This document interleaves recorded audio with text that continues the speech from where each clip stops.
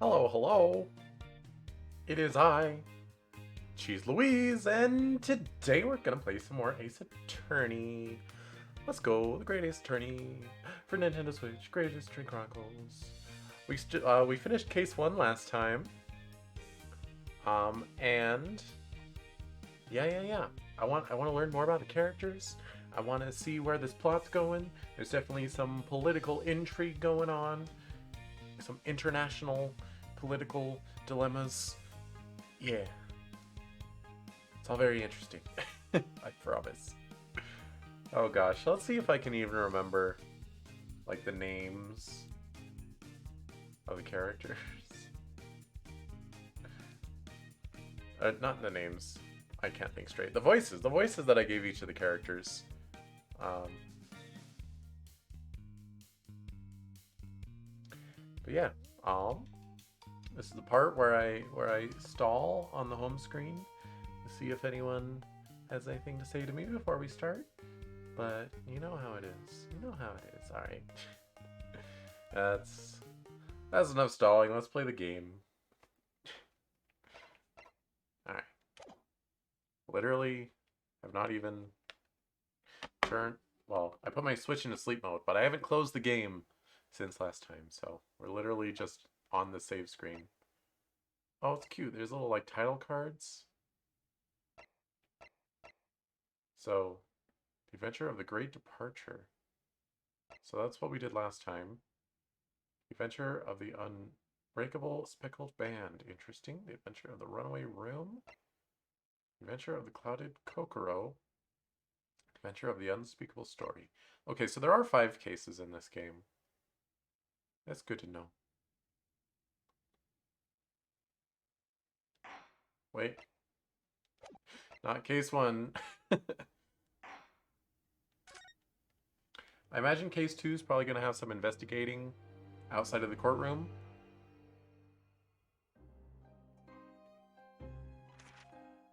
Oh. In a corner of that small, dark room, Sholmes and I waited with bated breath. Sholmes? In time, there came from the ventilator a hiss and a soft, almost growl-like sound. Suddenly, Sholmes sprang into action, lashing furiously with his cane at a point in the darkness. "You see it, Wilson?" he yelled, his tense voice reverberating through the air. I raised my dark lantern's shutter, and the room slowly came into view. Sholmes was staring intently at one particular corner when he started whispering to me. The victim's most perplexing final words. The speckled band. I believe this is the terrible coil to which you referred, Wilson. In front of us was an enormous adder, its fangs bared as it threatened to strike. It truly was the most terrible speckled band I had ever seen.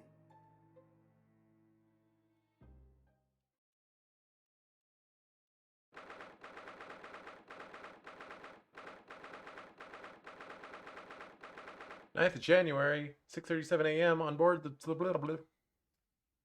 I was distracted. I wasn't.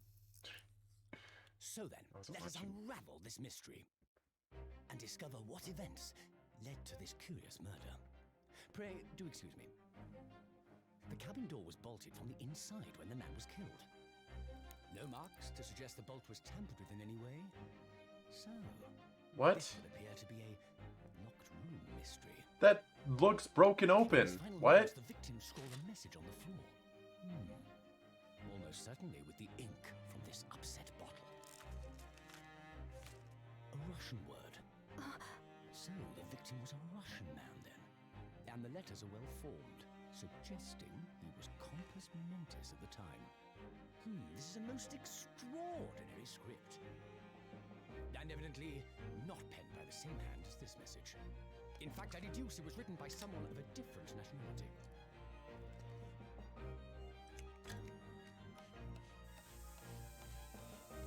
This paper seal was placed just prior to the incident, by the victim himself, I would venture. Well, Huh? What have we here? Is there another body? Who are you, and what do you think you're doing here? No one must touch before maritime police come. We must wait. Da That da. won't be necessary. You see, in less than 5 seconds from now, I will reveal the killer to you. What? Don't be absurd. This is murder. I need cabin locked from inside. Ah yes, the locked room. But that mystery is paper thin. You don't mean the culprit is in there? Who Oh, it's not another where have you body. come from? There's a person I'm hiding a in there. great British consultant detective, the only one in the world. Sherlock Holmes. I presume you must have heard of me. Sherlock Holmes. I was under the impression, I think in the original Japanese version, he's literally just Sherlock Holmes. But I guess that name didn't fly. English side.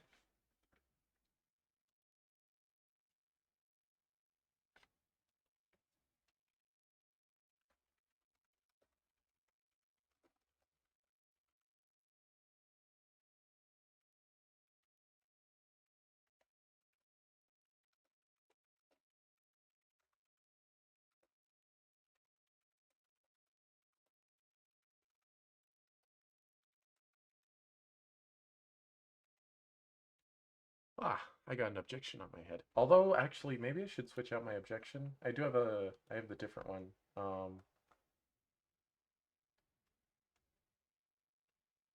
Maybe I should have both.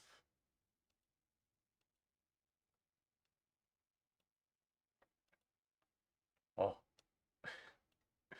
little baby. Yeah. We'll do the stylized for this game objection.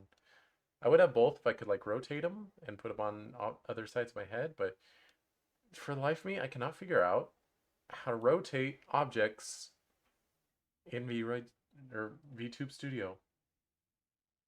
Like all I can think to do is like attach it to my face and then rotate my head and then take it off of my head and then put on my face again and then rotate my head again. That's the only way I can figure out how to rotate objects, which is probably not the right way. There's got to be another way, but it's like you grab the corner, but like I can't tell where the corner is because it's transparent space. Anyway. Oh, it's Ryunosuke in the closet, isn't it? Of course, we're not accused of enough murders, are we? Ugh, my head is throbbing. What's going on? Something's not right here. There's trouble in the air.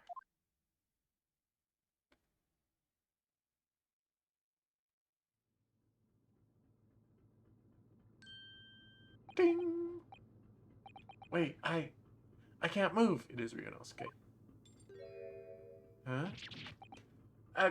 What the? Why am I in handcuffs? Humph. So you wake up now, hmm? Oh. We had to drag you out of the wardrobe. I do not believe how you could not wake up. You are a true cold-blooded man. You found me then. You found me then. Da, we found you. Now you pay, criminal. Sorry, my Danish accent is a Russian accent.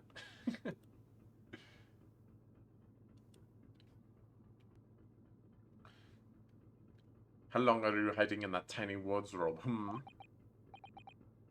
Sorry. Now, you have been found. It is time to admit your crimes. Unless you want to find out how cold the ocean is, hmm? No, I'll tell you everything. There's only one thing I'd like to know from you. Hmm? Isn't that... Oh, it's not Sholmes. Why did you do it?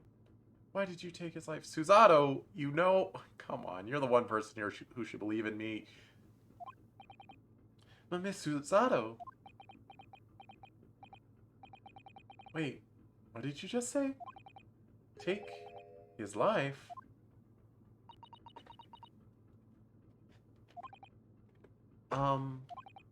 Where... Where is he? Where's Kazuma?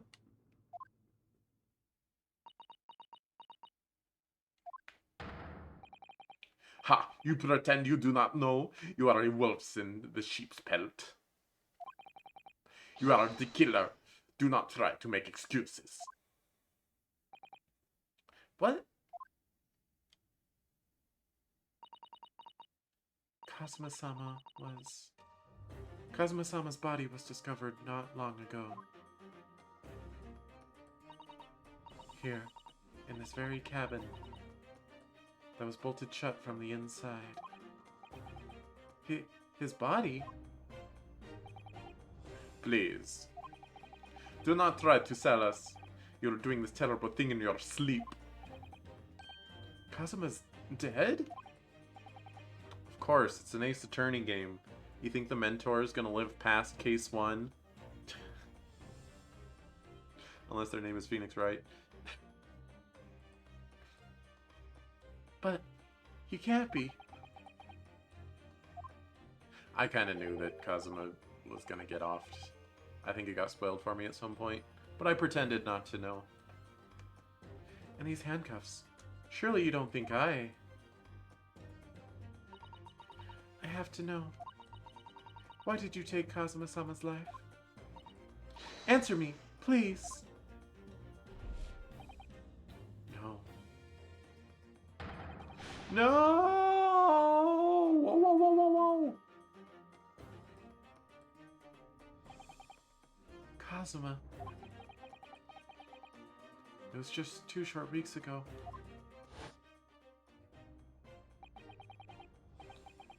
Are you sure about this? Or are you sure about this? We won't get in trouble? Don't you find it fun being a stowaway? Besides, how else could you come to England with me to study? Oh my gosh, that's what they did?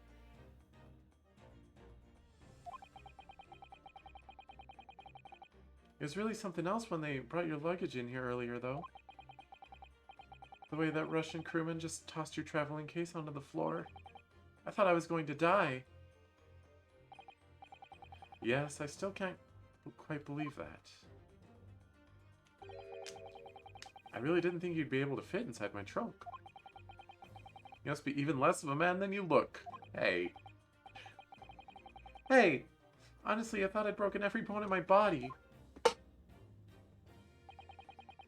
Well, it's about 50 days until we dock in Great Britain. But if you confine yourself to my cabin here, I don't expect anyone will discover you. Ugh, I hope not. I get the feeling those Russians wouldn't be very forgiving of a stowaway. They're a sturdy bunch, that's for sure. What I want to know is, why do we need to keep it a secret from the young lady? From our faithful judicial assistant, Mikotoba? You mean? That's a lot of words. A lot of long words in a row. Excuse me. From your close friend, more to the point. Surely we could confide in her, couldn't we? I don't believe she'd give me away. No, but if she knew what we'd done, that would make her guilty by association. It's best that only you and I know about this. I suppose so. Anyway, it's about the time that the steward is supposed to come and clean the cabin. I know it's cramped, but you better get in there, I think. It won't be for long. And anyway, compared to hiding inside my traveling case, it'll be a breeze. Yes, but what if the steward decides to open up the wardrobe for some reason? Then I'll be in for it. Stop worrying. I tell you what, why don't you write "keep out" or something on this piece of paper? What?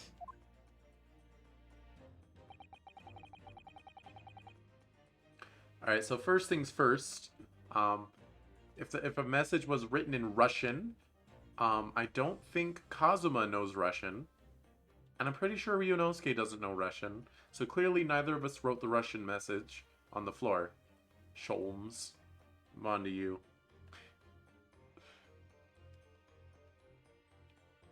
Then I can stick it over the wardrobe doors once you're inside. I don't know.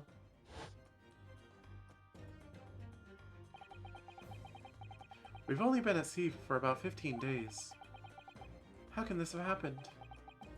We were supposed to be going on this adventure to England together. By the way, guys, I remember when I was first thinking about becoming a VTuber, I was thinking about how I would always talk in this voice because, like, a lot of the successful VTubers, they don't use their normal talking voice.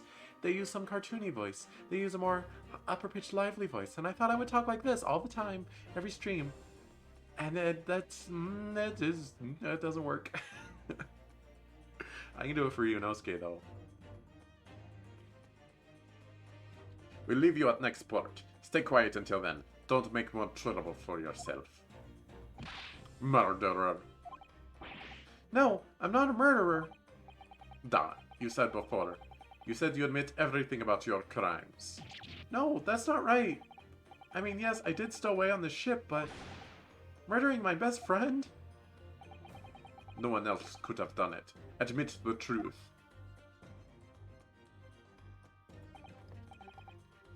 Susato-san? Please, tell me what happened. I need to know. Very well. But there is something I would like to ask of you, too. Ugh, those eyes. She looks like she's ready to destroy me. This nightmare is getting worse by the minute.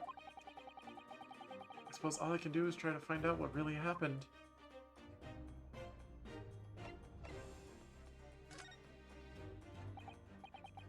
He really has been killed, hasn't he? This isn't just a bad dream?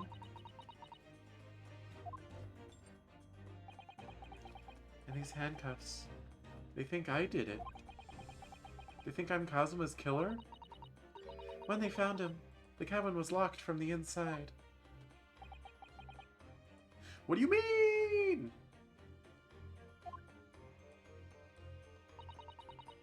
There's no access to the cabin via a porthole window, and the bolt on the door can't be operated from outside. That's what you think. Looks like metal to me. Just gotta use a magnet.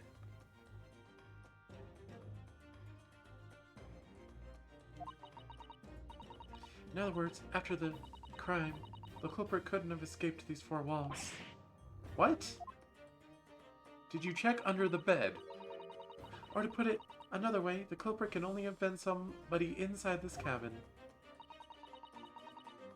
Or do you have some other explanation? I just woke up. This is impossible.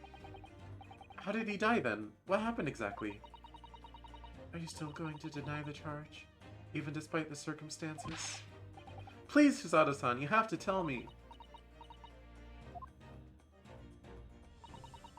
The cause of death is still undetermined. They don't know how he died?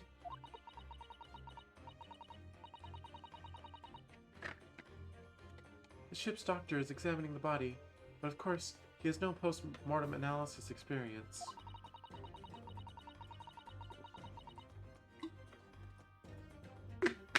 Sorry, drinky drink. I don't suppose we shall learn more until an expert has been consulted at our next port of call. So presumably that means there are no obvious external signs of injury then. Maybe someone hit him with a slow-acting poison. That's true, yes.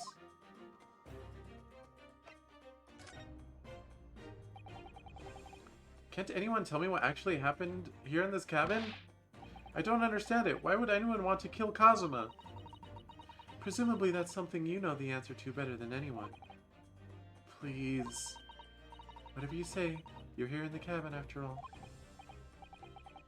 Well, yes, I was, but...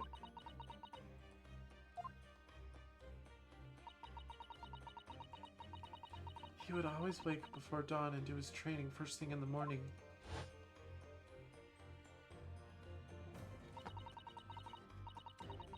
I was waiting outside his cabin, as I have every day so far on this voyage.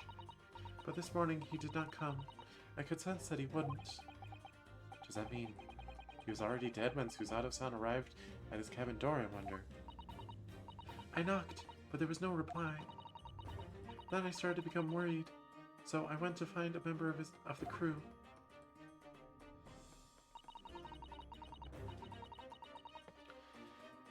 The crewman forced the cabin door open, and when we managed to get inside,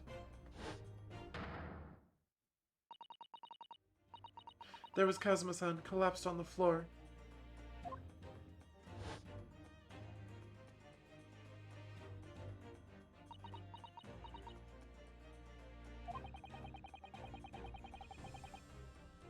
So clearly the killer was someone who spoke Russian, or can write Russian.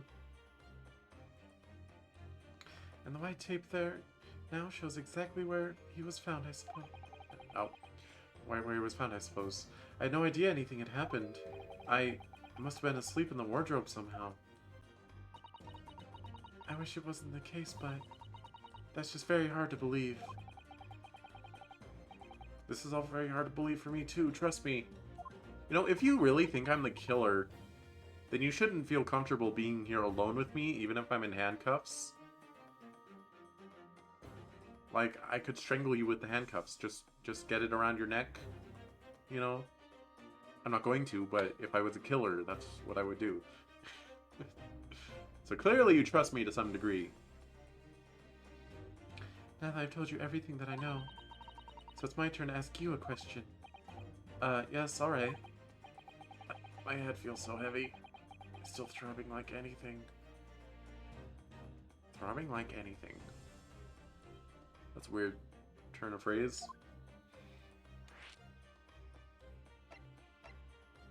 Yeah, so I was stowawaying. Stowawaying.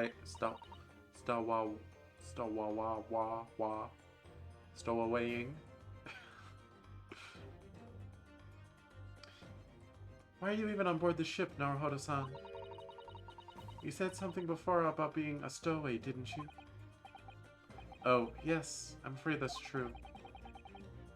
It's 2 weeks since we left Japan now, and I've been shut up in this cabin the entire time. I had no idea. How could you have occupied Kazuma-sama's cabin for so long without him noticing? No, that would have been impossible, obviously. Yes, of course. Kazuma invited me. He wanted us to go to England together. He actually asked you? But why? I'm afraid I don't really know the reason myself. I don't understand.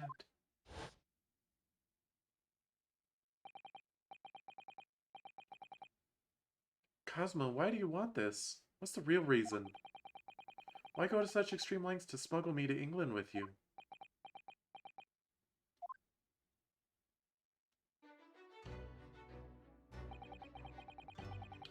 It's an idea that's been on my mind ever since the end of that incredible trial. I think I told you then, didn't I? That you ought to become a lawyer yourself. Well, yes, you did say that, but I didn't think you were serious. You have a talent for it, I can assure you of that.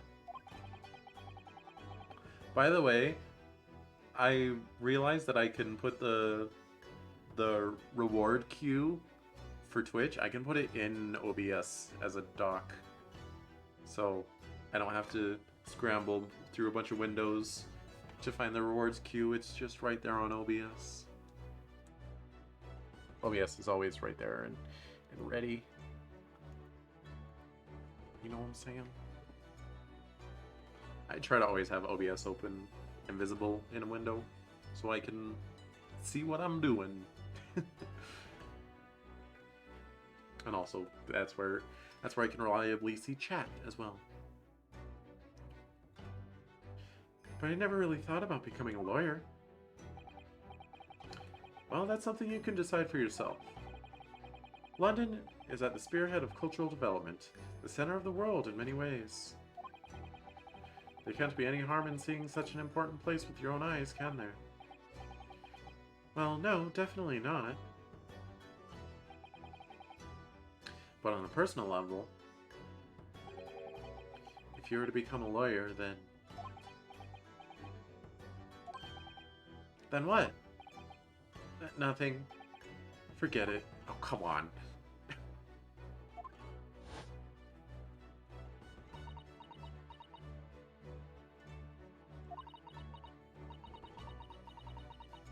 Kazuma-sama is... He was always saying the same thing. Oh man, I just realized I don't know who the prosecutor is in these games. Like, the cover art, it just shows Ryunosuke and Suzato and Herlock Sholmes, and Herlock Sholmes' is a little assistant. I forget if she's named Watson or not. Oh, Iris is her name. Those are the 4 characters. Usually the cover of the game features the prosecutor, but this one does not. So I don't know who the prosecutor is. Kazuma-sama is... He was always saying the same thing. So Phoenix isn't in this. No, this is set in the past times. We play as Phoenix's like great-great-grandfather or something.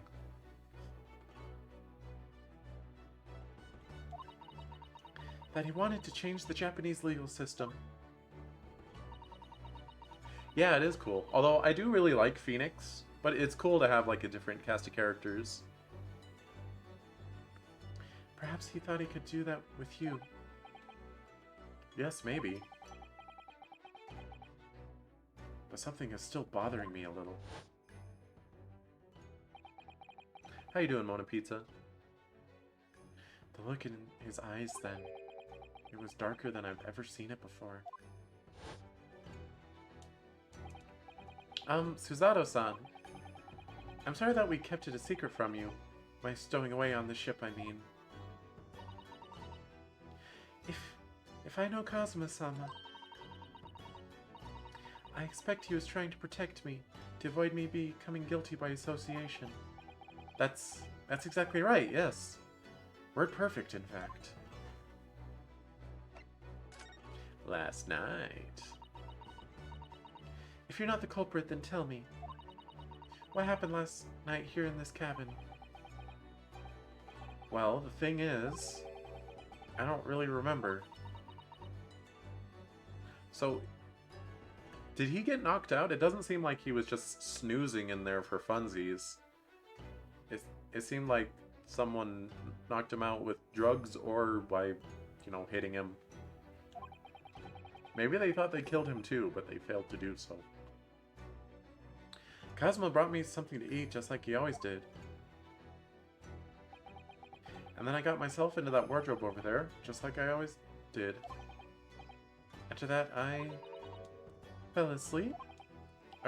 Well, yes. So deeply you didn't even stir when Kazuma-sama was killed?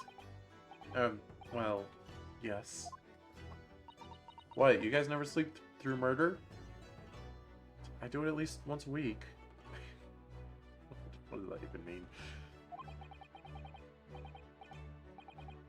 I know it sounds unbelievable. Really, I do, but it's the truth. If only I'd woken up, then perhaps I wouldn't be in this predicament. For some reason, my head's still throbbing like anything. Yeah, that's what makes me think. Can I go back to VIP?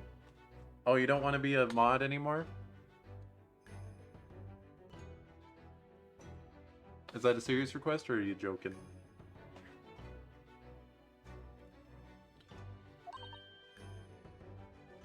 It's weird how you have a limited number of VIPs, but you have an unlimited number of mods. Serious? Okay, I'll do that here real quick. I got a bot to get rid of all the hosses anyway, so we shouldn't have to deal with that. Buttons. If I can remember. Roles manager. That's what we want.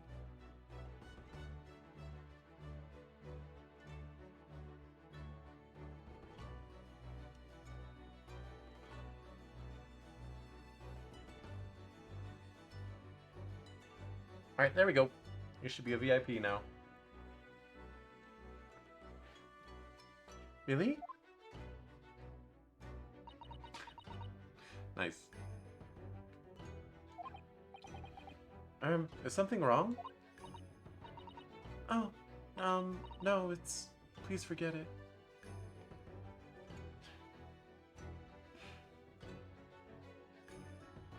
Wait, does VIP get you, like, more emotes or something? Is that why you're doing that?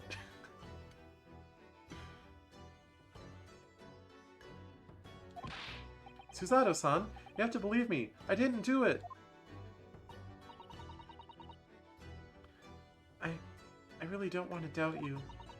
But the trouble is, there's no one else who could possibly have done this. Yeah, according to Shamlock Shones over there.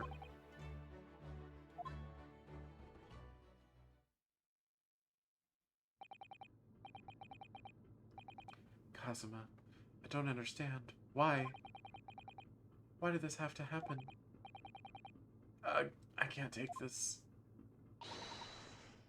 Don't try to go anywhere. You're the perpetrator of this crime. You can't leave.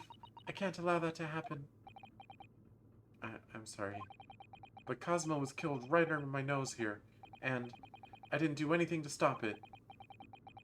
And now I'm supposed to just sit around, my hands tied, while whoever did this walks free? No, I can't allow that to happen. Well, what do you propose to do then? I'm going to investigate. I'm going to find out exactly what happened here.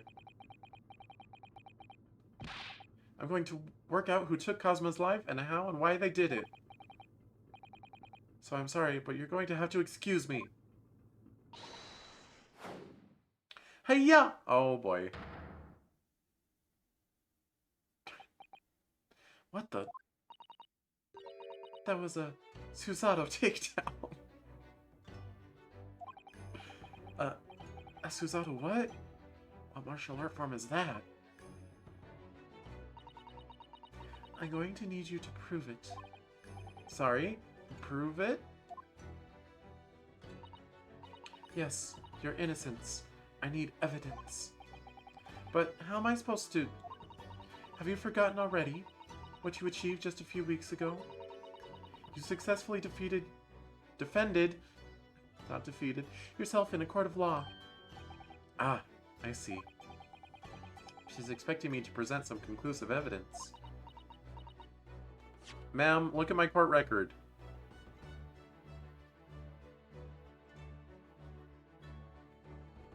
I mean, I guess I have the paper seal that was placed outside of the door. Look, I was in my own locked room mystery.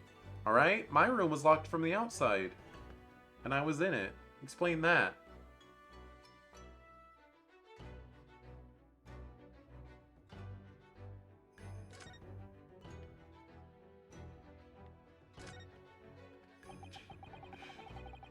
You can see the remnants of glue we used to stick this over the wardrobe doors. Although it wasn't proper glue, of course. We didn't have any of that with us. So I pulverized some rice into a paste to use instead. But to a stowaway like me, every single grain of rice represents precious rations. That's why I spread it as thinly as I possibly could. I couldn't bear to waste any.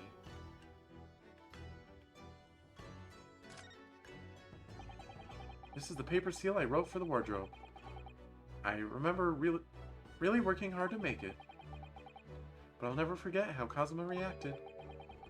Do you expect the Russian crew to be able to read that? He said. Still, I was sure people would get the idea, even if they couldn't read it, so we used it anyway. And it worked. I don't know if the crew thought it was creepy or what, but no one opened the doors.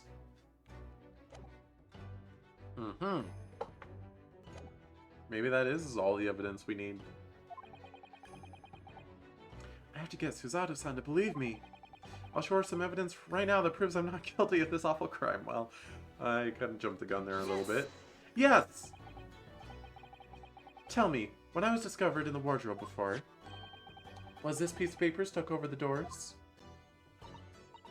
Oh, yes it was. I remember clearly. I thought so. Kazuma always put it in place whenever I went to sleep in there. Just in case the cabin steward or another crew member decided to look inside. So naturally, he did the same last night as well. Yes, of course. The gentleman who discovered you peeled that sign from the wardrobe doors before he opened them. But if I were truly the culprit, I couldn't have climbed back inside the wardrobe and stuck this on the outside of the doors on my own.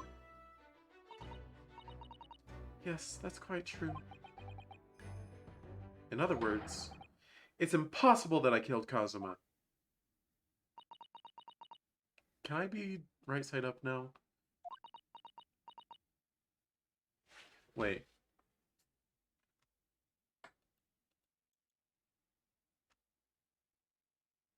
Wait.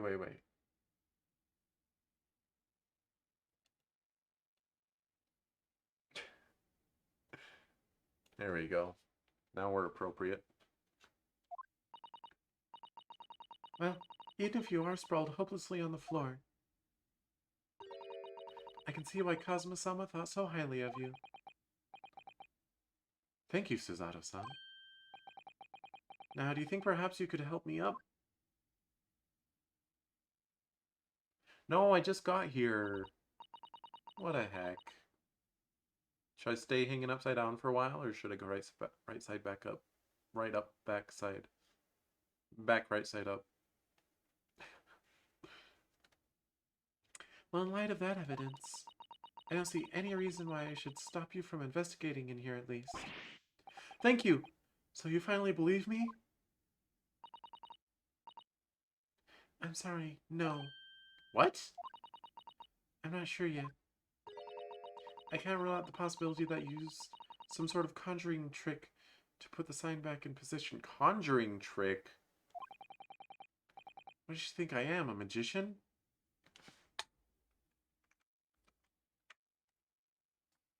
Your hat might fall off. It's not a hat. I'm shouting objection. Constantly.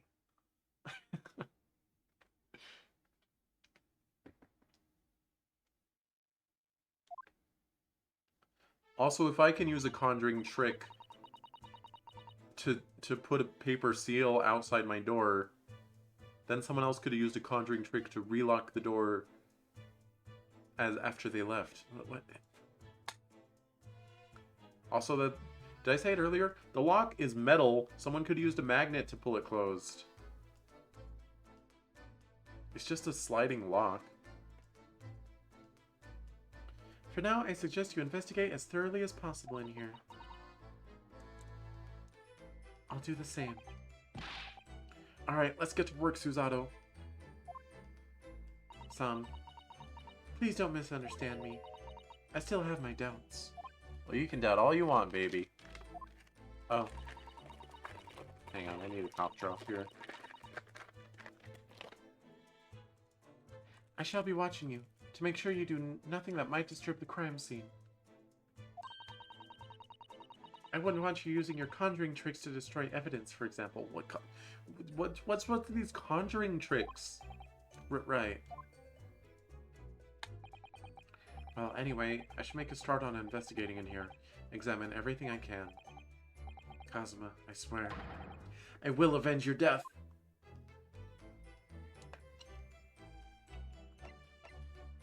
Alright, I usually converse first. Please no more ghosts. Oh yeah. I don't know if there's any spirit mediums in this game. If there is, it's her. Could be. I always forget that that's like a prominent element of the Ace Attorney series. Because it doesn't seem like it would be. Actually, ma'am, look at my badge. Susato-san, about this. I'm sorry, Naruhodo-san. We don't have time to waste on anything else. We must find clues. Oh, come on. Look at this badge. Really quite deadly serious. Fine. I'll examine first. Oh, hello. He's still in here. These are the rules of passage for travel aboard the SS Buria. It's essentially a list of requests from the capital to all passengers on board. Oh wait, the crewmates are actually Russian. I was actually giving them the right accent. I don't even know. Passengers must not keep weapons or other dangerous objects in their cabins. Pets are also strictly forbidden.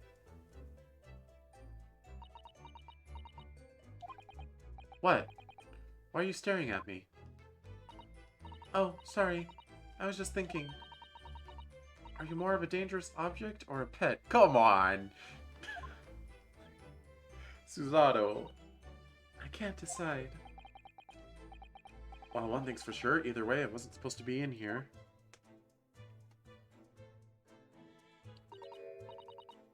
Wait, Kazuma brought his samurai sword in here.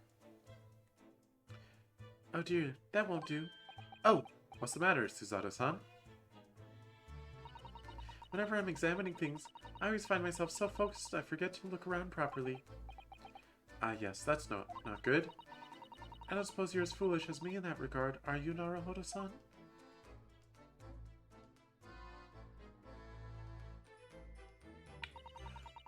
Okay. I'm sure you're careful to look around using left and right on the D-pad, aren't you? What? Madam, what do you mean? Now let's investigate all corners of this cabin. Yes, let's do that. I suppose my field of vision has been rather small until now. I've only examined one thing! Look, just having that arrow on the screen is enough. That was an unnecessary tutorial. The books have fallen over on the shelf, look. They've all toppled in the same way. And what's this, a statue of some god of the sea? With Louis fallen over as well. It looks more like a trophy. Yes, it's almost as if the whole shelf has been ransacked, and everything mown down at once. I wonder if... perhaps it was Kazuma-sama doing his morning sword training, do you think? I seriously doubt it. You think he's gonna swing his sword at a bookshelf? And all it does is knock over books? Then perhaps... it was you, Naruhodo-san? In a fit of rage? I wouldn't have bothered leaving the wardrobe just to mess up a few books and a statue. Could the way these things have been thrown about have anything to do with the case, I wonder? Well, I'll just set everything straight again. I don't like to see a mess. Madam! Were you not just lecturing me on not tampering with the crime scene? Madam! You're unreal.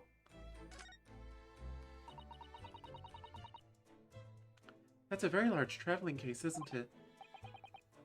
Yes, it carries a lot of memories for me. Memories? What do you mean? What do you mean? Well, that's actually how I stowed away on this vessel. I was brought on board inside that case. Ah, yes. I see it says, "This way up" in Japanese. Which, in hindsight, I should have realized the foreign crewmen wouldn't be able to read. I was turned over and over and over. Then I was tossed on the floor in here. Oh dear. Being a stowaway isn't as romantic as it sounds. Well, it was less painful than a Susato takedown. Okay. Desk. This is where Kazuma-sama would have sat whenever he was writing. London Diary. Poor Kazuma. He didn't even make it to his destination. It looks as though the last entry is incomplete. You know, Ryunosuke seems like... he seems kind of apathetic about his best friend being killed. Like, oh, it's just another murder case. I kind of feel bad for him. No, he seems a little apathetic. Maybe he's having a lot more inner dialogue that it's not showing to us. Which means what? He was in the middle of writing it when the incident happened? Let's see what it says. It could be a valuable clue. Hey-ya! That's out of the question. What? Kazuma-sama may have departed this world, but you must not read his private thoughts. Oh, hold on.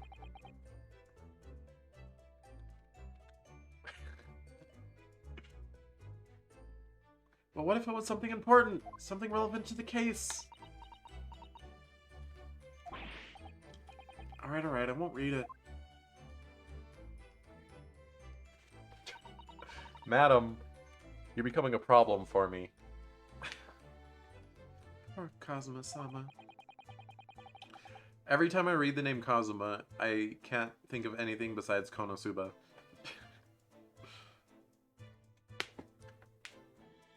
I don't like prying into people's personal matters either. But in this case, isn't the need for clues more important? Yeah, sorry, when you're dead, your diary gets read. That's what happens. Especially if your diary is on the scene of your murder. That ink really isn't examinable, huh?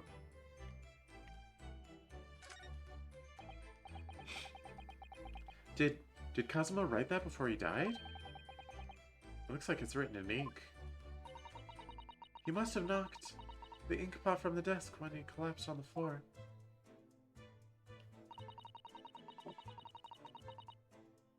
Then I suppose he wrote this message by dipping his finger in the spillage. Poor Kazuma-sama. No doubt he was in terrible pain. It's almost unbearable to imagine it. I suppose he was trying to leave some kind of a clue in his final moments, was he? I'm sorry, partner, but I can't read your writing. It's because it's in Russian! I don't think that's Japanese, Naruhodo-san. What? Then what language is it? It pains me to admit it, but I don't know. Were you not here when Sholmes was giving his spiel? Pretty sure you were. It's not a foreign script I'm familiar with. What does it mean, I wonder? What's this?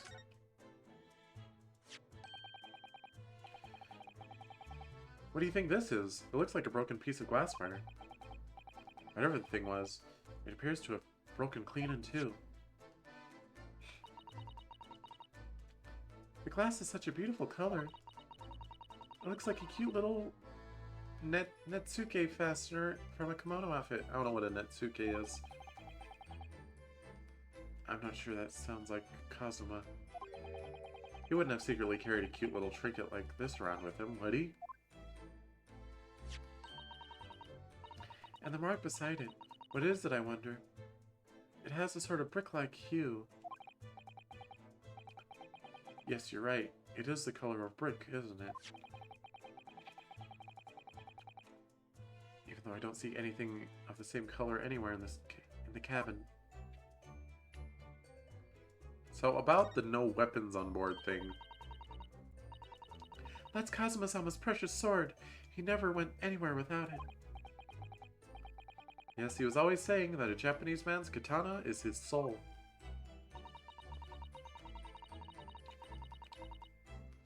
I believe he had to work very hard to convince the government to allow him to bring it on this trip. I suppose that shows just how important it was to him. Now he's gone, but I'm not ready to let his spirit go just yet.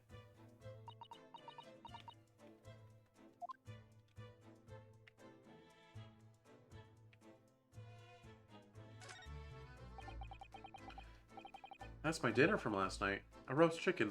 It was really tasty. Yes, it was very delicious, wasn't it? But did you eat it on the floor here? I'm not a dog, Susato-san. I ate at the table, of course. Which begs the question of when and how the plate ended up on the floor.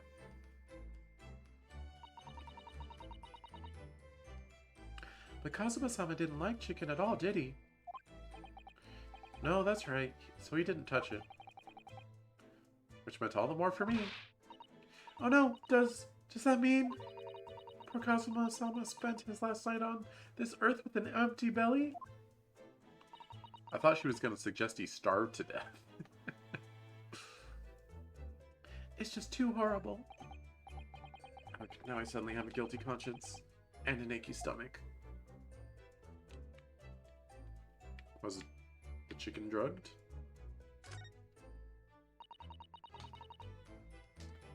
Or did he order a specialty food and that was drugged and that killed him? There's nothing on this table at all. The plate and cutlery are all over the floor for some reason. We're on a ship. These things happen. Yes, it's strange. Last night when I went to sleep, I'm sure everything was still... No, wait a minute. What is it? That's funny. I can't seem to remember anything about what happened after dinner at all. So then perhaps you are responsible for what happened to Kazuma-sama. No, no, no!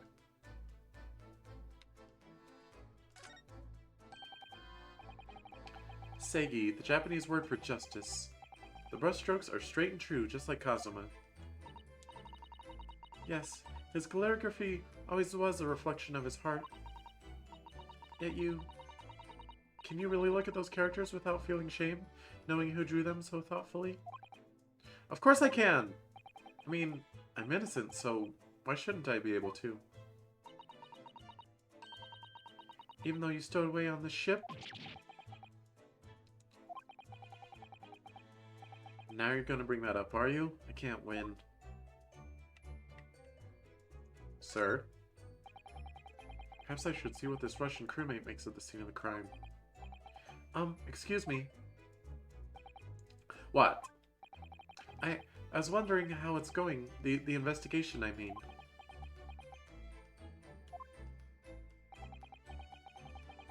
Grandmother told me Japanese people do not make jokes, but it is not true, I see. Sorry? The criminal asking investigator for information about his crime. Very funny. Oh, it wasn't supposed to be a joke. He doesn't appear to be laughing either. He's convinced you're guilty. Darn you, Sholmes. He might have useful information, though. I have to keep trying. So, last night, did you notice anything out of the ordinary at all? Niet. Of course not. Now back to the corner of the room and make silent. I say no more to you. I say good day. Hmm? Did I hit a nerve? Just for a minute there.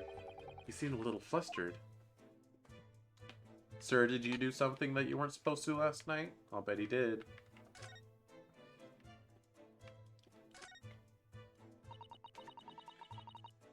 What? There's a vent up there! Locked room, my tail. It's 2 weeks since we set sail from Japan. Have you really been living in that wardrobe the entire time, Naruhodo-san?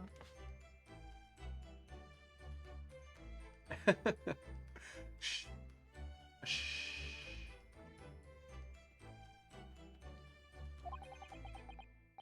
I think living isn't quite the right description. Oh no, I suppose not. Although it must have been rather exciting, making this voyage in your own secret hideout. The trouble was, I never knew when a member of the crew might come in. So yes, I did basically have to live in the wardrobe. And last night was no exception. But because of that, you had no idea what was happening out here in the cabin.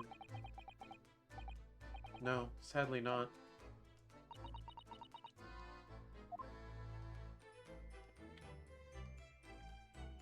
Vent? Hello? I think that's some kind of opening for a ventilator. A hole through which fresh air can circulate into the cabin. Isn't that a little odd? What do you mean? Well, this ventilator, if that's what it is, looks like it must connect to the next door cabin. Yes, it would appear to, you're right. But if its purpose is to allow fresh air into the room, surely it should be connected to the outside? That's true. Perhaps it's so that rain and spray don't find their way in when the seas are rough or something like that? I suppose. Maybe that's it. What? Sir? Who's that? He wasn't there a minute ago. As far as I can tell, looks like he might be European. Oh, how did he... You've noticed the man too, have you? I have no idea who he is or how he got in here. But he looks suspicious. And tall. Suspiciously tall. Naruhodo-san, don't tell me. Do you really not know who that is? Well, no. I don't have any foreign friends or acquaintances at all.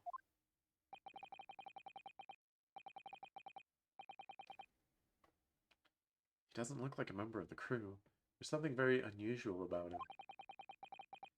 And is he investigating Kazuma's desk, or is he just playing on it? I can't tell. Well, in that case, we simply must talk with him. Am I just imagining it, or does Suzato-san look almost uncontrollably excited? By the way, I expect that you've noticed already, but just in case, if you press A on people when they're in the crosshairs, you can converse with them. Oh, thanks. Alright then, I'll get that suspiciously tall gentleman in my sights and see what he has to say for himself. Oh, please do. Nope, I'm out of here. Sir. Excuse me. Excuse me, do you have a moment? Shh! This is a critical point to my investigation.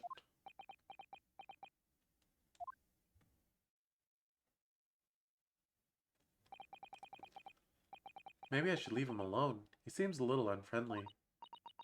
Yes, perhaps that would be for the best. Eh? Greetings! I hope I haven't kept you long. Ah! What exactly were you doing on Kazuma's desk just now?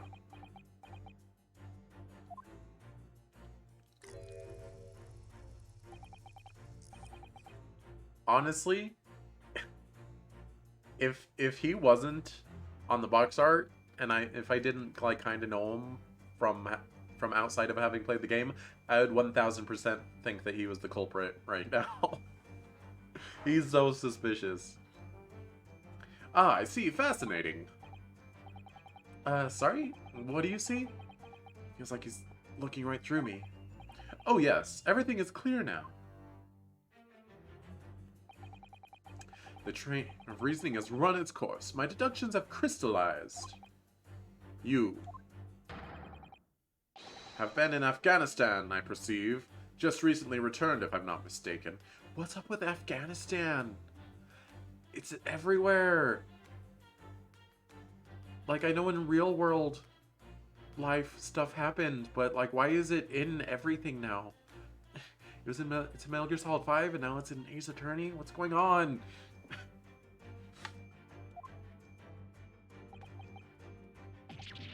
Sorry, what? And now, whilst venturing towards foreign climes, you find yourself in a most troubling predicament. Oh, well, that's true at least. But how?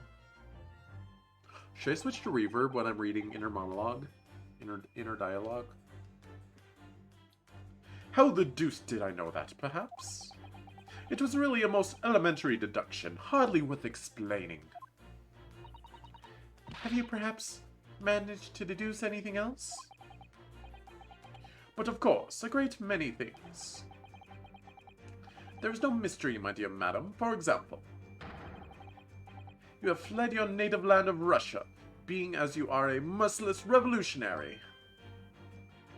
By the way, chat, deductive reasoning is very bad. Do not utilize deductive reasoning. Deductive reasoning is X and Y, therefore it has to be Z. What you want to use is inductive reasoning, which is X and Y, therefore probably Z. Deductive reasoning means I found the absolute truth. I know it 100%. It has to be this. And that leads to you looking like a moron, like Mr. Herlock Sholmes over here. Don't do it. Deductive reasoning only works when you're actually right. And a pro tip, Most people are not right most of the time. As luck would have it. Like, deductive reasoning is more like a... It's a hard-headed way of thinking. You know? It's a very stubborn way of thinking. It's not open-minded.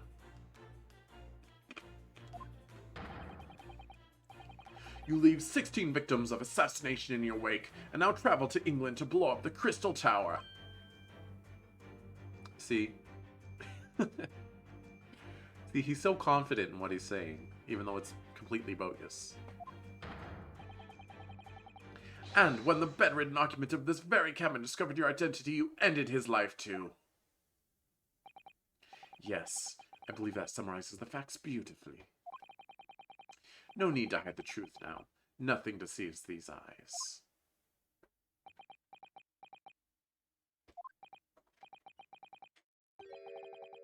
Just to be clear, you aren't talking about me, are you? Certainly I am. Do you see another in this cabin who fits the bill? A Russian assassin with 16 victims to his name? I don't even see one person who fits that bill.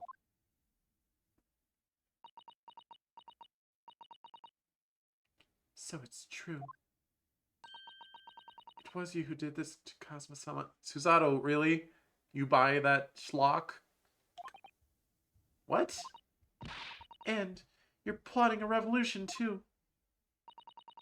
It's shameful behavior, my son. Absolutely wicked. How shameful of you to plot a revolution. Rude. Rude at best. The Afghanistan thing is called Bowder Mayo effect. I googled it. Is that when... Oh gosh. This woman. Is that when something is brought to your attention? It's brought to the forefront of your mind. So therefore you start noticing it everywhere. When, like, it was already kind of everywhere, but now you just start noticing it. Is that what that is? Yeah. That happens to me a lot. I'm just especially wary of Afghanistan because it is political in nature. And, oh my gosh, I don't want to get political. Get out of here. Both as a streamer and just as a person. I don't want to get political ever. Now explain yourself. Tell me everything. When I learn a new word, I see it everywhere. Yep, happens to me. Absolutely all the time. This is ridiculous.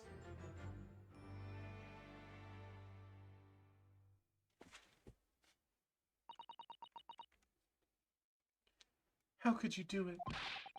For pity's sake, open your eyes. I'm not a Russian revolutionary, obviously. Oh, forgive me. And as for you, what kind of deduction was that? You were just saying the first thing that came into your head.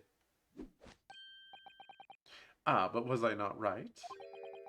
Whilst venturing towards foreign climes, you do find yourself in a most troubling predicament, do you not? Well, yes, maybe. Ha! There you have it, you see? What do you make of that, See, people, this is deductive reasoning. Well, to be honest... See, one of the 20 things he said is confirmed as true, therefore everything he said is confirmed as true. No, that's not how logic works. This ship is en route to England, and I'm in handcuffs at the scene of a murder. So, I'm not really sure you could call it deduction. It's more plain observation. Indeed, an observation, my dear boy, is the basis of all deduction. Sure about that? My method is founded upon the observation of trifles, you see. I announce my findings with a brassy certitude. And more often than not, I'm right. Are you sure about that? I don't think you introduced yourself. Ah, my apologies. How remiss of me. I'm none other than the greatest detective of the century, known to men and women the world over.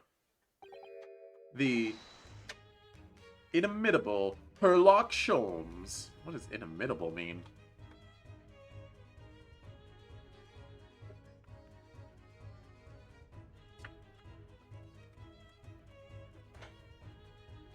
Inimitable.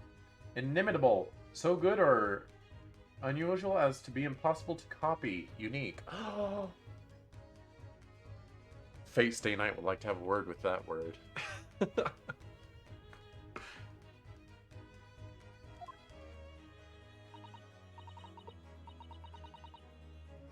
So it's really you? The actual Sherlock Sholmes? The very same. The inimitable actual Sherlock Sholmes. Do you know the Spence who's out of Sun? The most famous detective in the world? Naruhodo-san, of course I do. There's nobody who hasn't heard of him. What planet have I been living on then? You must ask him what he's deduced. Madam, have you not realized? You'll have to work out this entire case already, I'm sure. Oh god, I hate him so much already. Oh no.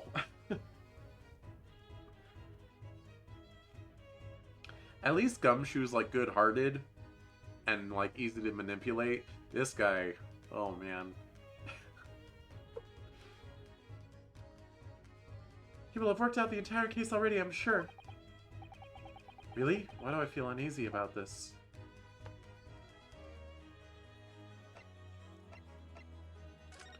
Sir, look at this badge! Mr. Sholmes, what do you make of this? Shh! Quiet! When I'm ruminating in the course of my deductions, nothing must disturb my mind. Oh, so sorry. Ah, an Indian curry, perhaps? What's he ruminating about? The lunch menu? Why does no one want to look at my badge? What the heck?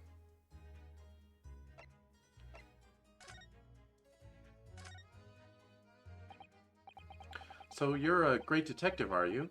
Sorry, what was your name again? Indeed, I am none other than the one and only Sherlock Sholmes. Oh, I see. You're German? Hairlock, was it? No. I have no hair. I have hair. I mean, I have hair. Please call me Sholmes. You can read all about my exploits in this exciting London publication. Oh yes, Ranced magazine, full of wonderful short stories and interest articles from Great Britain. I never missed an issue. I have it sent from England especially. I have it sent from English as blah, blah. I give up. Ah yes, here it is. The Adventures of Sherlock Sholmes. By the way, despite what Fate Grand Order might lead you to believe, with having Sherlock Holmes as a servant, and this game being quote-unquote historical and including Sherlock Holmes was not a real person who existed in history. He is a fictional character.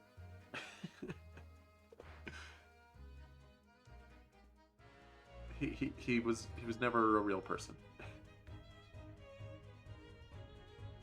Although I guess if you do pay attention to Fate Grand Order, it explicitly states that like that Sherlock Holmes is like the culmination of all detectives, or the detective spirit, or something. So he's not supposed to be a historical Sherlock Holmes because there's no historical Sherlock Holmes. Something like that. So you're the protagonist in a series of short stories then? Indeed I am. And you've read so many of your own stories you've started to think you really are a detective? Make no mistake, I'm not the poor, deluded fellow you take me for. Your inference is backward. Backward? My trusty biographer records my greatest detecting achievements and chronicles them in the magazine. You have a biographer, do you? Doesn't everyone? Mine goes by the name of Dr. Wilson, presently keeping shop in London. Wasn't Dr. Wilson the victim in the first case? I must say, thanks to that publication, I've been fantastically busy of late. What is that JoJo pose? Why, this very moment, I'm returning from Asia, having solved the mystery of a cursed royal crown. Really? I can't work out whether I should take this man seriously or not. Deduction, you see, is to me a science. Logical reasoning in its purest form. Except you're bad at it. A science? Really? The astute observer notices even the most subtle of reactions in his subject. A furtive glance, a twitch of a muscle, a slight inclination of the posture, fingernails, arm sleeves, furrows in the skin, all these things are data. Right. Oh, I should be giving him a British accent, huh? Whatever. No, I can't give him the boisterous voice and an accent at the same time. I'm not... I ain't got that talent. I can barely do one at a time. And the trained logician makes deductions from this data in the blink of an eye. The ultimate conclusion is, without fail, the truth. As demonstrated only a few short moments ago. How can he look me in the eye and claim that? So you see, I have a turn both for observation and for deduction. And fame. That is what makes me the one and only Sherlock Sholmes. Uh-huh. Have you managed to deduce anything about this particular case yet? Have I managed to deduce anything? My dear fellow. Who do you suppose discovered the culprit in his most cunning hiding place? That's right. It was none other than the great detective before you now, Mr. Sherlock Sholmes. Sir, have you forgot about the fact that I was unconscious when you found me? Ah, I see. In other words, I'm in these now because of him.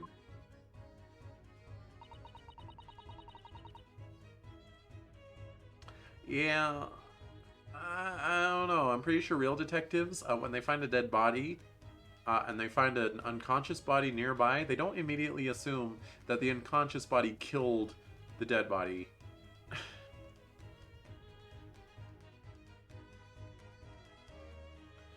When I became anxious about Kazuma-sama this morning, I summoned all the crew members to force the cabin door open.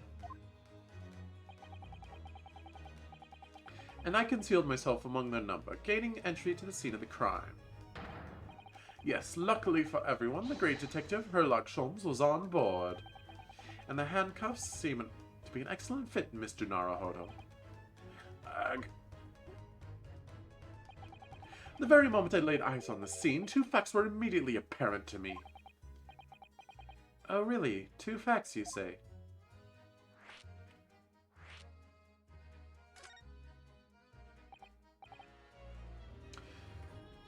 Mr. Sholmes, tell us, please. What two facts were apparent to you when you came into the cabin this morning? Ah, yes. But first, let us be precise. The two facts in question were immediately apparent to me. Okay. Yes, I understand, but what were they? Allow me to elucidate. The two facts that I deduced from a mere momentary glance at the scene of the crime were as follows. Number one, the cabin was locked from within, rendering escape of the culprit out of the question. You're dumb. Number two, the victim was Russian and killed following a dispute with an acquaintance. Hold on, Mr. Sholmes. What made you think the victim was Russian? Maybe you should look at the victim's face. Observe the dying message left by the victim on the floor. I don't know how to read that. That is the Russian word for wardrobe.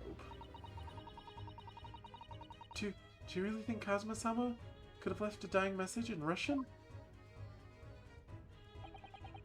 In their final moments, many find their native tongue filling their head. For this young man, Russian.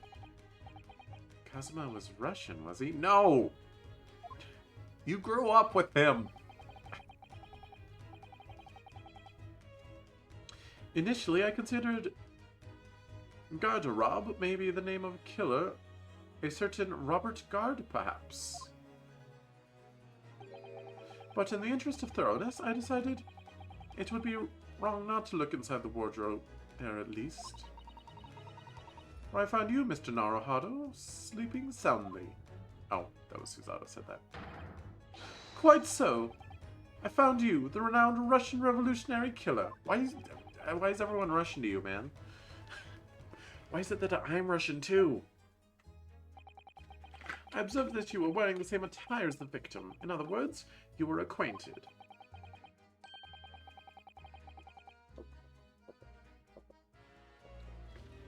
And if my memory serves, that outfit is the traditional dress of the Russian people. Well, your memory does not serve, sir. Our school uniforms are the traditional dress of the Russian people? I had no idea. And I had no idea a detective could get something so wrong. Susato's really gullible, isn't she? I took the photograph of the victim and the message that I might analyze it for possible hidden details. And you're going to show it to the alleged killer, huh? This was taken immediately after the young man was discovered, before the body was removed. Yes, Kazuma had already been taken away when I woke up. This is the first time I've actually seen him like this.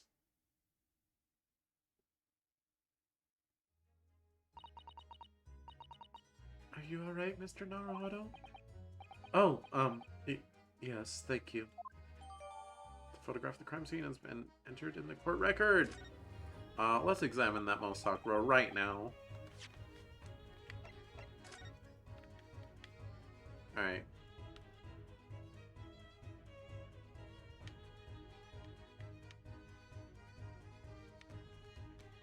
I don't see anything worth investigating. Wait. Okay, armband. Armband, okay, okay. What? Wait, this is like the case of the speckled armband or something, isn't it?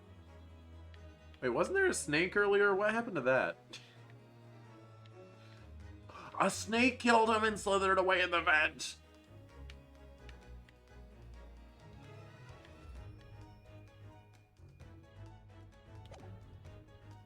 Maybe.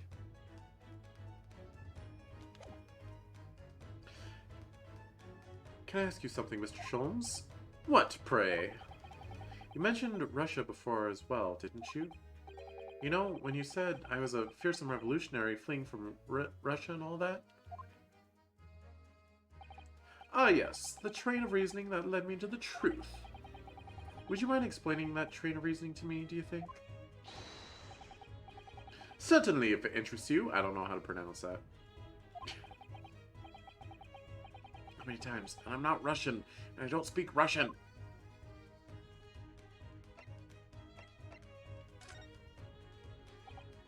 Can we talk about your deduction before? The thing you concluded about me, I mean? Ah, the now famously accurate traveling predicament you find yourself in. Actually, it was the other details that I was more hoping to discuss. You know, the merciless Russian revolutionary and assassin of 16 part? Ah yes, the most sordid details. It was a fairly commonplace deduction. Man, it's driving me insane. Here we have this morning's paper. The main headline reads...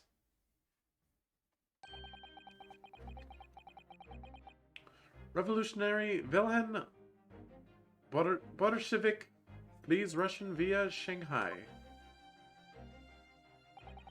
This vessel made a port call at Shanghai yesterday, and last night the young Russian was murdered. Since when was Kazuma a Russian? But the crew's Russian. It sounds like Mr. Sholmes has concluded he was Russian because of what Kazuma-sama wrote on the floor. Wait, are we sailing to... We're sailing to England over the top of Russia? We're going the north route? It was a simple act of reasoning to realize that the culprit of this crime was the same merciless revolutionary. One who would kill the very man who helped him to escape after his true identity was discovered. Yes, you, villain Bolshevik. No, no, no. How could it be me? I don't look anything like this man. Just look at his face. Well, you are a fearsome revolutionary after all. Therefore, you have no doubt learned to revolutionize your appearance as well. You can't just make a pun and call it a deduction. Ugh, please.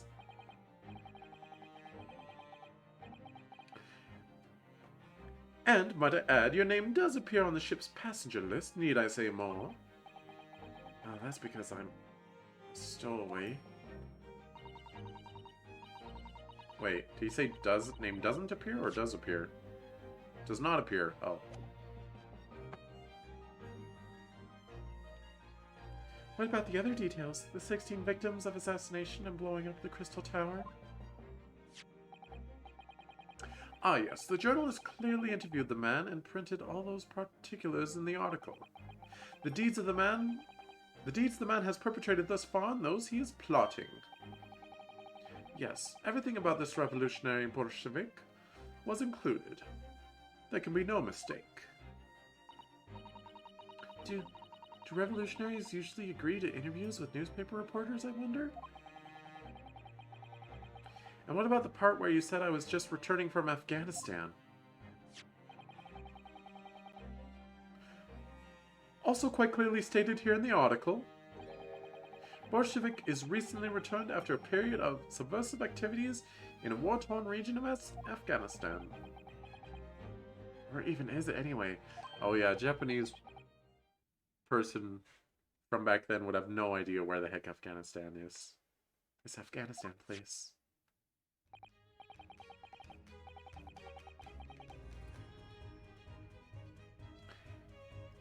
I worry because, like, the YouTube bots, the YouTube review bot is, like, really stingy about weird things, and because Afghanistan is a hot topic, the fact that I keep saying Afghanistan, I feel like it'll get the VOD flagged, and, like, I don't care if it gets demonetized, because it's not monetized anyway, but I don't want it to get blocked, because that's the thing sometimes, where videos are just like, nope, this content is not permitted, how dare you include the BGM of Magia record, blocked, get out of here. So, that's why I'm wary of the word, the name.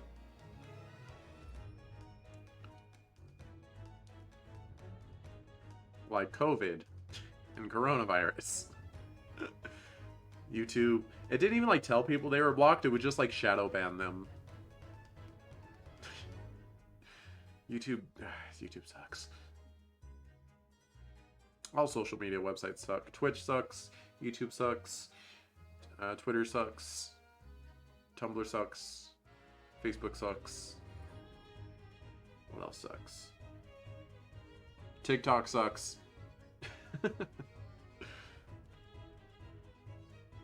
Here, take the paper for yourself, as a little memento of this great deduction.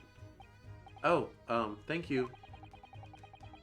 I've absorbed all that is of interest to me within its pages, but I see no rubbish bin nearby. The article about the revolutionary has been entered in the court record.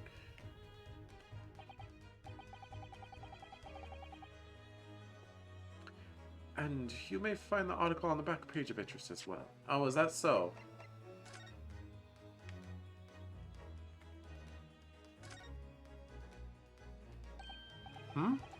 This is interesting. Have you found something relevant, Naruhodo-san? Well, no, I mean, it looks like it might be interesting. I can't read a single word, I'm afraid. No, nor can I. But look at this picture. Perhaps it's about a beautiful young Russian princess, do you think? Is there such thing as a Russian princess? She is very pretty, isn't she? I suppose you enjoy articles like this, do you? I don't know. I can't make any sense of it. Ah, I'm glad you've noticed this article. Allow me to give you a short summary of its contents. Oh, thank you. He pops up everywhere, this Mr. Sholmes. So does it mean I could have been examining this later and it would have just popped up? It's about the disappearance of a young lady last night. Renowned prima ballerina of the Novovich Ballet disappears from Shanghai. During a performance in Shanghai, the famous dancer was reported missing. She is, of course, the talented young Nikolina Pavlova. Pavlov?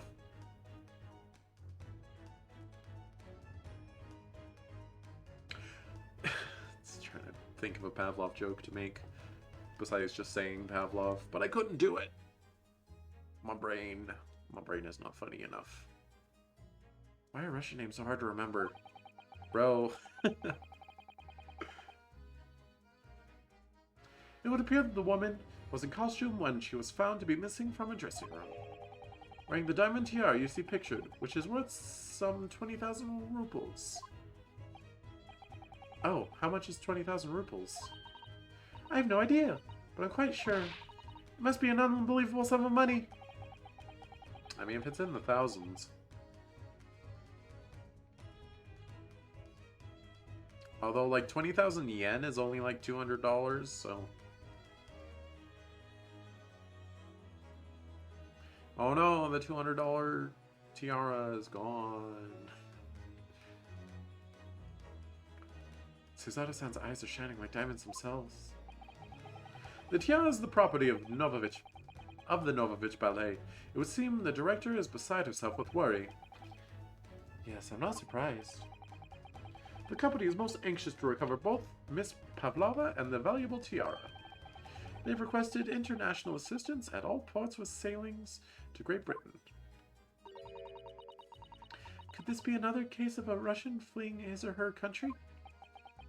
It does seem to be the Russian thing to do. It's not even going... I'm not even going to dignify that with a response, Mr. Naruhodo. That's racist.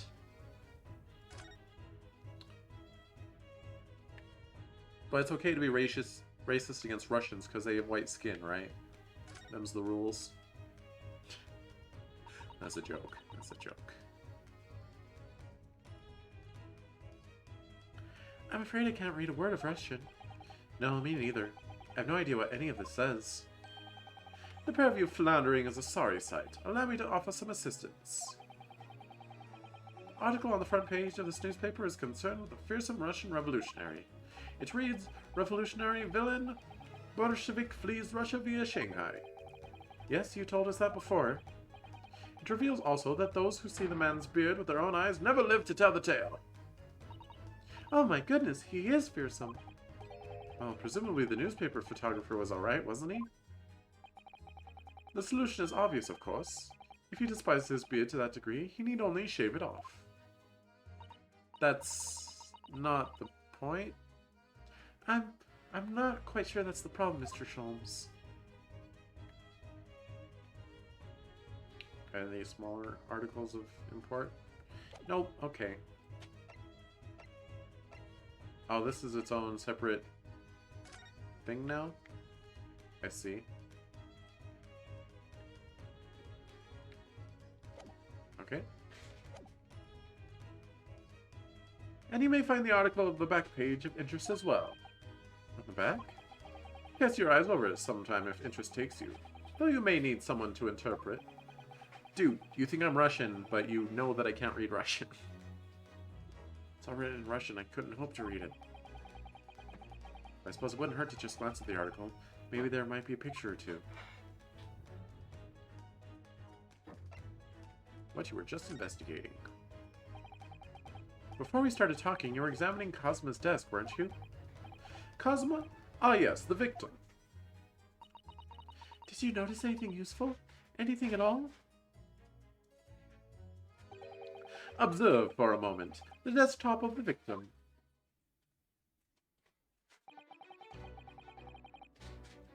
We see that the victim was engaged in penning some text. London diary. Kazuma was keeping some notes of the trip. But I don't think you should read his private writings. It could upset people. Tragic. And something you ought to perhaps elucidate before the act of reading. You mean you've read it already? It is my business to know what other people do not. Yes, believe it or not, I know a smattering of Japanese. Oh, I see. You're about to know what a Susato takedown is. No. Susato-san, aren't you going to throw the detective with one of your trademark takedowns? I'm sorry, Naruhodo-san. What on earth do you mean? Come on. Life is so unfair. Anyway, to return to the matter at hand, namely this diary belonging to the victim, it would appear that the final sentence is incomplete, as if the author were cut short. Tell me, what is the nature of the writing? Pray be precise as to the details. Wait. Oh, but I thought you knew Japanese? Wait, who said what? Okay, that was all Sholmes. A smattering, dear boy, a smattering! Sayonara, Banzai, Mikado, Nado, I trust you're suitably impressed. Alright, I'll admit, I don't know what Mikado and Nado mean. I'd say I know a good, maybe 150 Japanese words, but I don't know those ones.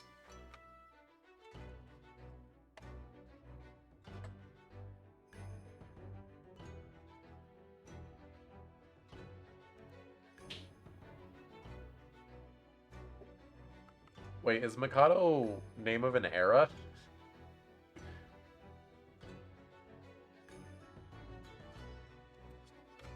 Nado.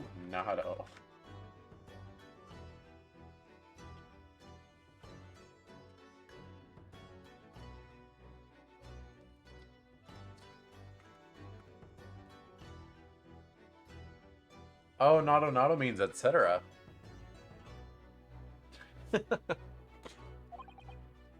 But this diary is littered with complicated-looking characters, of which I can read precisely none.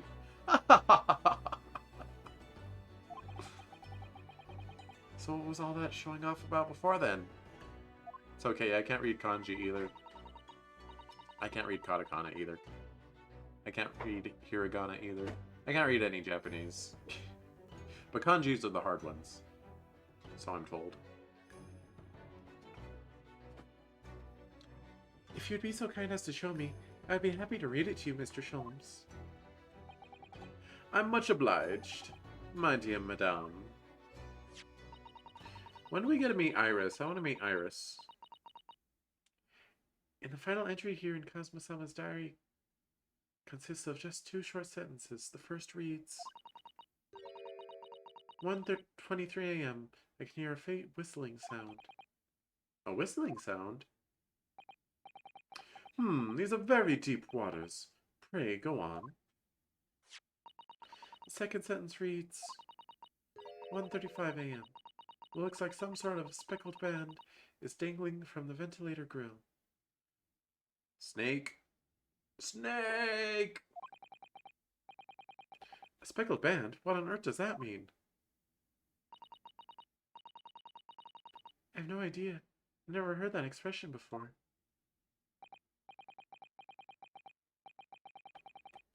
The ventilator grill, you say? The man was presumably referring to the lattice there on the wall, which connects to the adjoining cabin.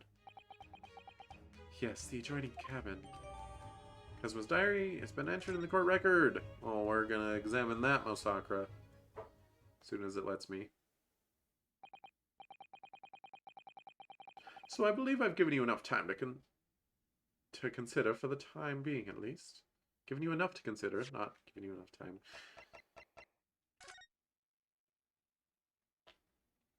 Oh, okay.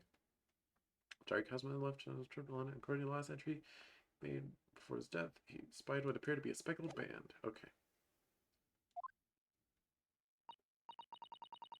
Do you have somewhere to go?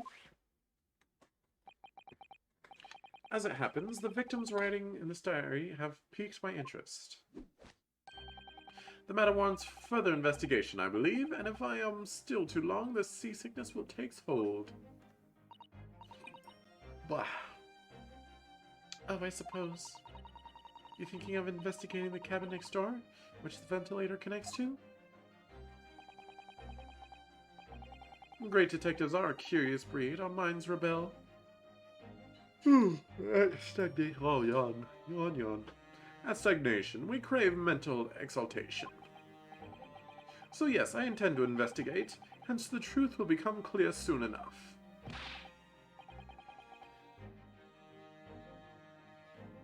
Do you think, perhaps, that we could go with you?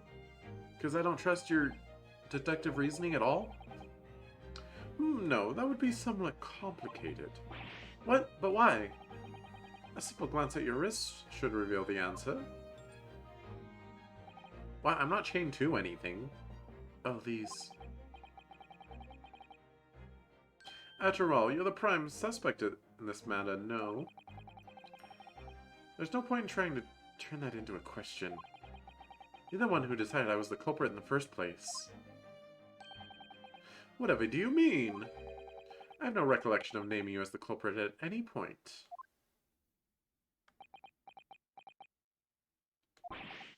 You must be joking. You just said it only a moment ago.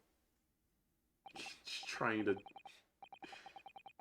get me, trying to say like, oh, you said it because you have a guilty conscience. I'm gonna beat you. Dear me, you are clearly misguided. I would have no cause to say such a thing. Well, actually, Mr. Sholmes, I did hear you say that too. Gaslighting me! Detective is gaslighting me right now. You're quite sure? Well, that's very strange. I wouldn't have said you had the face of a criminal, you know. You're not really... So what, were you looking at my knees before? Some great detective you are. Well, anyway, that was then and this is now. What do you mean? What I mean, sir, is this. If you are the culprit, then you must play the part more convincingly. Roll over and accept your fate.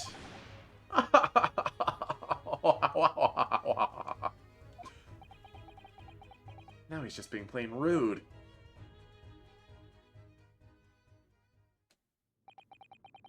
And off he goes, having just laughed in my face. His sense of humor is as twisted as his name. They keep using British spelling. It's throwing me off. Naruhodo-san, what are you just standing there for? Hmm? We must go and investigate the cabin next door as well. Aren't you forgetting something? What about these? There's no way I can... Hiya! Wah! Madam! You must stop this. After Kazuma-sama spent his dying moments struggling to leave us a clue, you're willing to give up? You're just going to roll over and accept your fate? You don't have to throw me every time I do something you don't like. As if you gave me any choice in the rolling over part. Good griefy gravy. This is nonsense. I think we still have some investigation to finish off in here first, don't we? Let's carry on examining what we can in this cabin while we wait for a chance to slip next door. Good idea.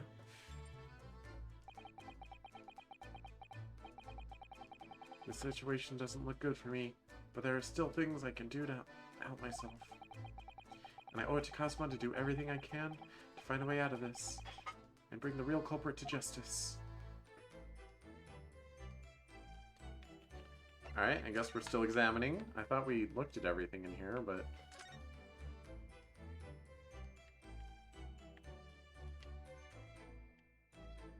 bed isn't worth investigating, I guess. Oh, the tapestry. Yes, it's a bell cord contraption, I think. What do you mean, contraption? I read about it in a book I was studying that talked about life in Great Britain. Large households often have bell cords like this, which you can pull to ring a bell to summon servants. Really? That sounds almost magical.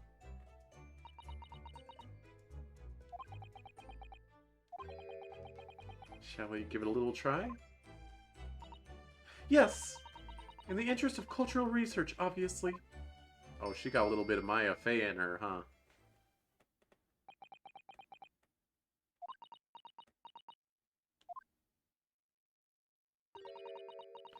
I suppose nobody comes for lowly Japanese people. Oh. No, I'm sure it's just that everyone is busy. That's all. Also, we're like, a murder is being investigated.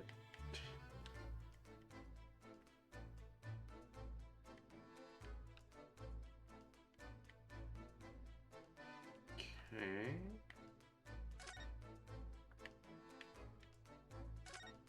Well, maybe he'll talk to us now.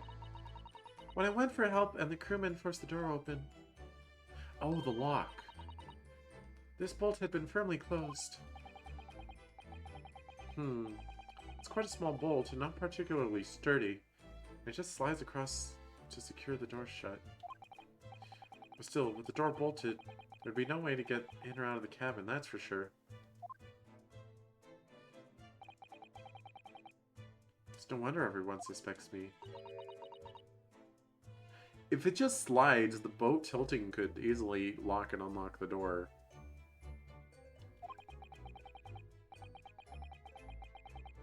She glares at me like that. I feel tense all up and down my spine. I remember reading once in a detective novel. The culprit used a needle and thread to draw a bolt across from outside the room in a situation like this. Yes, that's a clever trick, isn't it? I'm an avid reader of detective stories myself. But the door of this cabin and its frame are made of metal and they seal together perfectly. There would be no possibility of using needle and thread trick here, I'm afraid. When she glares at me like that, I feel pins and needles all up and down my spine.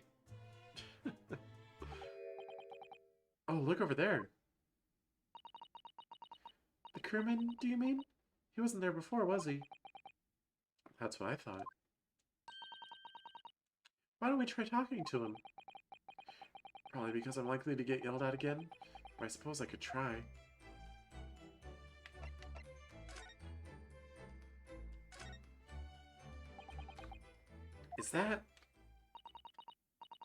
Is something wrong, Naruhodo-san? Oh, no, it's just the crewman standing by the door. I can't help feeling like I've seen him somewhere before.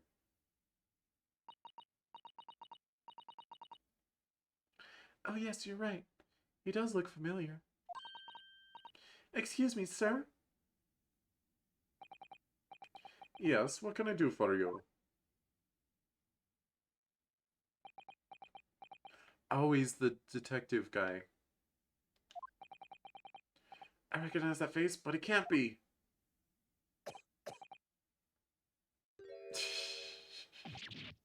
It is! I'm glad they're not pretending like I shouldn't know. I didn't think you were here, Inspector Hosonaga.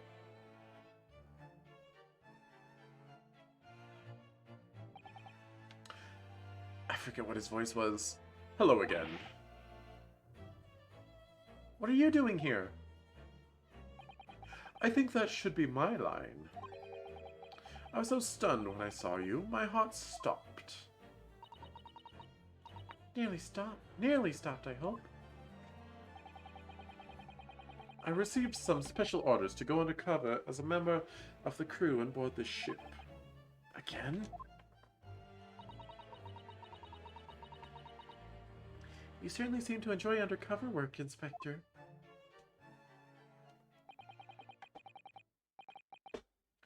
If there's anything I can do to help you, please ask.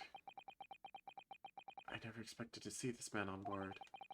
Perhaps his presence can help me out with this hopeless situation. Sir, look at this badge! Inspector, can I show you this? What the? It's the fabled Imperial Yume University pin badge! I'm not sure if it's really fabled exactly, but... So, you're a genuine student, then? Sorry? Nothing like me with my regular schooling. You're something much greater. Is that what you're trying to say? Can I have my badge back, please? Will you react to anything else? Ah, this is the paper seal that was stuck over the wardrobe doors this morning, isn't it? That's right. You tried to stop the cabin steward opening it up, and you tried to stop the cabin steward opening it up and discovering me. Oh, okay. My brain was backwards on that. Wouldn't it have been better to write it in English if you didn't know Russian? Maybe, but a foot of paper amulets like this are part of our culture, Inspector. And I thought if I made it look creepy enough, people would be too scared to want to look inside. It isn't easy being a stowaway, is it?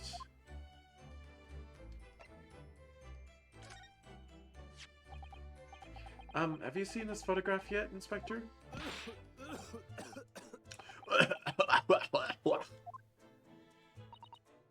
Oh dear, are you alright, Inspector? That reminds me, I could go for a hydration check right about now.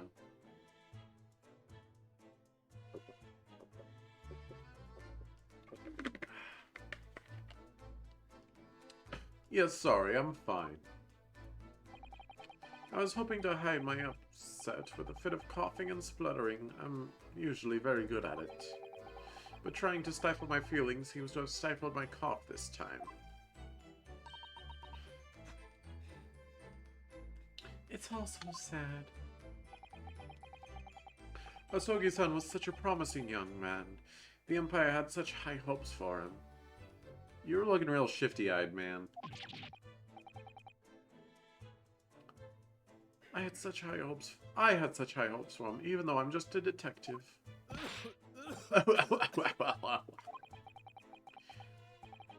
We're all going to miss you, Kazuma.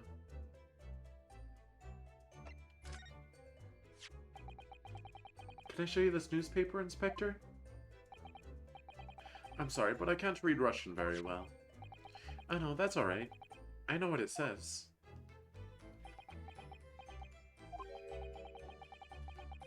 So you just wanted to point out your university-level linguistic talents, is that it? Oh geez, this guy's got an inferiority complex a mile away. Sorry? Nothing like me with my regular schooling. You're something much greater. Is that what you're trying to say? Sorry, forget I mentioned it. Good grief. Okay, what about this one? Nope. Gosh dang it.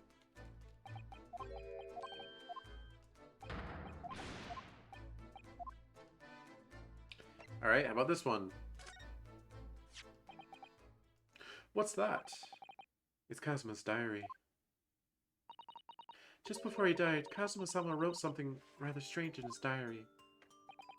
Strange? In what way? He wrote, what looks like some kind of speckled band is dangling from the ventilator grill. A speckled band? That is strange. Yes, we're still trying to work out what he meant by that. But what I'd like to know is... Don't tell me. The ventilator, is it? You're very astute, Inspector.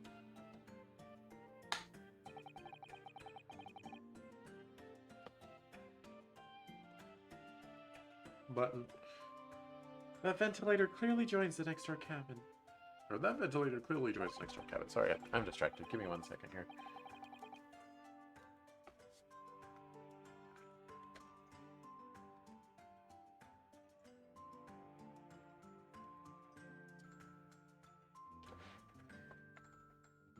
That's right. So if we could investigate in there, we might be able to work out That's right, if we could investigate in there, we might be able to work out what the speckled band was.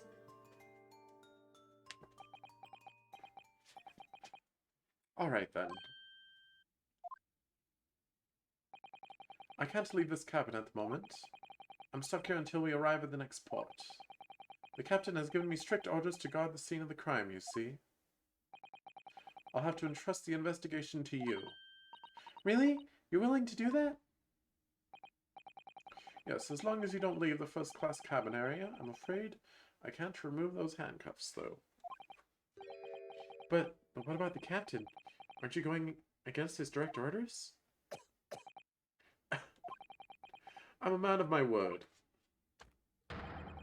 And I promise you that I'll lay my life on the line if that's what it takes to convince the captain.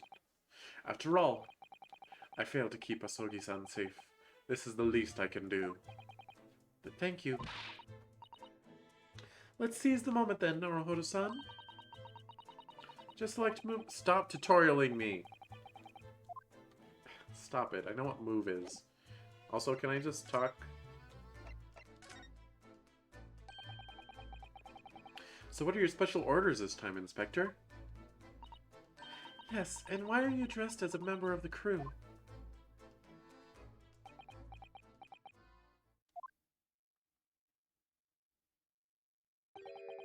I'm so sorry. This is all my fault. I take full responsibility. For what? My orders were to act as Asogi-san's bodyguard. It was Minister of Justice Jikoku who pushed for this overseas studies tour to go ahead. And he entrusted me with ensuring that Asogi-san reached Great Britain without being assassinated. Assassinated? How could that even have been a possibility? How blah blah. I'm not sure. But these are complicated times. There are tensions between the world's greatest powers. Minister Jigoku said we should be prepared for all eventualities. This is incredible. I don't believe it. Kazuma-sama was assassinated? Obviously, we couldn't give Asogi-san a visible security escort.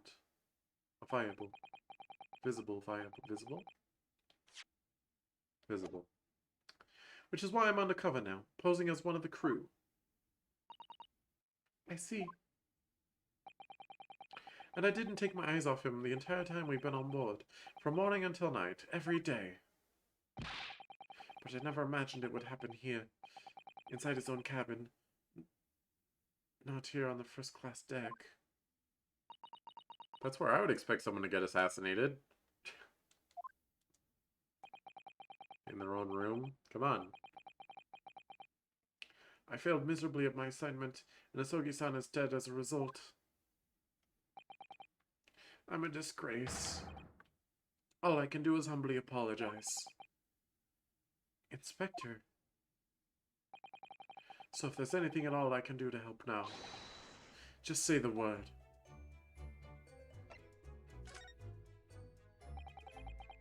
I can't leave this cabin at the moment. I'm stuck here until we arrive at the next port. The captain has given me strict orders to guard the scene of the crime, you see. I'll have to entrust the investigation to you. Really? You willing to do that? Have we not already read this? Okay, yep. It's all the same.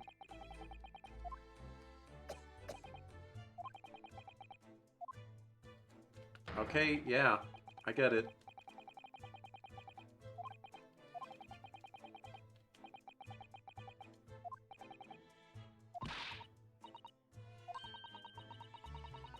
Yep. Oh gosh, it repeats the tutorial too. Alright, I'm moving. I'm moving.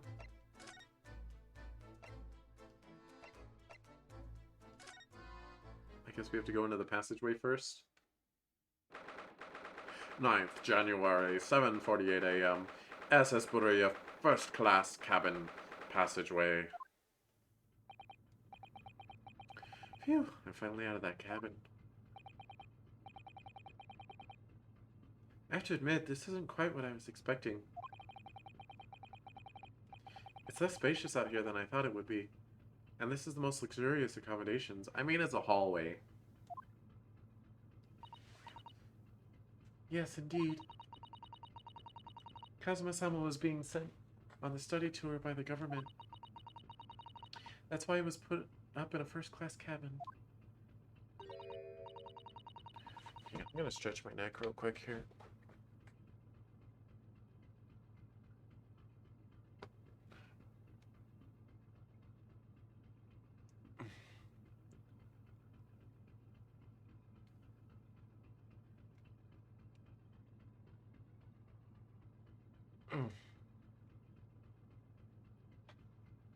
Wow, wow, wow.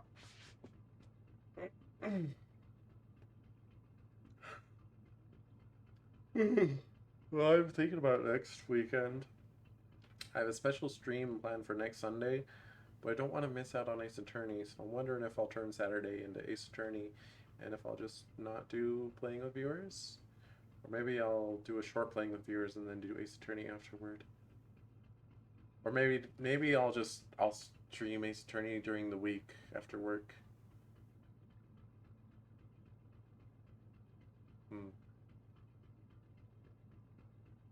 I already made thumbnails up to part 20 for this, so I shouldn't like feel bad or anything about having multiple shorter streams. Although, gosh, it's probably going to part 20 even with 6-hour streams. I don't know. But I just need to make more thumbnails. That's fine. I just change the text and add a couple filters, and then it's a new thumbnail. It's fine. Even still, it's about twice as large as my accommodation in steerage. Really? That must be awful. Oh, look over there. That's another crewman keeping watch. And he looks enormous, even if he's sitting down. The door next to him leads to the second-class accommodations. I suppose he's making sure no one comes in here who shouldn't. I suppose. Like people in handcuffs? Naruhodo-san, you look like a little boy visiting a toy shop for the first time. I would have thought you'd be used to the ship by now. We've been at sea for 2 weeks already. Well, yes, I know, but the thing is, I was inside Kazuma's trunk when I first came aboard. And ever since, I've been shut up inside that little wardrobe. It must have been a very trying time for you. Please don't give me that pitying look. What, I love it when girls give me that look.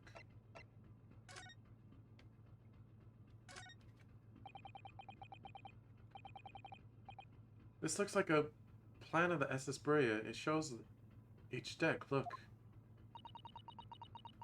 The Brea is a large-scale steamship with triple-skinned hull. Triple-skinned hull. What a marvel of engineering. Well, it has been playing on my mind for a while now, actually, but how is it that such a huge lump of metal doesn't just sink to the bottom of the ocean? It's really quite simple, Naruhodo-san. It is? Well, consider the Japanese archipelago. The islands of Japan? Yes, they're not metal, but they are enormous lumps of earth, many, many, many times larger than this ship. And they don't sink, do they? They've been floating happily on the sea since God created them. Wait, they're not floating, though. Islands don't float. That's not how islands work. Well, I suppose so. What? Alright, I'm not gonna give you a lesson on buoyancy.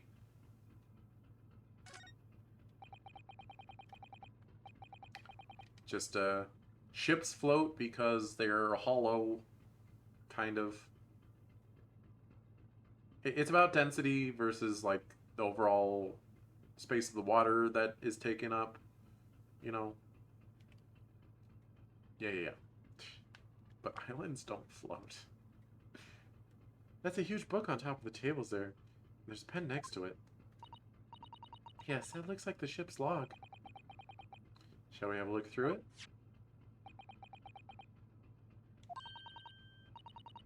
The writing is so neat and precise. Every detail about the voyage has been meticulously recorded.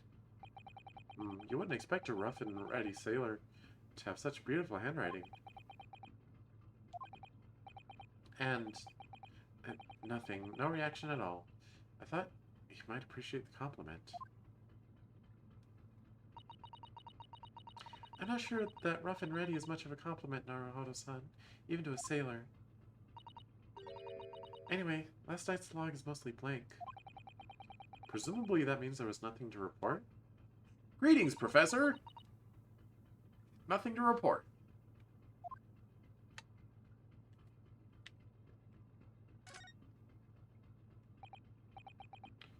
Excuse me, but could I ask you something? You little stowaway murderer? That wasn't a good start, was it? Alright, let me try instead. Good day, Mr. Sailor. I'm so sorry to trouble you, but could I perhaps ask you something of you? You little third-class lady's maid? Wow. Oh. You seem to have caught the sailor on a bad day, Suzato-san.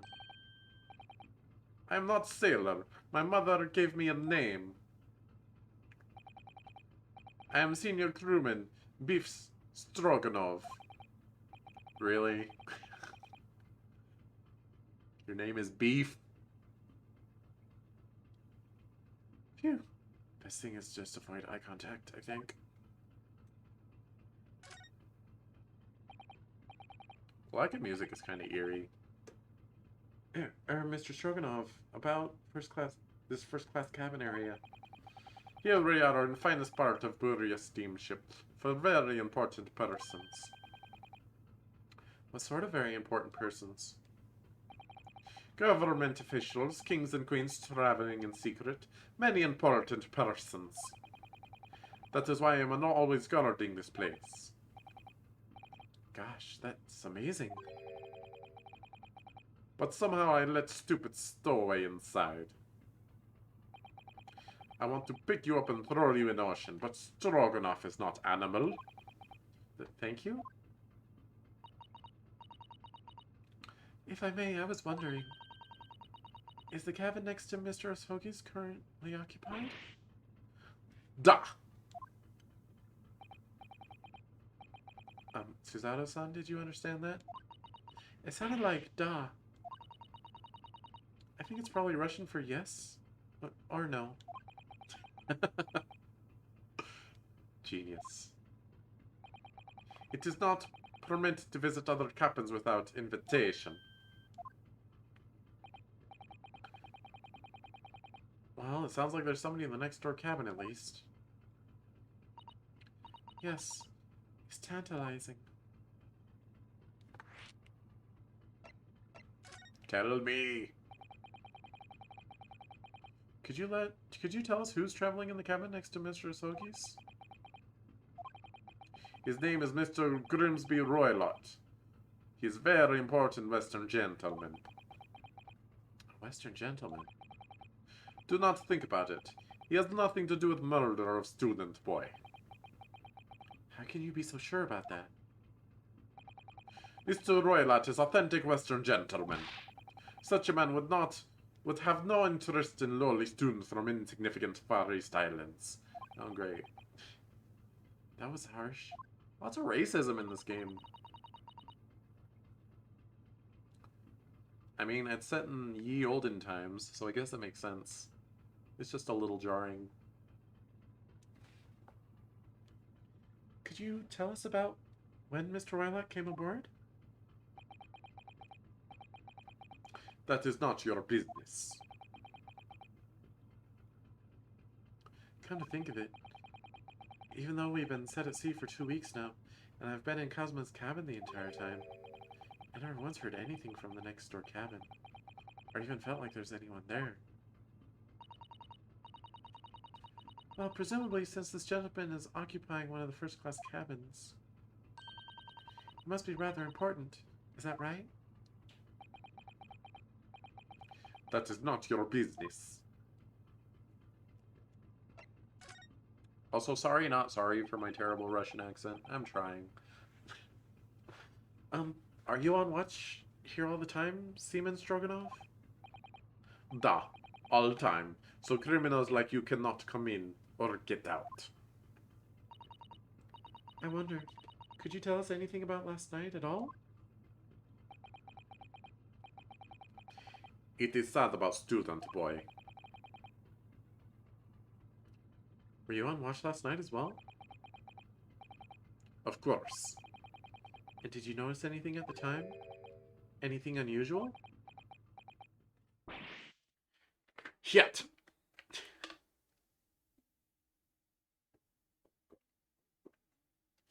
Gosh, these voices are really parching my throat.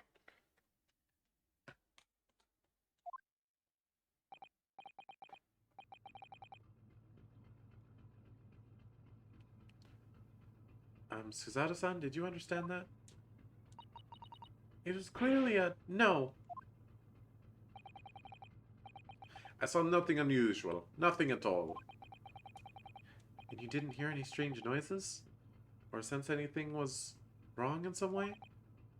I said no! Sorry. I'm not so sure. I could have sworn that he wouldn't catch my eye for a moment there.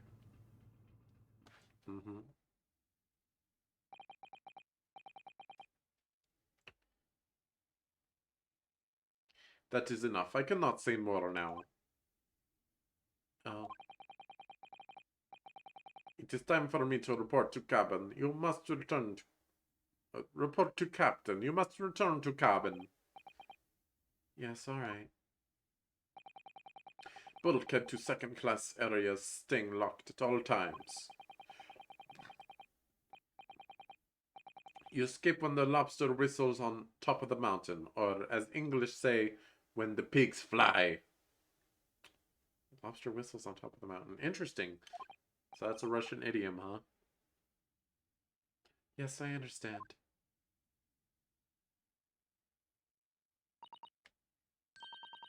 For a second, I thought he was, like, speaking to me in code or something. Good. Now we can investigate this area properly. Definitely.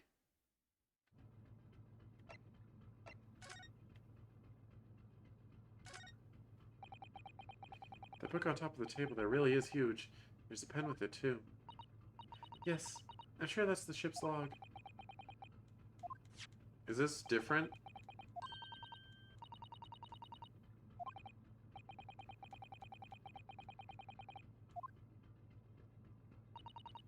Anyway, look here. Last night's log is mostly blank. So that means there's nothing to report? Okay. That's the way to the second-class area of the ship. Is something wrong? I was thinking about making a run for it, just for a moment. Things aren't exactly going well for me. I might be wrong, but I imagine the moment you reach for the handle of the door, a burly seaman would surely shoot you dead. But he's not here.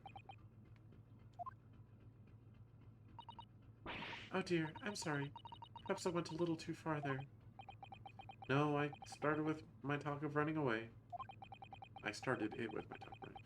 And there's no way I could run away while Kazuma's death remains a mystery anyway. Chair?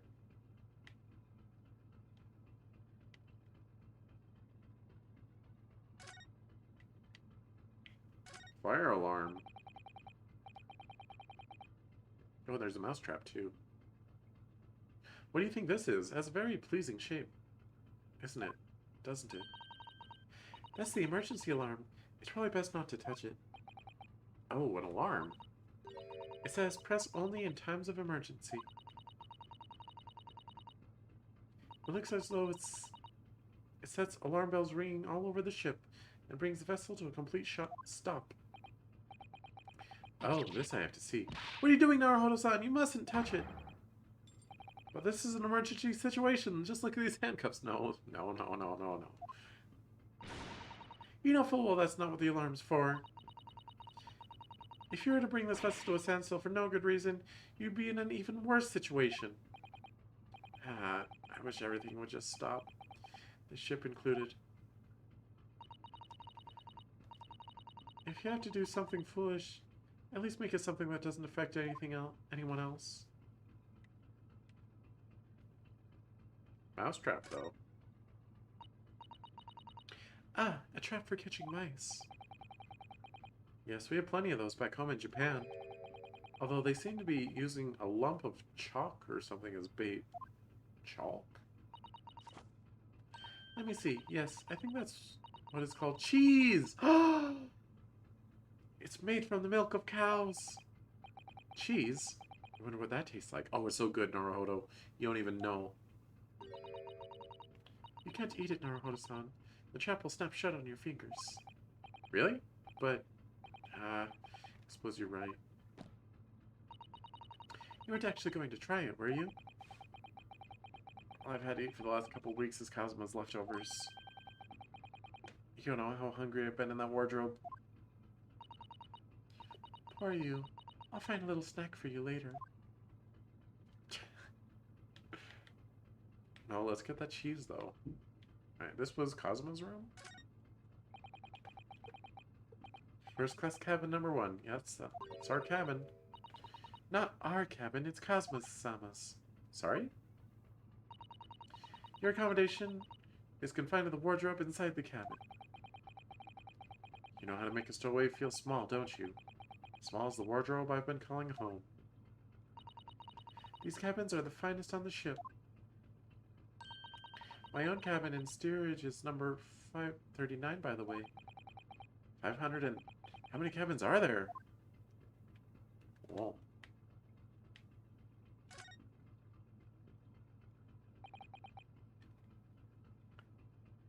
What's chalk?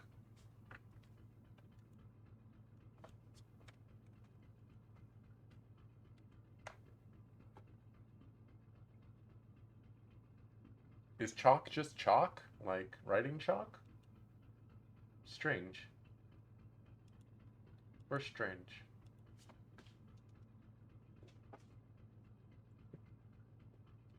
This is it. This is the cabin next to ours. The one the ventilator connects to. Yes, the ventilator from which Kazuma-sama wrote that he saw a speckled man emerging. Maybe whoever's in the cabin can help solve that particular mystery. Let's ask.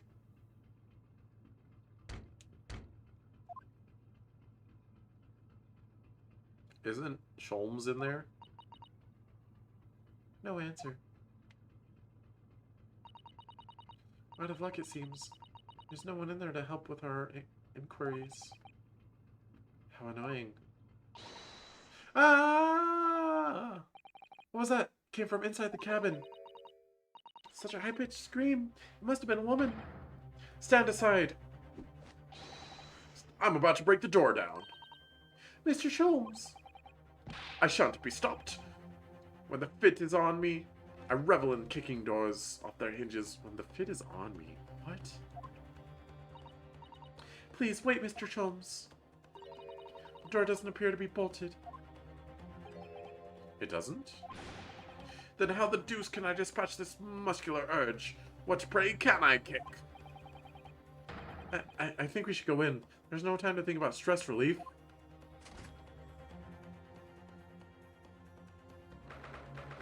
Another dead body that we're somehow gonna also get blamed for.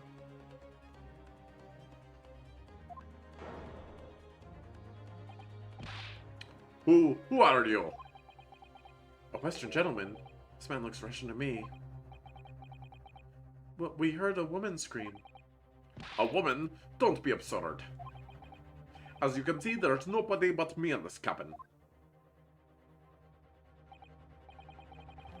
True, this old man does appear to be the only person in here.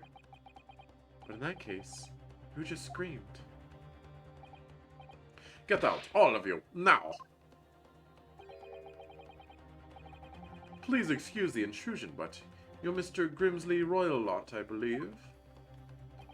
Boy, this is painfully obvious. This is painfully obvious.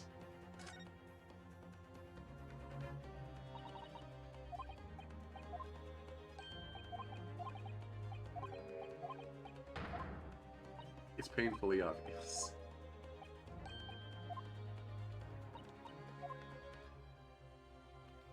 I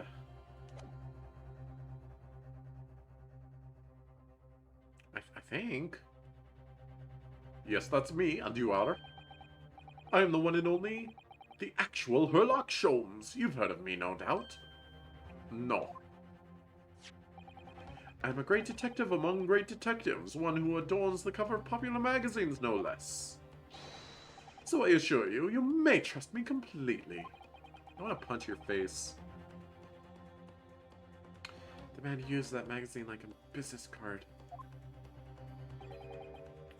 A detective? I do not trust detectives. Yeah, I guess if you're Russian, you probably wouldn't. We distinctly heard a scream emanating from within these walls. But there wouldn't appear to be a lady concealing herself within the wardrobe this time. So might I be so bold as to ask you to open that small traveling case? What? Don't be stupid! How could anyone fit a small trunk? How could anyone fit in a small trunk like that? Well, it's quite fashionable these days, is it not? Traveling inside one's trunk. Is he making fun of me? Don't look at me. Oh my, did you see that, Mr. Naruhodo? Yes, the case just shook. Leave, now. Otherwise, I'll call the steward. So this is Kazuma's neighbor, Mr. Grimsby Roylott. That's such a fake name. There's no doubt about it, this strange Russian man is hiding something. I couldn't agree more. Let's see if we can find some clues before that burly sailor returns.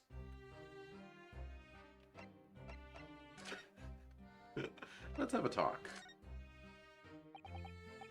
Mr. Roylott, we'd like to talk to you about something. No! Oh. Do not want to talk. Leave my cabin now.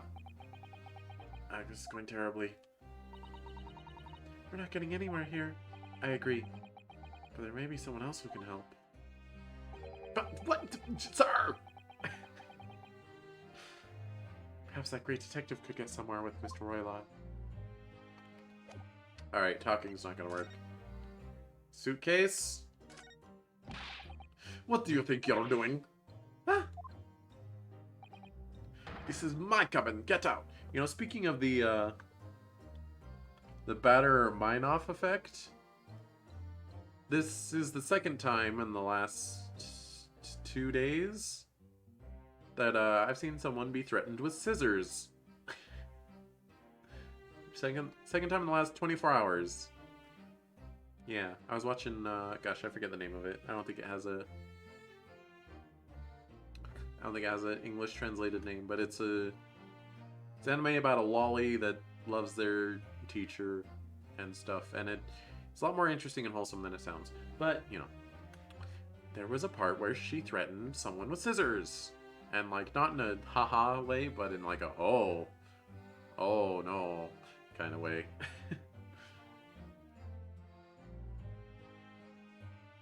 Like, I'll kill you kind of way. Spoilers. For the anime that I didn't name. This is my cabin. Get out. Can we just have a quick look inside your traveling case, perhaps? No! What a pity. I think we're out of luck. I think you're right. There doesn't appear to be anything more we can do. I agree, but there may be someone else who can. Why? Perhaps the great detective could get somewhere with Mr. Roylott? Sir, would you mind not being worthless? Do you have a moment, please, Mr. Sholmes? You need only address me as Sholmes. That's what I just did, isn't it? Well, Mr. Sholmes, what were you doing in there? Why, I was resting, of course. Resting? Indeed, I was contemplating our sea voyage from the confines of the wardrobe whilst waiting. Waiting for the inevitable time that you would need to call my great powers of deduction into service. Sir, you are the detective. You should be running this show, not waiting for me to ask you to help.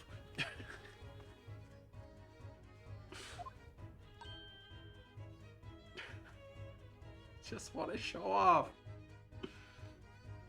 Oh. And it would seem that the hour is upon us now. The time has come. Am I mistaken? Well, no, actually, you're spot on for once. Observe closely. Our Russian host in this cabin, Mr. Roylott, is clearly trying to hide something. Not his scissors. He's hiding that newspaper article, though. And do you know what's the most effective weapon to use against a Russian hiding a secret? Why, the truth, of course. Though it should be pointed out that such methods are not exclusively for the Russians. Right. Can you imagine how the Russian will react when the secret he guards so closely is exposed? Would you like to witness it? Oh yes, please. Well then, what you're about to see may well astound you. For I am about to apply my great detective's greatly admired great deduction to the case. Greatly.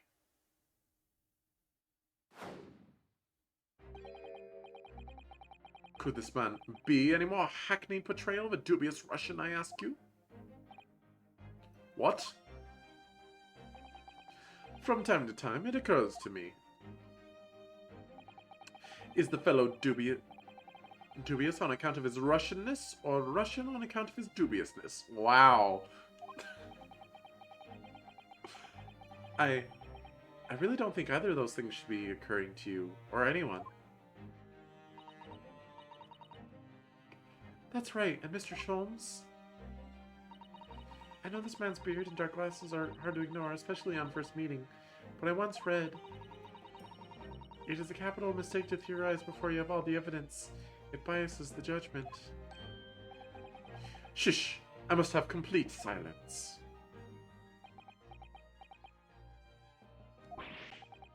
What are you doing? Why are you peering at my face like that? Ah, I just thought...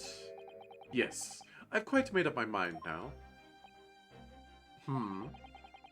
There can be no other explanation that accommodates all the facts. Mr. Roylott, I've reached two incontrovertible conclusions. What do you mean? Number one, your true identity is that of a villain. Using those shears, you are about to end the existence of something most dear. Alright, maybe he's not the same guy. Yeah, the face is definitely different, but he does have the same glasses, same hat, same beard. But the face is different. But, you know, this photo could be of a decoy. For the express purpose of making people look for the wrong man. I guess the beard isn't the same. This guy has more of a Luigi mustache. Are you not? What? And number two, the other conclusion I have drawn. You are, at this very moment no less, in the midst of committing a most grievous crime. Beneath that beard, your mouth quivers with nervous tension as you realize you have been discovered. Does it not? Ugh! Oh, Naruhodo-san, I never imagined I would witness one of Mr. Sholmes' great deductions with my own eyes. You're so gullible. That was a great deduction? Nothing can deceive Mr. Sholmes. In a single glance, he can deduce all there is to know about a person. What? What ineffable twaddle. Oh yes, I've read about it countless times in the adventures of Sherlock Sholmes. And now I've experienced the astonishing impact of his great deductions firsthand. This is like a dream come true.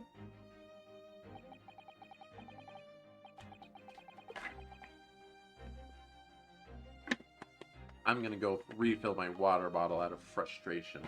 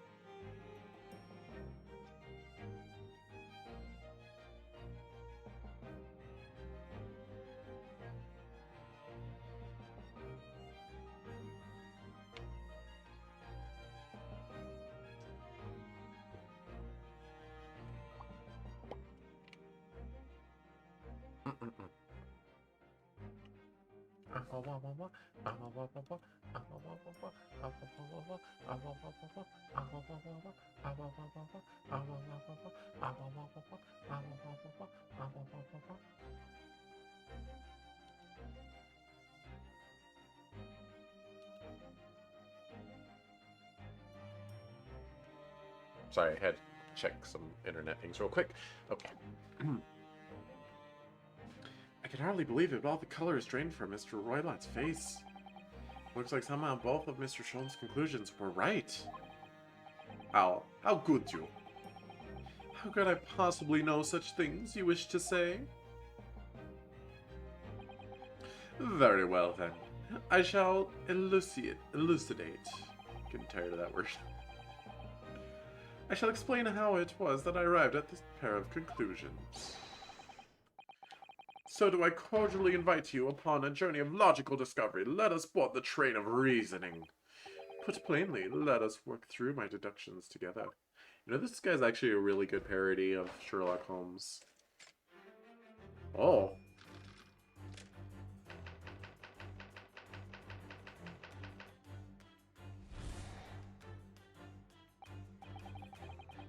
So, the dubious-looking Russian, Mr. Roylott, obviously what catches the eye in the first place is the enormous pair of shears in your hand. Now we ask ourselves, what could you possibly want with such an implement? Was he about to cut his beard, maybe?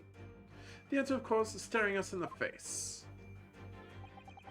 You're on the verge of using the shears to cut away the copious beard you sport. Now, moving on.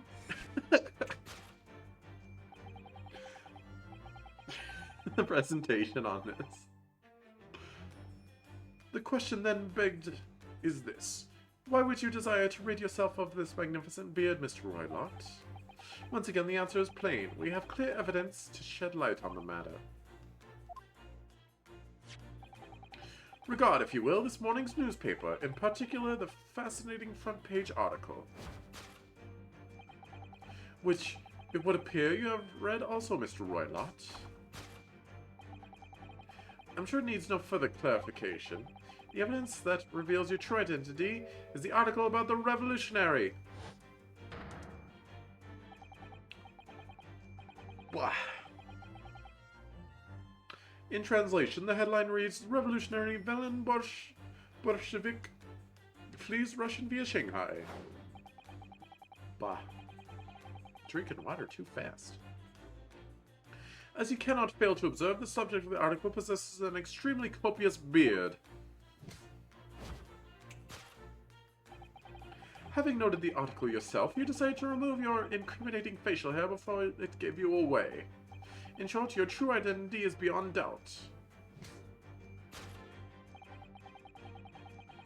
You are the fearsome revolutionary himself, Velen Bolshevik. Sir, were you not accusing me of being him, not I don't know, it's probably like an hour ago now, but not too long ago.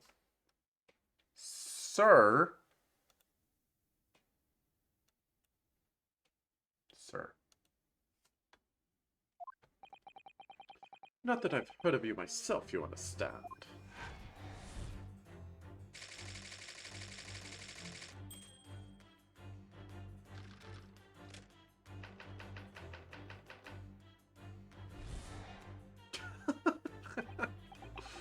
Now, as for my second conclusion,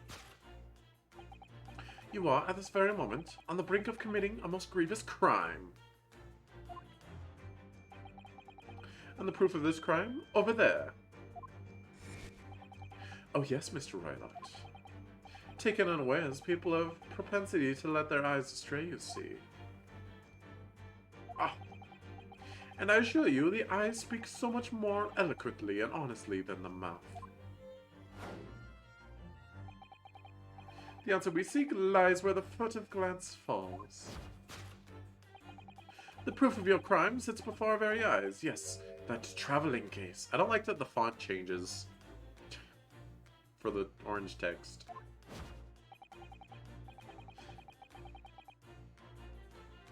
It is time, I think, that the case be opened and its contents laid bare.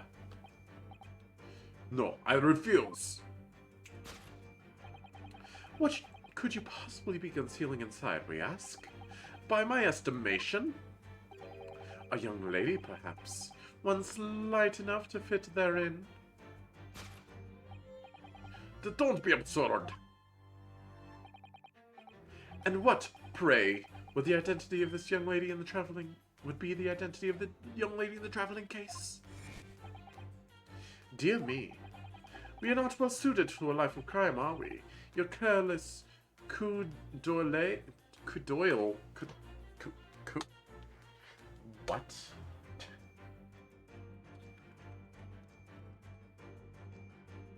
Coup de oil. Kudai. Kudai? A glance that takes in a comprehensive view? Okay. I thought it would be more similar to like coup d'etat or something. Once again, we need only follow your furtive glance to find the answer. Yes, the reason you refuse to open your traveling case can equally be found in the page of this newspaper. For there is another most stimulating article. If we turn from the fleeing revolutionary to the back page, renowned prima ballerina of the Novovich Ballet disappears from Shanghai. Such a headline can lead us to but one conclusion. Your crime is that of abduction. And according to the article, the young lady's name is Nikolina Pavlova. Kidnapping of a young ballerina.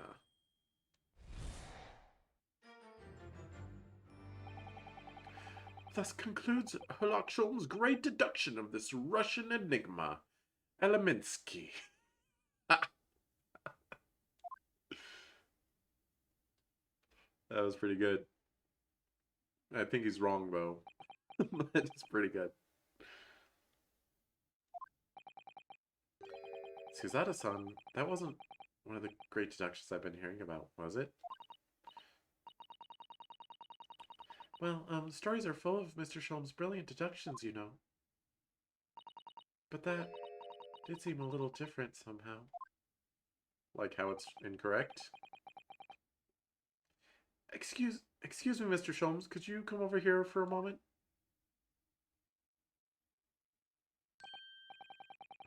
Pray, what can I do for you?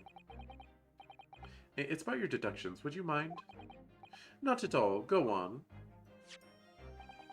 Well, to start with, there's the newspaper article. I think we had the same discussion before, but... these two men look nothing like each other. I mean, they look a little like each other. They're pretty close, but upon scrutiny, they are clearly different people. Ah yes, I recall our discussion earlier, and at the time I believe I told you that the man is revolutionary. Well able to revolutionize his own appearance. That doesn't make sense! In fairness to Mr. Sholmes, Mr. Orla does look more like this man than you do. That's not the point. And another thing. The part about him abducting the ballerina? Indeed, a truly startling revelation. At first glance, the case would appear too small to accommodate a young woman. Not just at first glance, it is too small. Clearly! It'd be likely to fit a 5-year-old child into that case, even if you pushed really hard. There's probably a snake in there. I don't suppose the missing ballerina is a 5-year-old child, is she? You mean you don't know? No, the young lady is 15. No, I didn't know. How could I? Well, if she's 15, then 10 years worth of her would be poking out from the case. Look, these are all made-up numbers. Don't get too focused on them, Susato. Some years ago, I read something pertinent, I believe. A troop of men consuming vinegar daily in order to promote a certain litheness in their bodies. Vinegar? For such a sour bunch, it would surely be simplicity itself to contort oneself to the confines of that small case. No. Sir. Oh dear, you might be thinking of contortionists in the circus, Mr. Sholmes. Yeah, contortionists are not the same thing as ballerinas. Nice try, though. I guess how things turning into a circus. Mr. Naruhodo, something's occurred to me about Mr. Sholmes' deduction just now. I think his powers of observations are, well, magical. His eyes cut to the heart of a matter almost instantly. No! It's just where he directs his attention and his logic that seems a little off. Your idea of a little, maybe a little off itself, Miss Susato. It's just one or two key words in his deductions that seem to let him down. So I was wondering, we might perhaps tactfully switch them for alternatives? What do you think? Switch some key words in his deductions. Yes, but very tactfully. I feel if we could do that, we'd unlock the true genius of Mr. Sholmes' great deduction. Precisely the thought that was going through my own mind. You were thinking that we need to correct you? This man's a lot of work. At times I wonder how anyone puts up with me. Yeah, me too. It's not that funny. Ah, and you, my good fellow. Sorry? Take a moment to look at your wrists. My wrists? You took my handcuffs off! Ah, where are your handcuffs? Since I'm clearly no longer the criminal.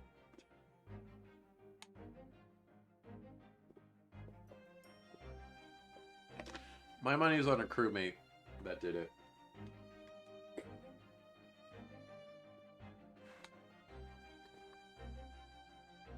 But not the undercover detective. Huh? How did you... I felt they may hinder your ability to follow me in our dance of deduction. You're like KK Slider. Slipping CDs into my pocket, taking off my handcuffs without me noticing. I don't believe it. Mr. Sholmes, you're a marvel. And don't worry. I shall restore the shackles to your wrists when we are finished. Oh. I'm not worried, in fact. I'd rather stay... I'm not worried. In fact, I'd rather stay like this. So, let us begin. Sherlock Sholmes is proud to present his logic and reasoning spectacular. Course correction. Hold it, Mr. Sholmes. Okay?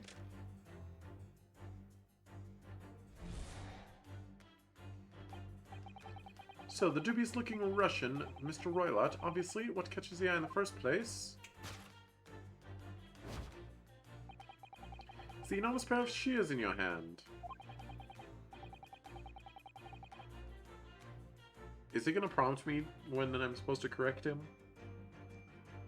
Now we ask ourselves, what could you possibly want with such an implement? The answer, of course, is staring us in the face.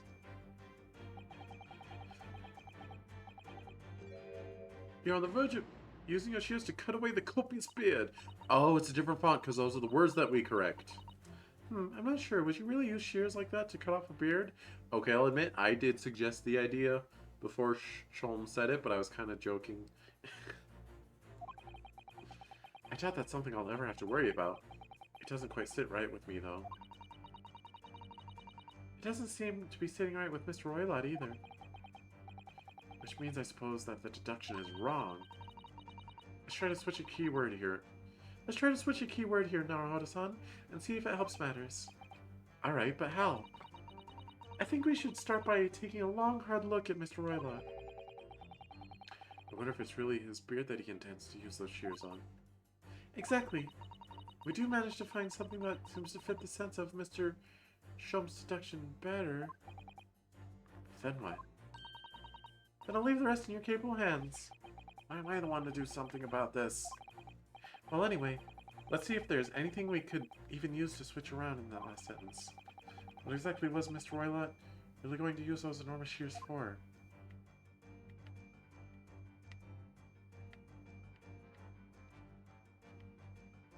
His hat, his hair, golden locks. Excuse me? That's a fake beard. That's fake hair. This is real hair. Yes!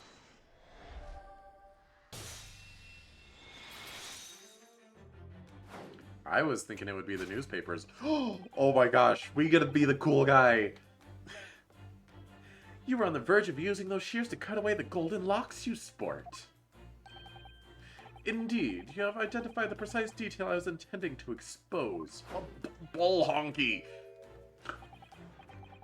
Such lush golden hair certainly does not befit an old man.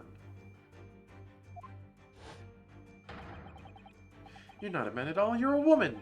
And judging from the length and sheen of your hair, one's still very much in her youth. Oh no! Oh, she is the ballerina. If only I had managed to cut off my hair, no one would have suspected. The question then begged is this. Why would you desire to rid yourself of these magnificent locks? Once again, the answer is plain. We have clear evidence to shed light on the matter. I'm sure it needs no further clarification. The evidence that reveals your true identity, the article about the revolutionary. No, it's the other article. Well, that was a shock. I had no idea that old man was really a young woman in disguise, did you? What? Why are you staring at me like that? Yes, it was a surprise, Naruhodo-san.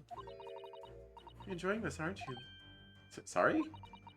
You look like you're in your element as you dance around the room, deducing the facts with Mr. Sholmes. I'm just doing what we agreed. I'm not having fun or anything. This is strictly business. Yes, I understand. Say no more. Well, anyway, let's focus on this next part of Mr. Sholmes' deduction, shall we?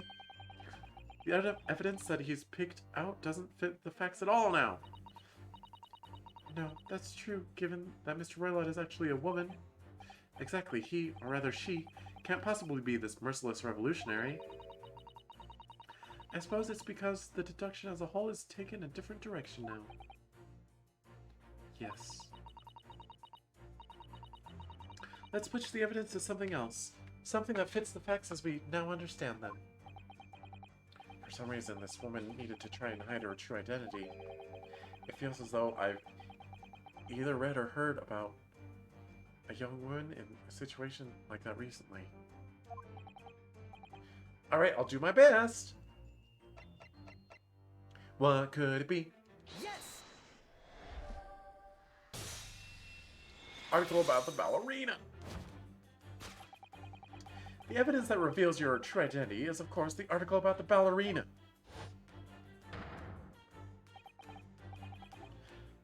That's right, you've hit the nail on the head. Renowned prima ballerina of the Novovich Ballet disappears from Shanghai. It would appear we are finally able to address you by your true name. Yes, because your true identity is that of the Novovich Ballet's prima ballerina. Miss Nikolina Pavlova. Whoa, whoa, that's very dangerous to have happened. Don't just go dropping cheers on yourself.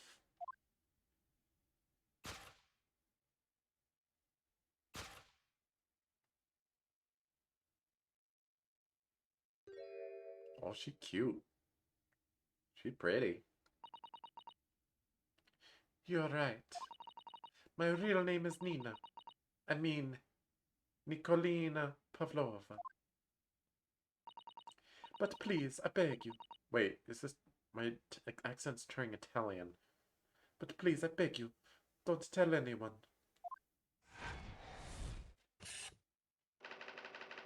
A ballerina on the run. No, that was my nickname in college. Wrongdoing. Now, as for my second conclusion, you are, at this very moment, on the brink of committing a most grievous crime.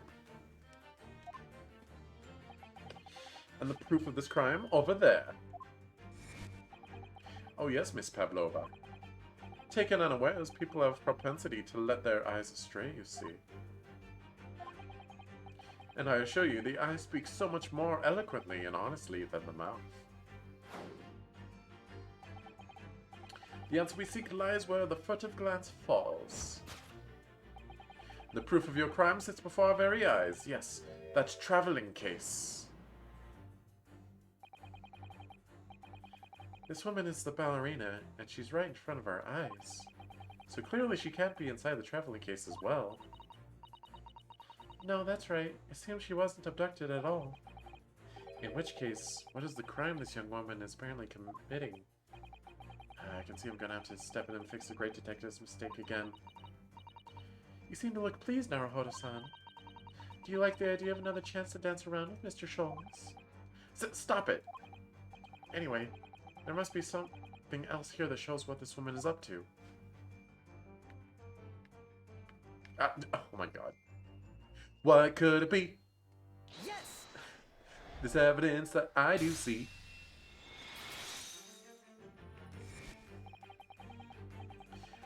Sholmes, you literally just had to move your head like a little bit.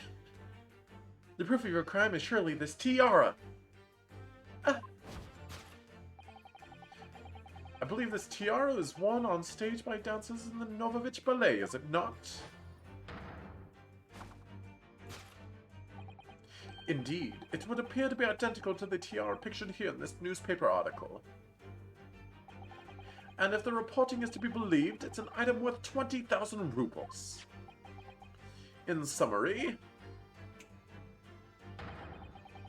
the crime you have committed is theft. Oh no! Yes, you left your ballet troupe unlawfully, taking the precious tiara with you. Ugh!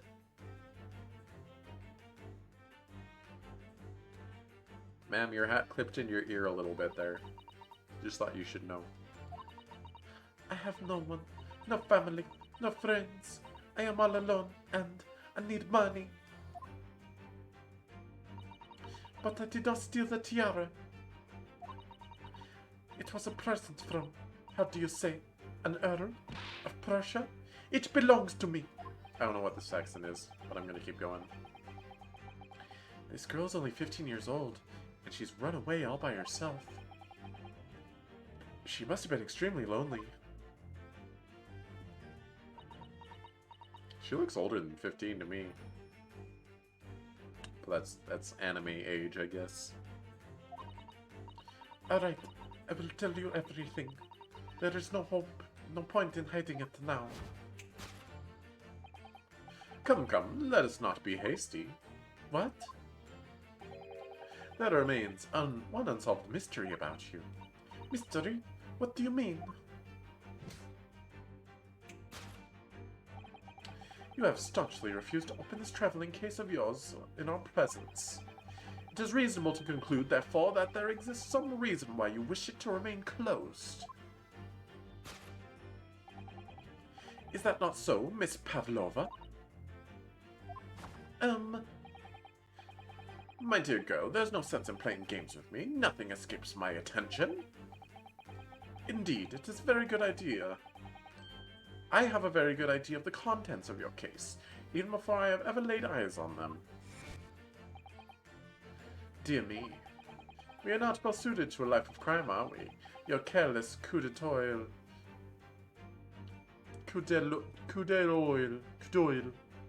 betrays you. Once again, we need only follow your furtive glance to find the answer. Yes, the reason why you refuse to open your case is written on the books. It's in the books on this shelf. What? He's completely changed tack with his deduction now. I think Mr. Sholmes is adapting his logic to the changing circumstances, don't you? Maybe, but why has he suddenly brought the bookshelf into all this? It's just a wild guess, surely. Oh, do you think so? Well, it doesn't seem likely that the reason why this young woman doesn't want to open her case would have been written on a book that doesn't even belong to her. Yes, that's true, but still. Miss Pavlova certainly did cast her eyes in that direction. I noticed it myself. Then there has to be another reason why she won't open her case. It must be somewhere in the same area, if that's where her gaze was involuntarily drawn. I agree. That's the only answer. Whatever she has hidden inside that case should be revealed by following her gaze in the direction of the bookcase.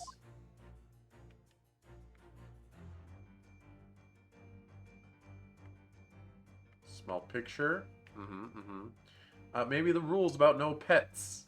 Yes! Because there's a snake in there.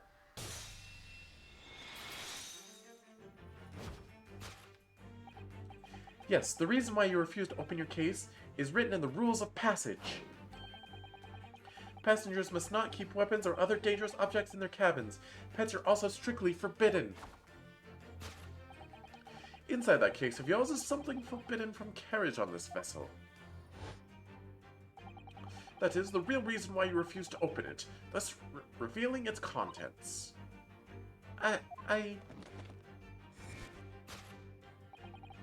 As we've seen, the trunk wobbles from time to time, but no weapon or other dangerous item would move on its own accord. Psh, not that you know of. Which leaves one possibility, Miss Pavlova, inside your traveling case.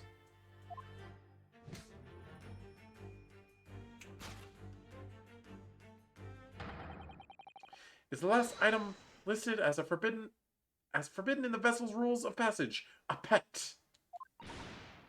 Ugh.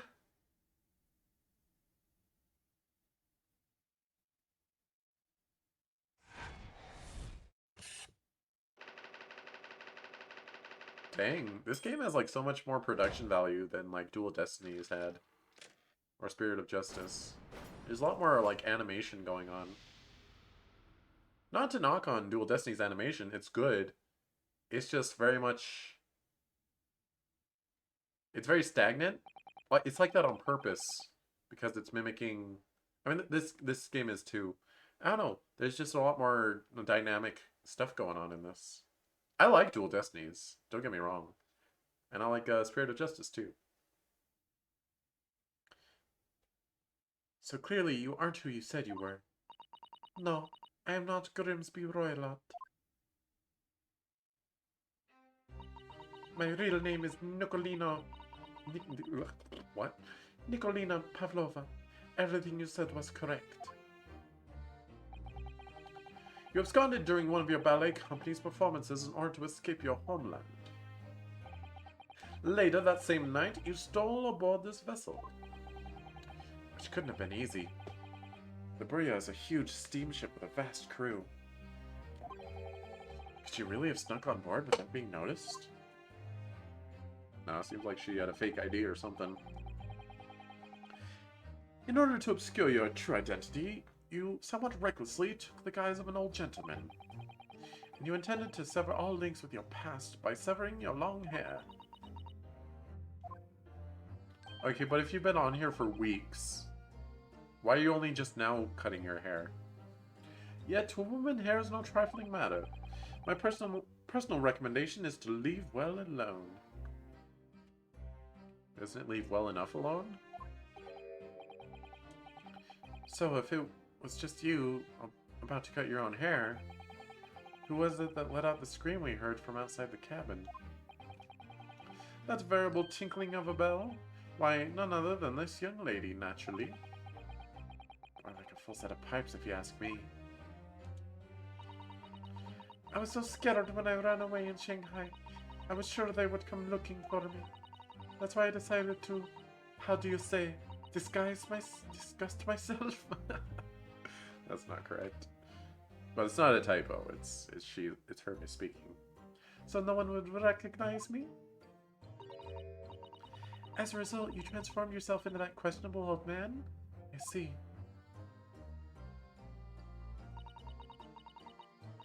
I put on the fur hat and fake beard. Then, just before you came in here, I saw in the newspaper, right on the page, there was a picture of me. Oh, so she let out a scream when she was reading the newspaper. I was so frightened, I couldn't stop from screaming. I knew that if I didn't change my appearance completely, they would find me.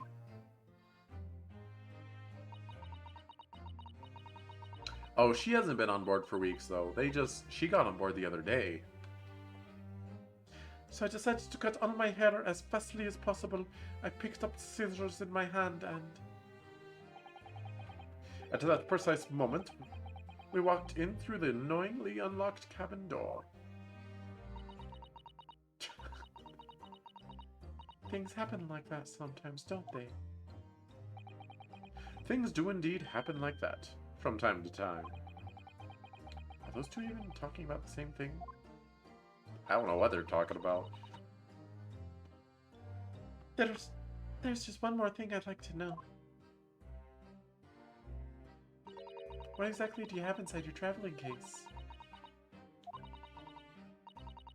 You are right. It is my dearest friend inside. My only friend in the whole world. Please, don't tell anyone. If the capital finds out, if you say it to any of the crew. Your secret is safe with us, I assure you. But in return, you must tell us, in as much detail as you can muster, about the events of last night.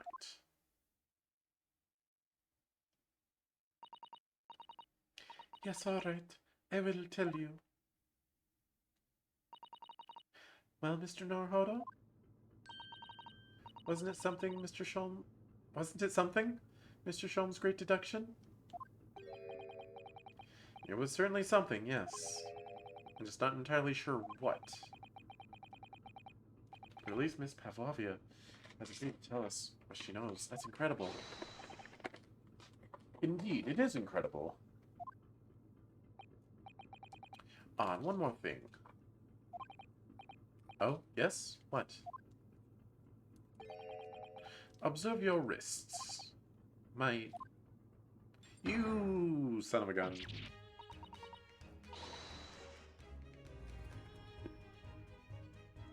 Ah, your hands are cuffed again. What? But how? Also, why? True to my words, I've restored your shackles. When and why? It's because they're going to reuse those animations that they used earlier. And they didn't want to make a shackled version.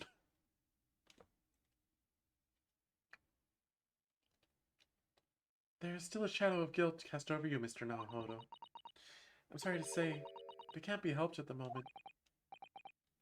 Can't it? Really?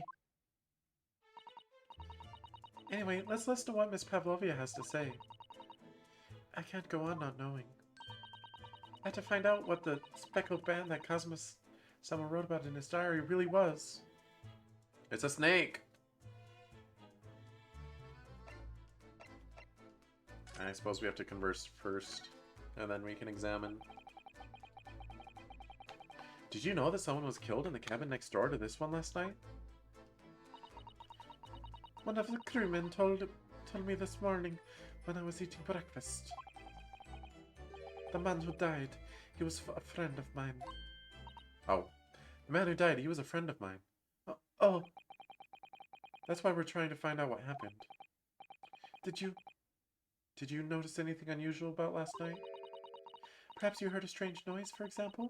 Perhaps people talking? Perhaps the ship was absorbed in a wild tempest. Perhaps its steam engine exploded? Perhaps everyone on board would have noticed if that had happened? Miss Pavlova, is there anything you can tell us? I don't know. I'm sorry, but all I could think about last night was what I had done and whether they would find me.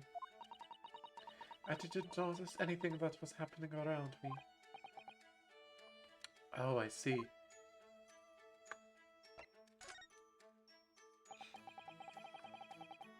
You've run away from your ballet company, haven't you?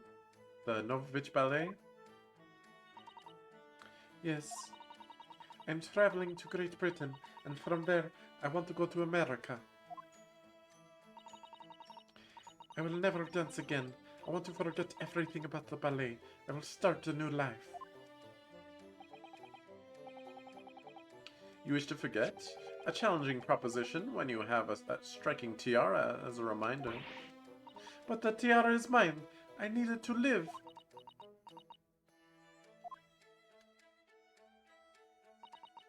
I have no money of my own. The Novovich Ballet gave us only a little food and water, and we must dance all over the world. I had to run away. I had no choice. If I stayed, it would have killed me. So you ran away to protect yourself?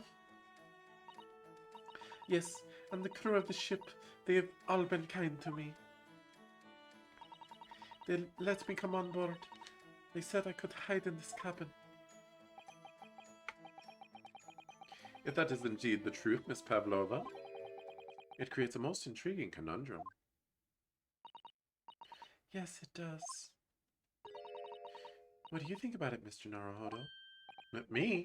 Oh, well, yes, of course. I think we should hear Miss Pavlova's explanation. To what conundrum? I'm not sure, but yeah, me neither. I feel like they have information that we don't.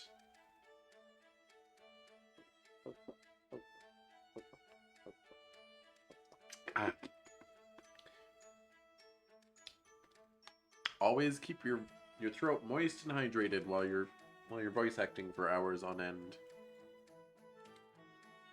You gotta do it. But at the same time, I'm also gonna eat a candy here, so that may or may not be helping my voice.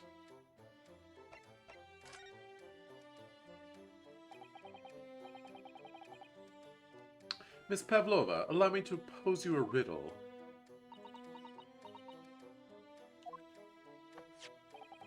According to this newspaper, it was only yesterday that you absconded from the ballet.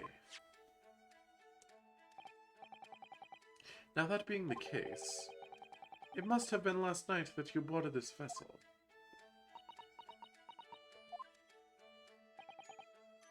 However, the SS Burya stopped by no port last night. Ah, that's it, of course. So how is it, pray, that you come to be aboard? She has a crewman that helped her? They used a rowboat or something? Now that I think about it, the crewman outside the cabin acted very strangely when we mentioned that. It was just after we asked him about when the occupant of this cabin came aboard. Stroganoff, that is not your business.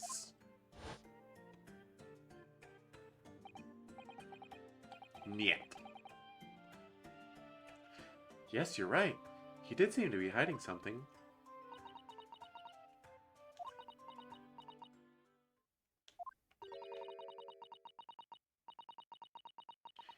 angel descended from the heavens. An angel descended from the heavens, bringing grace and beauty to the stage. Wait, sorry? What was that? It is how the Russian newspaper described one of my performances. And that is how I came here too. I descended from the heavens because I am an angel. Nice try, but...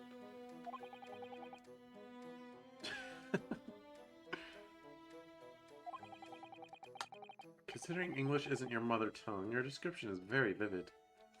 Did I just skip a line? No, just ... By the way, kudos to Ace Attorney for not overusing ellipses. Doki Doki Blue Skies used ellipses a little too much, and Fadamaru, oh my god, Fadamaru used ellipses way too much. So kudos to Ace Attorney for not overusing ellipses. Mr. Sholmes once said, I never can resist the touch of dramatic. It seems Miss Pavlova is the same. A genius descends from the heavens, bringing grace and beauty to detection. Words once said about myself. A quote from a wonderfully extravagant advertisement for the advances of Herlock Sholmes, in fact, blah blah blah. So is Iris the author? Is she a Sholmes fangirl, or is she actually his foil? I'm curious. I really want to meet Iris.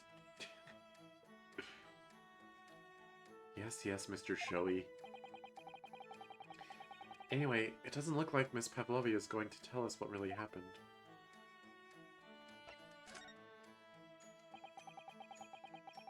So the friend you mentioned is inside your traveling case, is that right? I don't think animals are allowed on board according to the rules of passage. Oh please, don't tell any of the crew. If they found my precious...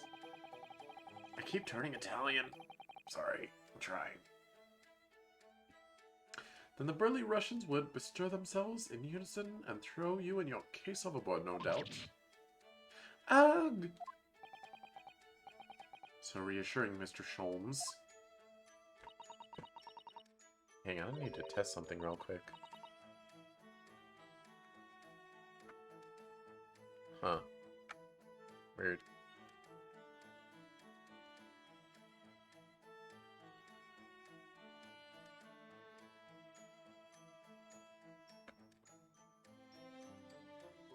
There we go. Okay. I just had to fix something in OBS real quick. Well, I tested something and didn't work, and I did something else and that did work. So it's fixed. Well, what sort of pet is your friend? A little puppy? It is, isn't it? Nyet. Maybe an adorable little rabbit? Nyet. You kidding? A rabbit couldn't survive the stress of being locked up in that case and being on a ship. Rabbits will die if you stare at them hard enough. Ha, you credit Russia as the land with small rabbits, do you? Oh, don't they have small rabbits there then? You may as well ask. I have no idea.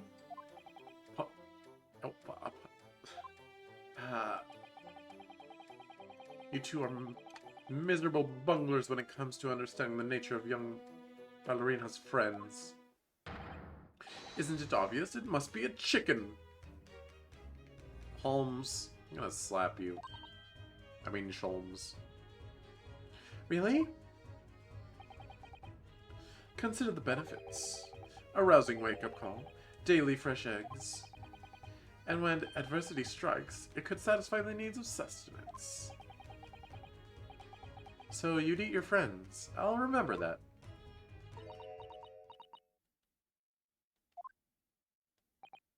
Well, it would appear this friend's identity is a closely guarded secret not to be revealed.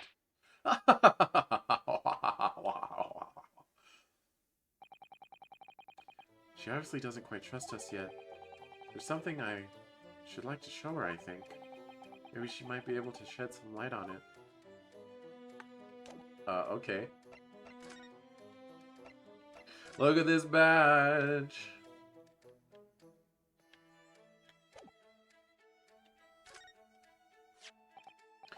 Can I show you this? I'm actually a university student from the Empire of Japan, you see. That means nothing to me. No, why would it? Mr. Naruhodo, if you're determined to flaunt your Yume badge, at least choose a Japanese person who might recognize it. But... Mr. Miss Suzada, can I show you this? He is a right. He is a Naruhodo. You gotta love just flashing your badge whenever you can. I love it. Miss Suzato, can I show you this? Maybe later. Oh, I could show Inspector Hosonaga too.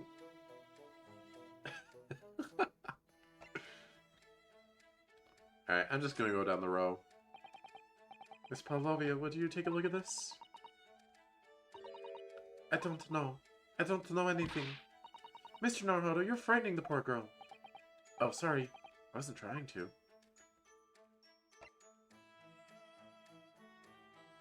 Madam, can you read this Russian?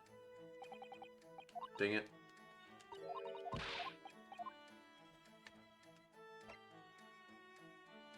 you know about this guy? Miss Pavlovia, about this article. Did you know about this merciless revolutionary already? No. But when I saw the picture, I couldn't believe it. It looks just like me in my disguise. Huh? Am I the only one around here with eyes? I mean, at a distance, they look pretty close. The other man, the one wearing the brown, he also said so. He said we looked the same. Yes, he says a lot of things. But I have a strong feeling that besides you and the great detective, you won't find another soul in the ocean who thinks there's any similarity there at all. Mr. Naruhodo, I won't allow you to speak ill of Mr. Sholmes. No, I wouldn't dream of it.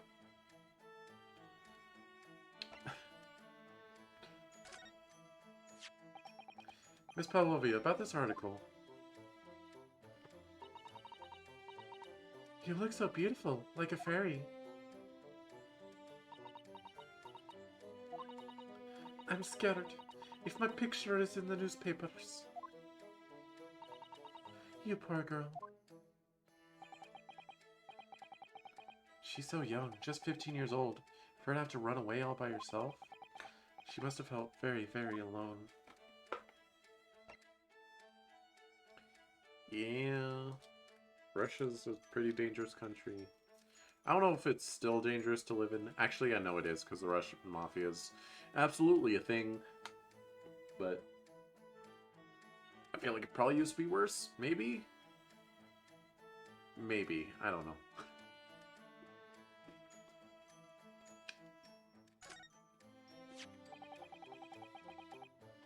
This is the diary of my friend who passed away. His diary? Yes, and he wrote it last night before he died. Something unusual, a little unusual, it reads. 1:23 a.m. I can hear a faint whistling sound. And a few minutes later, 1:35 a.m. What looks like some sort of speckled band is dangling from the ventilator grill. A speckled band?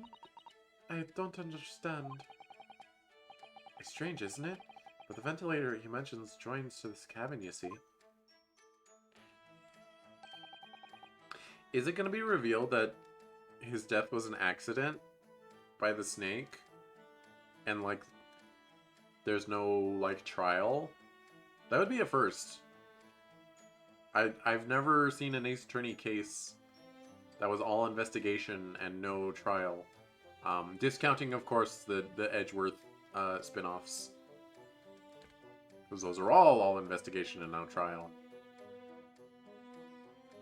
It's up there on the wall. In other words, this captain and the victim's cabin are connected.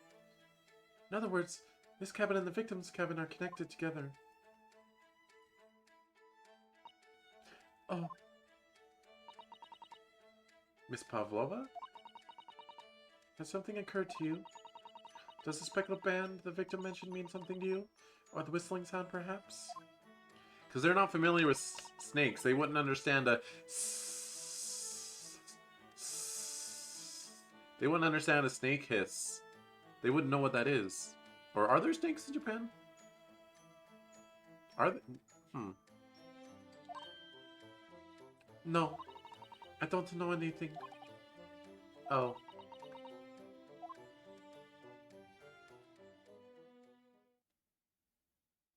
Can we investigate yet? Knock knock, Mosakura. Excuse me, Mr. Roy. Yes, what? Wow, she's fast. Captain would like to speak with you. You must come to Captain's quarters at once, please. Alright, I will come now.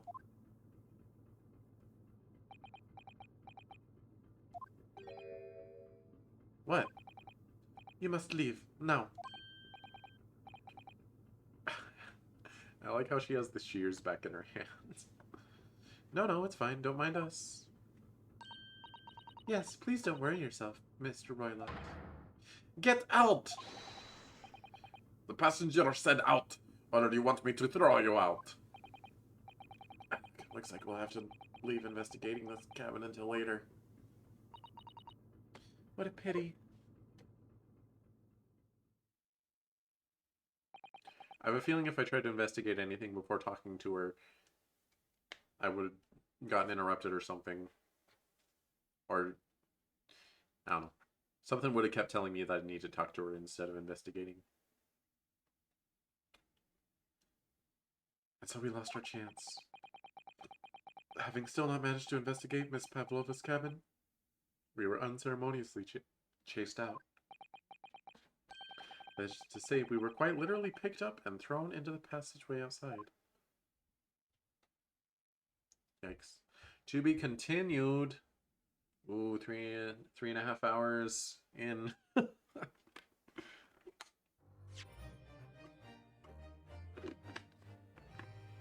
Alright, I think we can probably do another section before we call it a stream.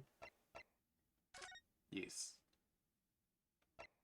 There's no point in rotating your saves in a Ace Attorney game.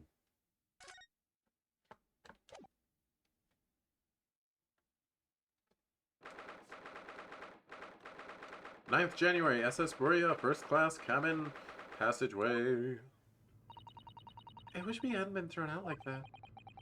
I wish we'd managed to find some clue as to what that speckled band might be. We didn't manage to investigate at all. And I imagine that we won't be able to for a while longer. We'll never get past that sailor guarding the door. He's clearly glaring at us, as if to say, don't even think about it. Oh, wait a minute. What is it? Well, what happened to our great detective friend? Where did he go? Oh yes, he's completely disappeared. When did he do that? He slipped away as quietly as the wind, but not before ensuring these were securely back at my wrists.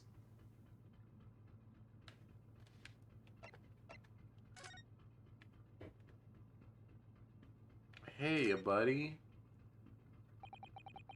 I really wish we'd had the chance to look around in Miss Pavlova's cabin. Hey, Beef Stroganoff. What? Why you look at it like that? You want something? Maybe you want me to throw you out again, Oh, no. Definitely not that. Next time I have to throw you out, I show you where lobsters spend winter, understand? Understand. Where do lobsters spend winter? Maybe I should steer clear of him until he's forgotten my face. I don't think he'll ever forget your face, Naruhodo-san. Well... Door! That door leads to the second class area.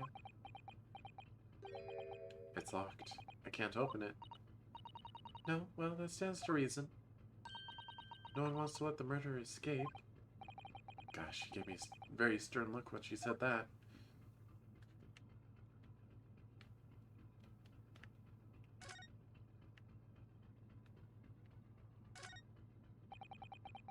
First class cabin number 1.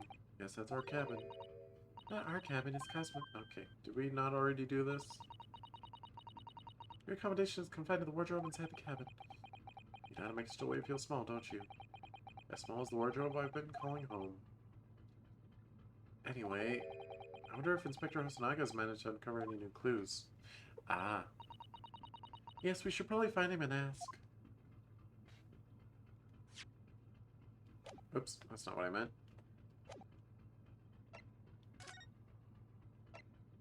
Can't go in there.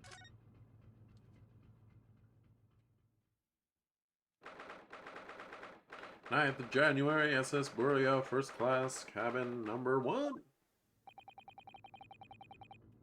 It looks like they're still investigating in there. Yes, on that subject, I wonder if Inspector Hosonaga is unscathed. What do you mean, unscathed? Surely you haven't forgotten, have you, Naruhodo-san? Don't you remember what he said about allowing you out of this cabin to investigate? He's going to talk to the captain about it. He said he'd lay his life on the line for you. Oh, yes. But I'm sure he was exaggerating. Let's see what he has to say for him. Let's see what he has to say for himself. Might have some new information for us. You never know. I'm gonna grab a snack.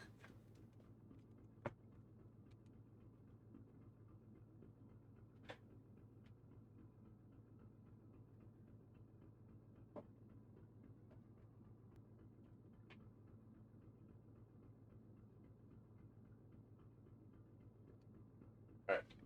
My options were goldfish or Cheez-Its, and I decided to go for the goldfish.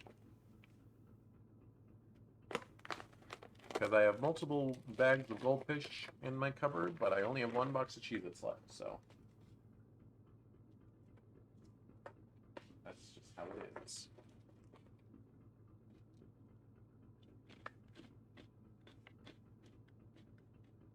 Mmm.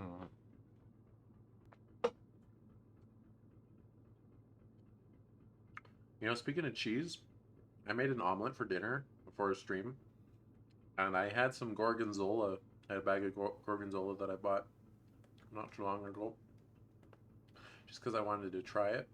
And I sprinkled a little bit of it into the omelet. I put mostly a bunch of shredded cheddar in the omelet, but I put a little bit of gorgonzola on there. And I'll tell you, it was a bad idea.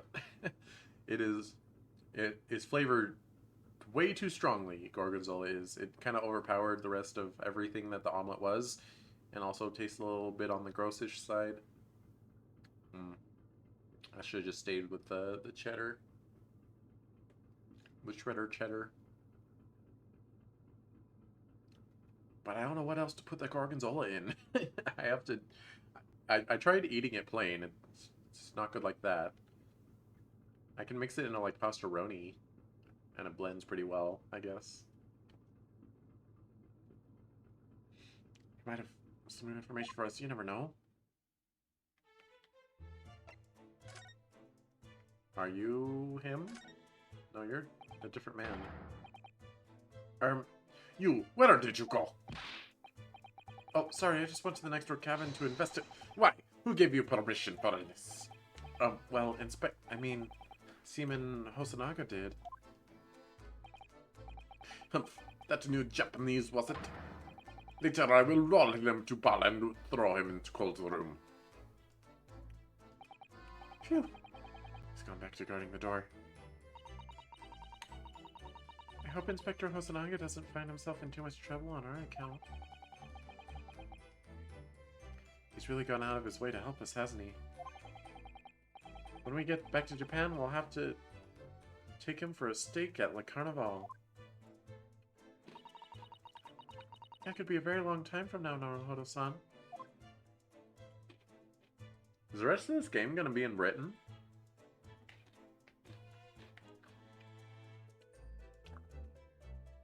Is there like... Oh, there he is. Jeez. Oh my goodness. Oh, you're back. Inspector. What happened to you? Your face is... Please, don't worry about it. They're just scratches. Made by a bear, maybe. When I told the captain I'd given you permission to investigate, he told me he'd pummel me with his fists and then toss me overboard. What?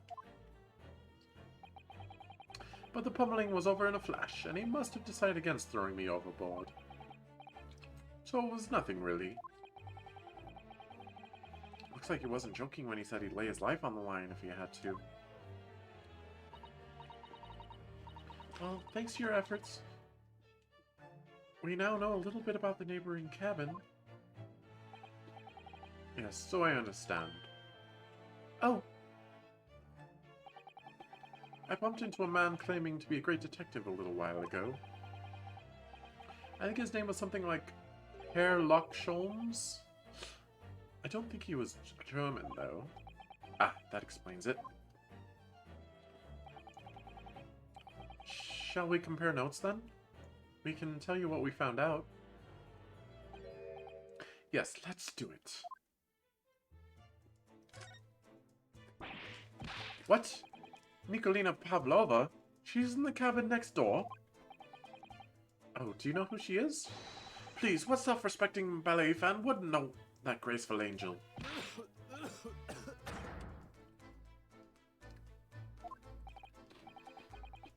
Oops, I think I upset him there. Well, that tells us the neighboring cabin is unrelated to the case, at least. Oh? How? Because angels don't go around committing crimes, do they? Oops, now I've definitely upset him.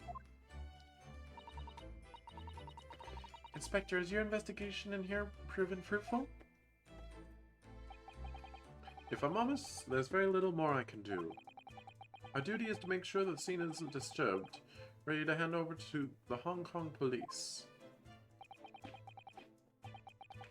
So if I'm just keeping watch here, trying not to take my eyes off the job, which direction from Japan did they go? That was weird. Oh, wow. Hey, Mom, look what I can do. Woo! Woo! That's crazy. Sorry, I got distracted. Anyway, which direction from Japan did they leave from? They went up north to Russia and then south to Hong Kong? Or is Russia, like, directly next to Japan? But it wouldn't take them weeks to get to Russia. If that's where they were. I'm confused.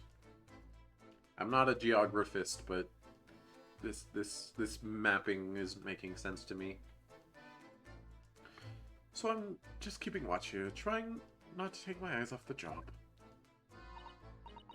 Oh, I see.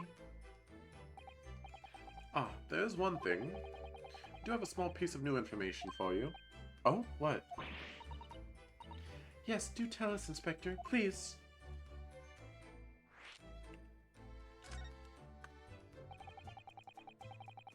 What is this new information you have, Inspector? It's this. Luboya's medical officer has finished his examination of the body. I managed to obtain the report. Oh. Kazuma's post-mortem report? Kazuma-sama. So what was the cause of death? Damage to the cervical vertebrae. That's what's written in the report, so that's like someone bashed him in the bottom of the lower back of his neck. His neck was broken? Yes, so it would seem. There were no obvious wounds or any other signs of injury, except for maybe some puncture wounds. So first they were considering poison. But as it turns out, they found no trace of poison in his system at all. Well, what weapon was used then? Nothing has been found as yet, but the fact that there are no signs of a wound suggests it may have been a blunt object, something that wouldn't leave a mark. Oh, I see. All the body's nerves run through the spine to the brain. A strong enough impact to the neck could induce death. It is a possibility, and no obvious wound would be left. Poor Kazuma. I have a second copy of the report. If it might be useful, you're welcome to have it. Really? Are you sure? Yes, it's fine. I trust you. After all, if I didn't trust you, I'd never have agreed to you leaving the cabin in the first place, would I? Ah.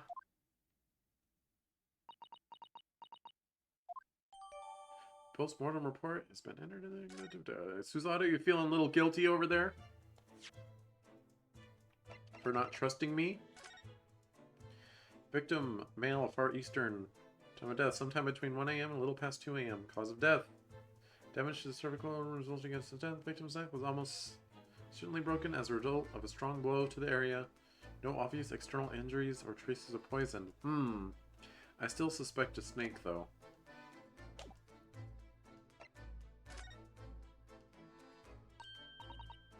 Because they, like, showed one at the beginning of the case. Oh, Mr. Sholmes was here, was he? Yes, he seemed to be enjoying himself a little too much as he crept about on the floor investigating. But then he suddenly left. I suppose he must have become bored. Did he say anything at all? Actually, now that you mention it, yes. Just one thing, but he practically shouted it. It's shoe polish, is what he said. Shoe polish? I wonder what he meant. What, like the ink is actually shoe polish? It was when he was over there by the broken piece of glass. Do you see? Oh, that. Ah, perhaps he was talking about this brick-colored mark, do you think? Ah, yes, that must be it. How could Mr. Sholmes know that it's shoe polish? That leaves me cold, I'm afraid. I've no idea. What is it, Susato-san? Well, Kazuma-sama was wearing leather shoes with a very dark tan hue. Dark tan? Sort of dark brownish red, then? Yes, a little like the color of red wine, but darker. I often repaired them for him. Oh, does this mean that this mark was made by the polish on Kazuma's shoes as they scuffed on the floor? Mark on the floor has been entered in the court record.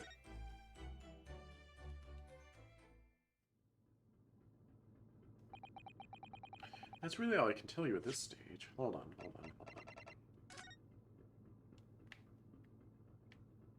Well, what about the bell? Piece of small glass object from what looks like a scuff mark made by Kazuma's shoes were found in the victim's body.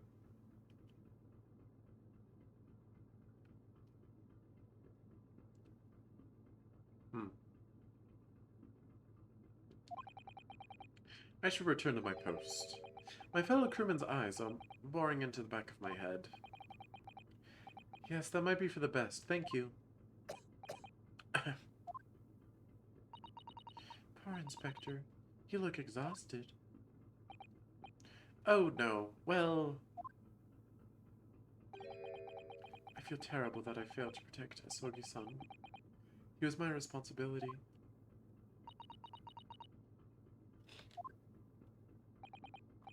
Of course, my pain is nothing compared to yours. You were his friend. The truth is, I seem to have had a heavy head ever since I woke up this morning. A heavy head? That's interesting.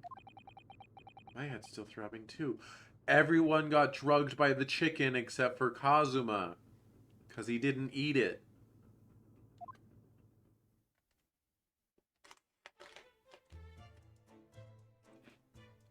I see, I see.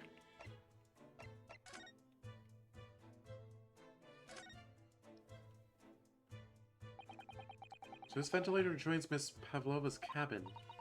Yes, that's right. And just a few minutes before he died, Kazuma saw something emerging from it. A speckled band, as he described it. If only Miss Pavlova... I keep wanting to say Pavlovia. If only Miss Pavlova had been able to shed some light on it, but she seemed as baffled as we were. Yes, I wonder if she's telling us everything, though. I'm not sure. I know most people board would say the same about me, but there was something about that woman that didn't sit right with me. I wonder if she drools every time I ring a bell. Oh my god. There's the ability to ring a bell here. It's a check mark though, which means there's nothing new about it. This is where Kazuma spent his final moments writing his diary. 1:23 a.m. I can hear a faint whistling sound. 1:35 a.m. Speckled band. Looking at his writing here on this page, it's almost impossible to believe that he's gone. Kazuma-sama left us a valuable clue in these words, I'm sure of it. We have to solve this mystery, Naruhodo-san. We will.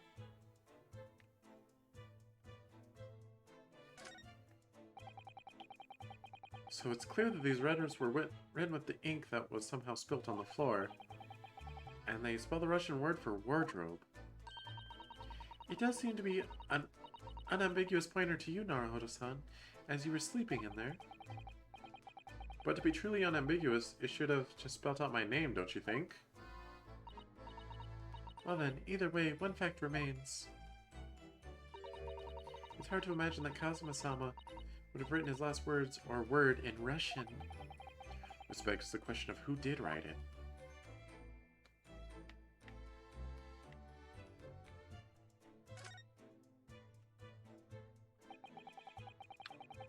All the books provided for passengers occupying this cabin neatly arranged on the shelf. They were all over the place when we first looked around, if you remember. Oh yes, and you tidied them up, didn't you? Tampering with the crime scene!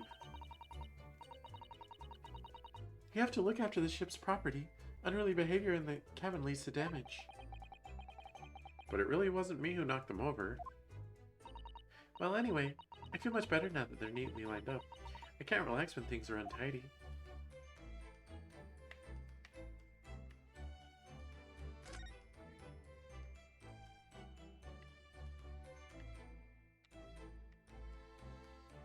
Alright, all this is the same. Oh wait, this is different now. It really is such a beautiful color, this glass. It looks like whatever it was is broken clean in two. But the other half is nowhere to be seen. And then there's the brick-colored mark. Which is shoe polish, according to that great detective you seem to know all about. I suppose it must be from Kazuma-sama's shoes. Maybe, but what I'd like to know is, how can the detective be so sure that it's shoe polish and not something else?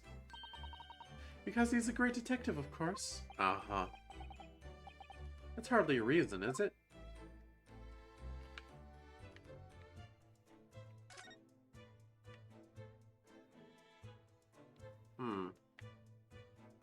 All I can think of is talking to him and presenting some stuff.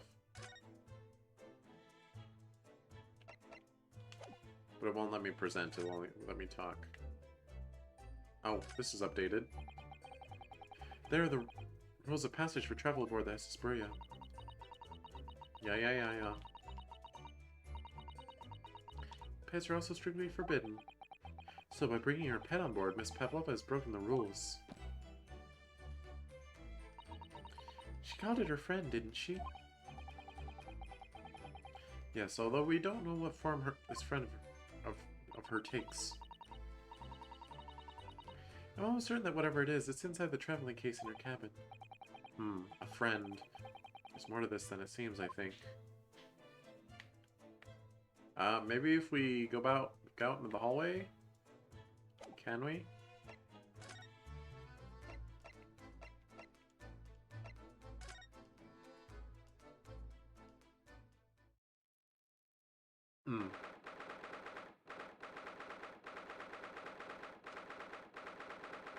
I guess that other sailor doesn't care about us leaving anymore. Ah! Ah! Look, Naruhodo-san! Seaman Stroganoff is gone! Strong enough? The burly Russian sailor who's always crossing his arms and glaring at us. All these Russian names are impossible to remember.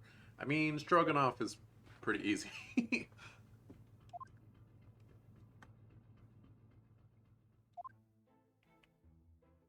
Tra-la-la. Who is it? Did you hear that? Sounds like someone singing. Tra-la-la, lily-ra-la-la-lay. I did it the great detective way. Wait, is it Cholmes? This caroling. I know that lark-like voice. Well, never mind that now. There's a golden opportunity for us. Yes, you're right. We must seize it. Seize the day. Let's get inside Miss Pavlova's cabin while we can investigate. Definitely, before that stringy knot crewman comes back. It's Stroganov, not stringy knot.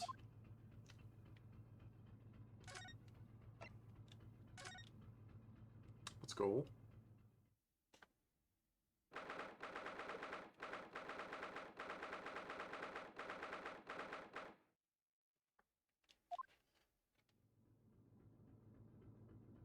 Alright, I'm gonna... Oh, the case is open now. I was gonna say I was gonna investigate the case last, but, Miss Pavlova isn't back yet. Susato-san. Oh! Where's she gone? Hey, what are you doing? Those are our private things. There's not a moment to waste, Naruhodo-san. We must investigate as quickly as we can. I suppose you're right, for Kazuma's sake.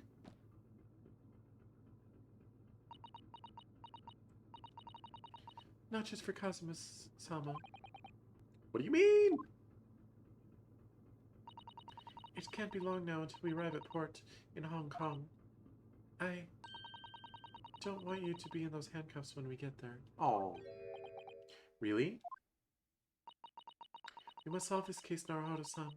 By ourselves if we have to. Yes, we will. Oh, no, no.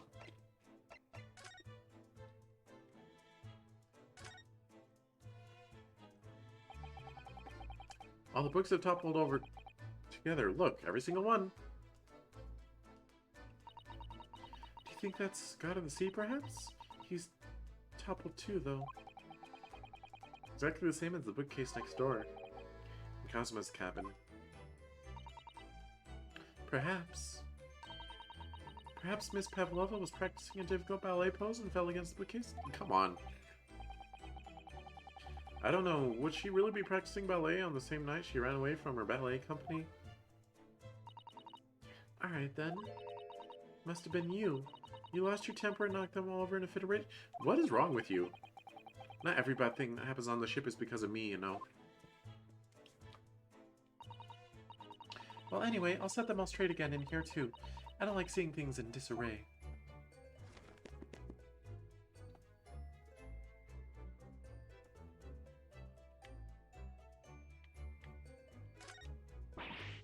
Oh my! Miss Pavlova's case is open! It's completely empty inside, but according to the great detective's great deduction, she was hiding her special friend in there. Yes, a friend that she had to keep secret. Because you're not allowed to bring animals aboard the SS Burya. I wonder what kind of animal she had in there. And more to the point, where it is now?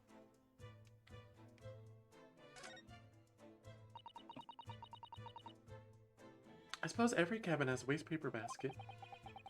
Shall we have a little look and see what's been thrown away? Naruhodo-san! It's poor etiquette to go sifting through someone's rubbish, you know. Oh, look at those eyes. She's looking at me like I'm a piece of rubbish now. However, these are special circumstances, I think. Exactly, we have no choice! We must sort through the rubbish.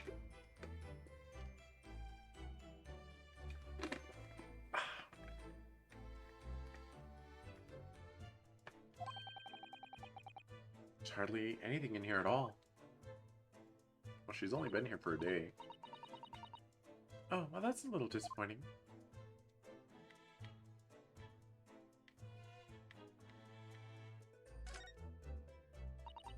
Naruhodo-san, are you there? Sorry, I'm right here, yes? Why? Oh, good. I thought you might have climbed into the wardrobe when I wasn't looking. There's no place like home. Believe me, I don't have some strange compulsion to jump inside every wardrobe I see, you know. Well, anyway, I'm not sure anyone could fit inside this one. It's full of beautiful outfits. I suppose they're all stage costumes.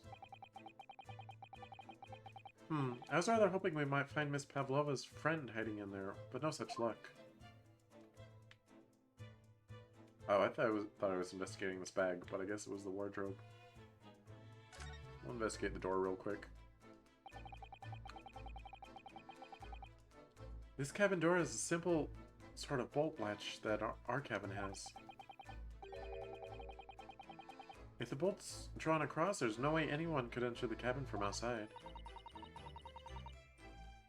Yes, it's not a particularly heavy-duty bolt, is it?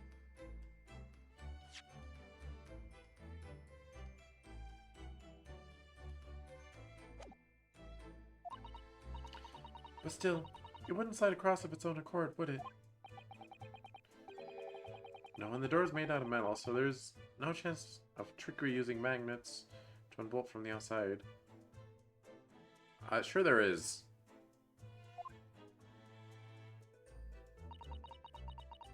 And it seals up perfectly too, to stop any seawater coming in. So you couldn't use the method you told me of passing a thread through the crack around the door either. I seem to know a lot of tricks for opening doors. Starting to see why they suspect me.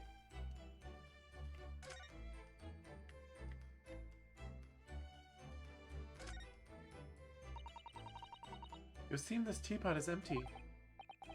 So the natural conclusion is that the Russians are very thirsty people. Sure. Or because Miss Pavlova only came into this cabin last night, she hasn't had the chance to make any tea yet? I mean, it could be either. It's definitely that they're excessively thirsty. I'd lay 1,000 to 1 on it. You're rather obstinate, aren't you, Naruhodo-san? Obstinate? Don't know the meaning of the word.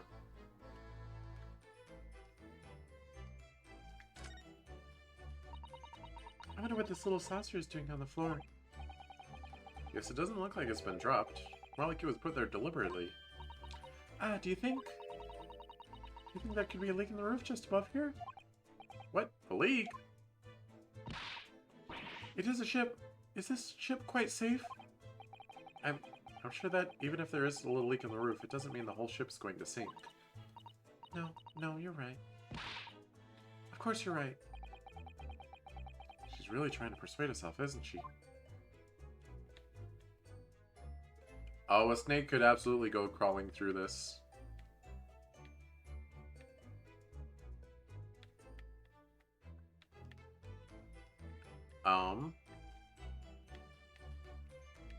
What have I not investigated? Oh, the desk. There's just a few books on the desk. Nothing else by the looks of it. Well, Miss Pavlova only ran away from the ballet last night. She's hardly occupied this cabin for any time at all. That's true. I wonder what kind of books she likes to read. Let me see. Yes, I see. It would seem that Miss Pavlova enjoys reading. Books written in Russian. Thanks. I think I probably already knew that. It's rude to ask too much of people, Naruhodo-san. Can only remember that. Okay.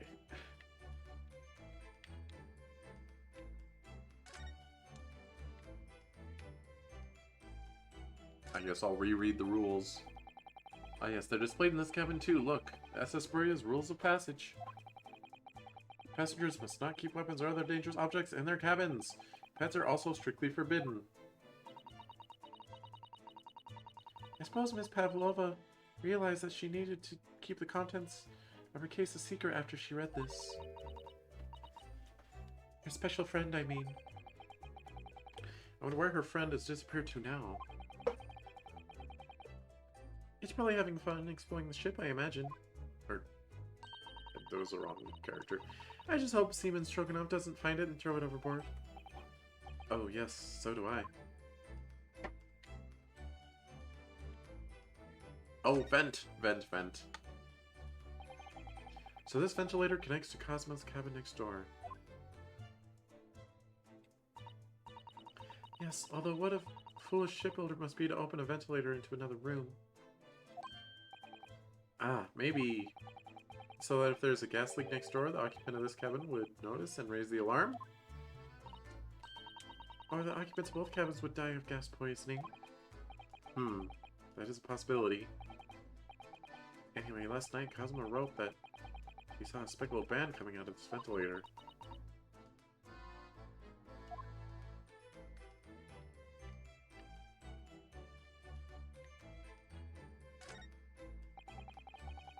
There's one of these next to the bed in Kazuma's cabin, too.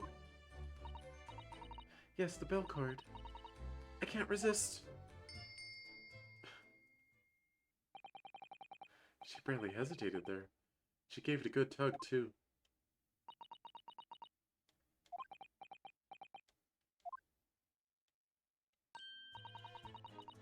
No, I didn't actually expect anyone to come. We don't want them to! We're trying to investigate in secret! You marooned. Alright, carpet's not of interest. Lamp. I guess that's everything in here? Alright, we'll move back to the hallway.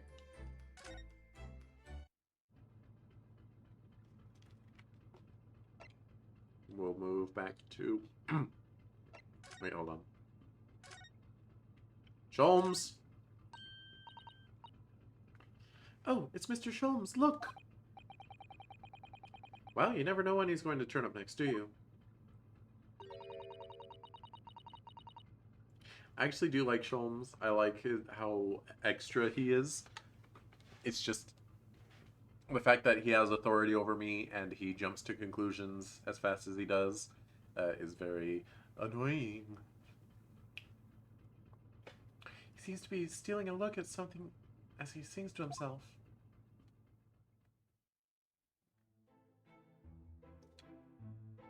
Charlie lolly lolly lay, I did it the great detective way. He's still singing. You think he hasn't noticed us? Or he's simply in extremely high spirits?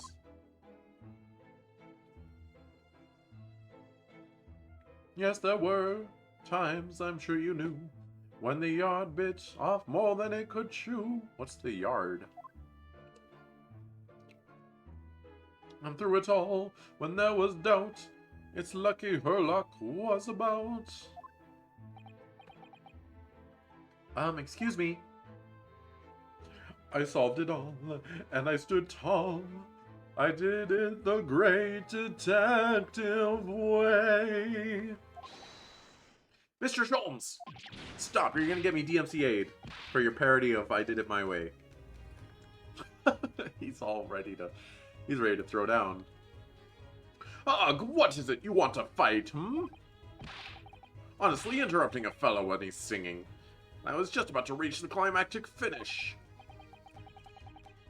Sorry, I thought you were never going to stop, so I figured now was a good time as any.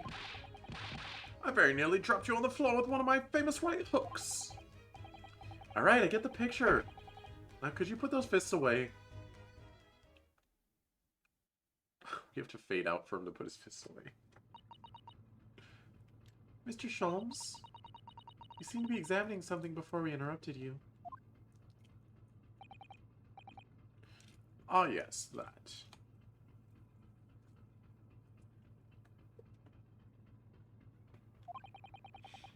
I was immersed in study of the ship's log, as penned by the stockily built crewman who's usually on guard here. Oh yes, the ship's log. And did you find out anything useful from it? Well, after 2 a.m. this morning, the majority of entries are blank. Which means there was nothing to report. Nothing had not happened, so... You truly are a student from the land of the rising sun. You've been utterly blinded by it. Hey. Sorry? Your logic, my boy, is inverted. Whatever do you mean, Mr. Sholmes? Observe the other pages, and all shall become clear. It would be the same crewman off... It would seem the same crewman off stands sentry in this first-class passageway. And he has an almost religious practice of recording nothing to report every half hour. Oh, he writes like that. He writes that in every 30 minutes? Nothing to report. Precisely. Put simply, the seaman writes nothing to report when there is just that. And yet, the ship's log from last night is largely blank. He didn't even write nothing to report. Do you mean...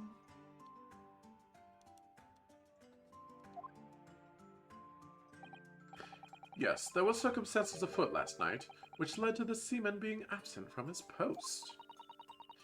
What kind of circumstances? What happened? That remains a mystery for now, but we can be sure something significant took place. So significant that it caused the seaman to forget his regular habit of scribbling nothing to report in the log. Or maybe he got knocked out by the chicken like I did. These are simple details. I would stake my life on it. You must log the ship's log in your mental file. Ship's log has been logged in your mental file. Now that deduction was worthy of a great detective. Yeah, good job, Sholmes. You're not as dumb as you look. Nothing to report, nothing to report, nothing to report. That's not a lot of space to write if there is something to report.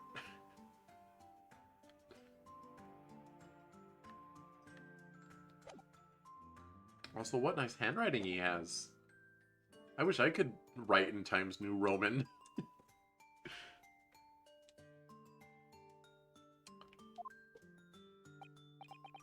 Oh, you're starting to understand that what my way is, I see.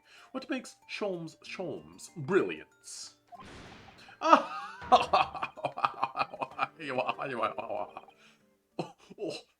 ouch.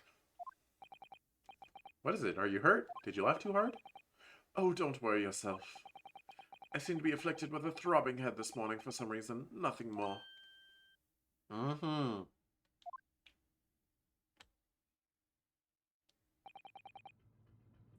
Well, my friends, until our next encounter. He's still singing to himself. I can hear it as he wanders down the passageway.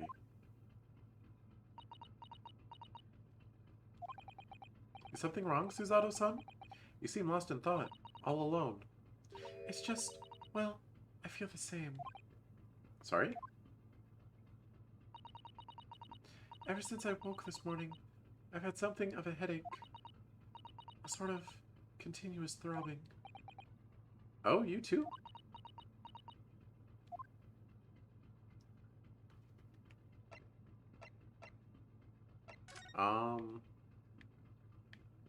Can we leave? No?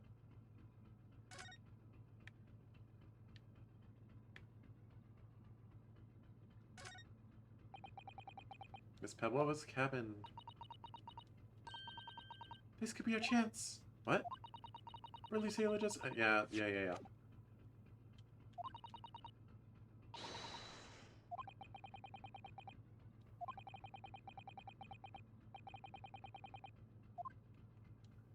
I mean, we already looked in there. We looked at everything we could have. See if there's anything back in here. Interesting. You say that you're complete. Do you have anything new? No? No? No? No? Old, old, old, old? Old? Old, old, old, old?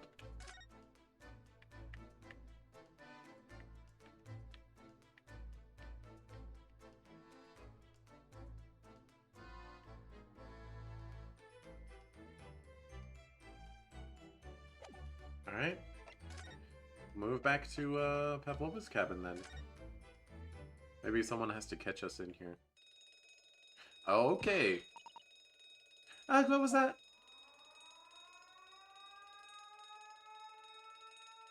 Siren noises. Shut down the engines immediately. Vessel sighted a quarter-mile for. Full stop, hard to starboard. All hands brace for impact. What? What the? I think we're about to crash into another ship. What? I can't stand. Susanoo-san, hold me. What? Oh. Susanoo-san, are you alright? Are you injured at all? I think I'm fine. Thank you, Naruhodo-san.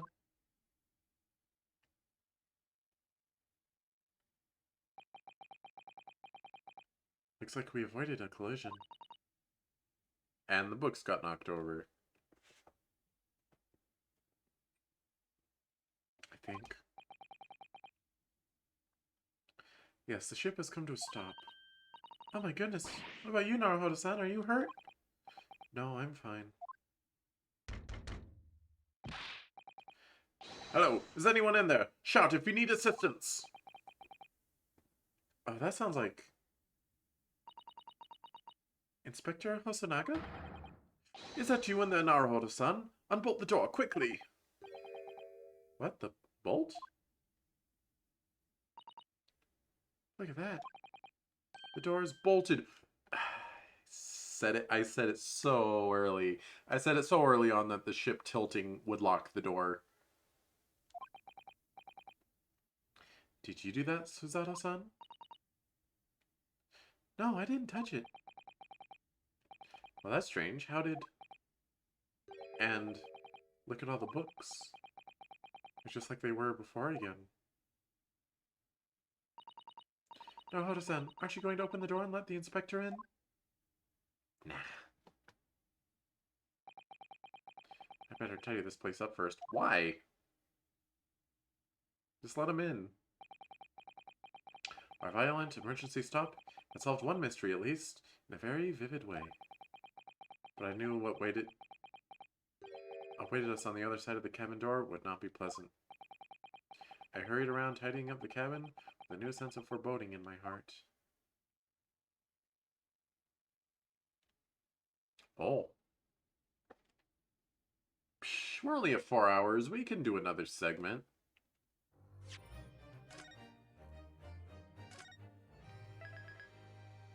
Time friggin' flies when you're playing Ace Attorney. I'll tell you what. I'll tell you for free.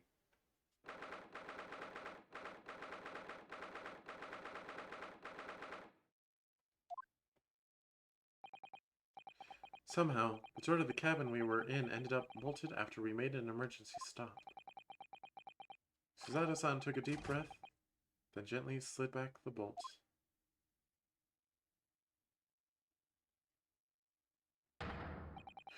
What are you doing in Miss Pavlova's quarters? Ah, you both look unhurt. Good. Yes, we're fine. Thank you. What on earth happened? We heard something about how we were going to collide with another ship? Yes, it appears we have a false report, though. May have been a false report. What? How did that happen? There's a dense fog outside, so it's extremely difficult to see. Someone must have thought He saw a ship ahead. This person obviously triggered the alarm, and that's why we made an emergency stop. Everything in chaos. Passengers are screaming. Crew are running everywhere. This is a first-class area. This first-class area is the only quiet part of the ship at the moment. Oh, I see. Someone triggered the alarm? Does that mean that someone pressed that button outside? Ugh, you wicked intruder, dressed all in black, you are the devil! Sorry, me? I've been called a lot of things before, but devil is a first. You get used to it. You opened my traveling case, how could you? What? No, we didn't touch it. We were going to, but it was already open. That's right, Miss Pavlova. It was already open when we came into your cabin. Inspector! Yes? Arrest this man. I know what he did. I know he did it. He is a criminal. It is not enough that he killed a man. Da! And he is stowaway as well. If Vixen promises not to steal chicken, do you believe? Yeah, I always believe Vixens. Take him away. He's a trespasser as well as everything else.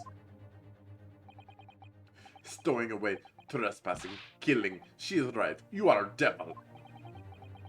It doesn't look good, does it? There is a cell below deck. Throw him in. Tomorrow we dock in Hong Kong. Then we give you straight to police. Wait, a cell? Please, Inspector Hosonaga. Is there nothing you can do? This is a Russian vessel. I really have no jurisdiction here. My voice for Hosonaga is so inconsistent. After my last effort to appeal to the cabin's good nature, I think I'm out of options. This is terrible. This is a real crisis. I've got to find a solution. Immediately.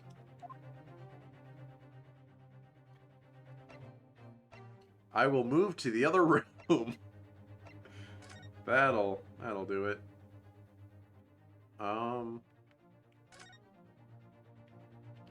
Hey, Schultz.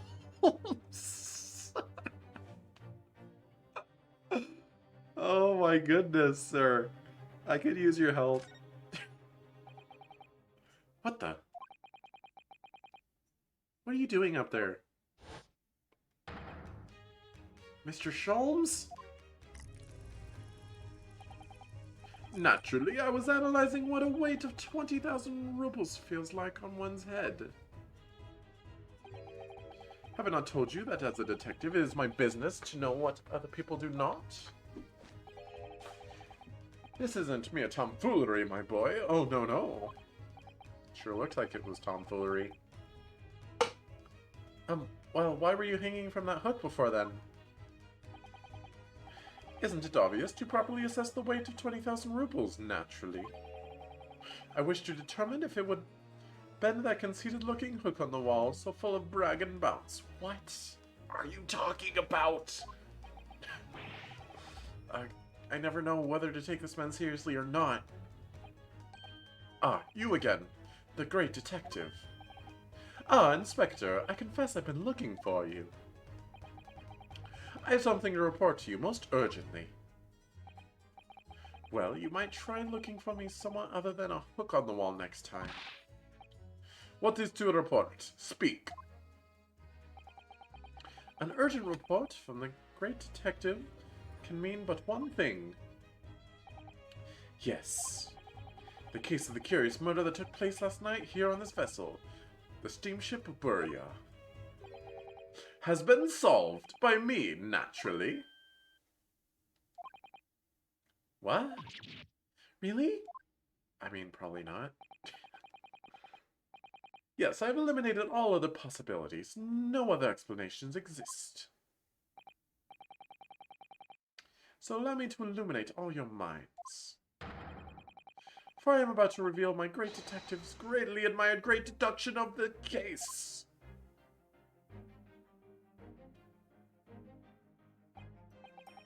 Ha!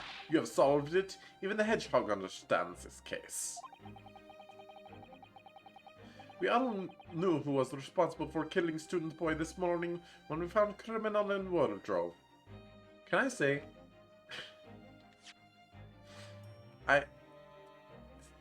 Going back to, Bader-Meinhof effect.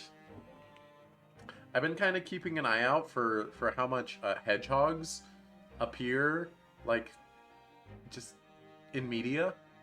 Just the term hedgehog, compared to how often ferrets appear. And might I just say, hedgehogs appear way more often. It's strange to me. Why was I paying attention to those? Well, I mean ferrets, obviously, but why was I paying attention to hedgehogs and comparing them to ferrets? I don't know, but I was. And hedgehogs appear a lot more often, from what I can tell. Like, hedgehog seems like a go-to for, like, I want to pick a random animal. So I will pick a hedgehog. And sometimes ferret is the answer for that, but a lot less often.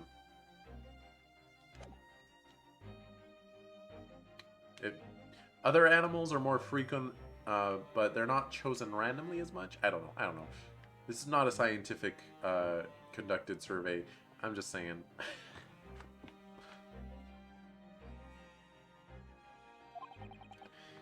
It is this doorway, and he has handcuffs to prove it. I didn't do anything. Also, you can put handcuffs on anyone. It doesn't prove that they did anything. The trouble is, there doesn't appear to be anyone else who could have killed the victim. Because as everyone knows, the cabin door was bolted shut from the inside. That means the culprit must be someone who was inside the cabin. Yes, it's what's called a locked room mystery in detective stories.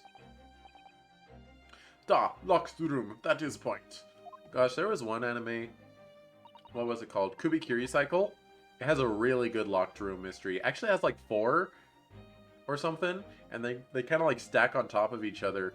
Oh my gosh, that one's crazy. It's by the author of Monogatari, Nisio Oisin.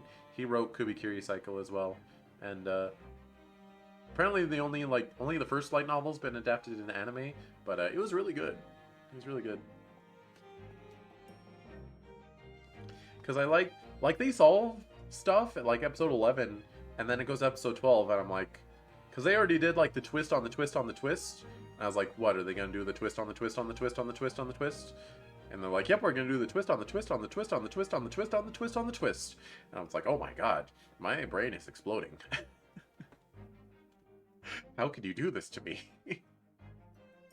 Because you see, it was the first murder victim that killed the second murder victim, and then murdered the third murder victim, and then faked their own death the second time. Something. It was crazy. The room was locked.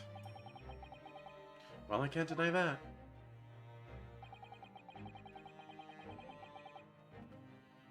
There's no way the bolt could have been drawn across from the outside of the cabin. You all are quite mistaken.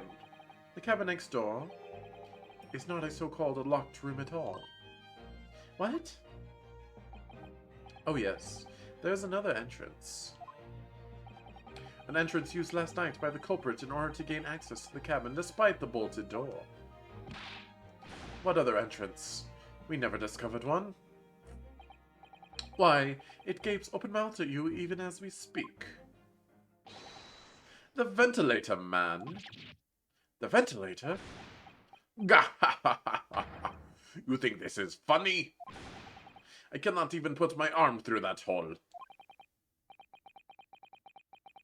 That's because your arms are as thick as tree trunks. You're suggesting that the culprit entered and left the victim's cabin through that tiny opening? It's not possible. Ah, but it is. And last night, the victim even witnessed the intruder in the act of passing through the ventilator.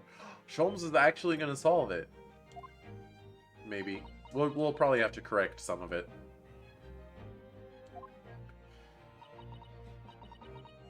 Mr. Sholmes, you mean? Are you referring to the words Kazuma-sama wrote in his diary? 1:23 a.m. I can hear a faint whistling sound. 1:35 a.m. What looks like some sort of speckled band is dangling from the ventilator grill. Alright, they're repeating things a little too much in this case, but that's okay. Precisely, my dear madam. But what does it mean? What is this speckled band? The answer to that particular conundrum is in this very cabin. Yo, he's gonna use his infrared to find the snake. Wait, but snakes are cold-blooded. Mr. Sholmes, what are you doing? There's a distinct element of danger, but fear not, I am ready. What I am about to expose to you all to see will shock you to your cause. Behold! Kya! What the? Snake! For some reason I thought it was a white snake, but it do be a snake though. Allow me to introduce you all to the band, the Speckled Band. A snake? Indubitably. Alright, now I'm starting to think that it wasn't actually the snake that killed him. Because now that this locked room mystery has been solved, we know that the door can lock just from the ship tilting. Which, by the way, a very terrible design flaw for a ship.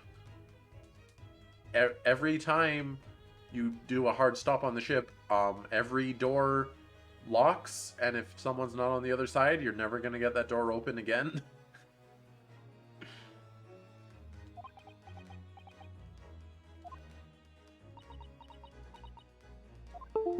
Ah. What? Why did Doodle do? Why is Windows making noises? What happened?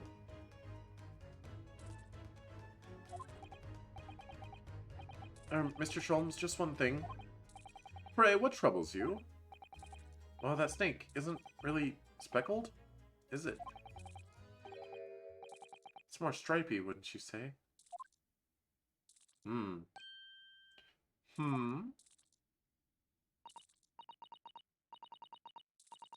Yes, you're right. I think in this case you'd have to call it the striped band, wouldn't you? I mean, I assumed that band was like the bands that are on it, the stripes, as it were, and speckle is just kind of how scales look.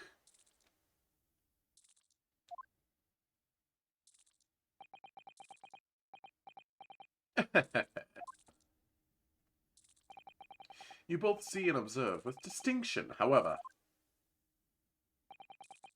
Do you not think that is precisely the trap into which the culprit wishes you to fall? If the culprit's a snake, then I don't think that they wish us to fall into anything. Oh my goodness, really? It's a trap? How exactly? I think perhaps it is time I explain the intricacies of my train of thought. Yeah, maybe you should explain literally anything. Are you ready, Miss Pavlova?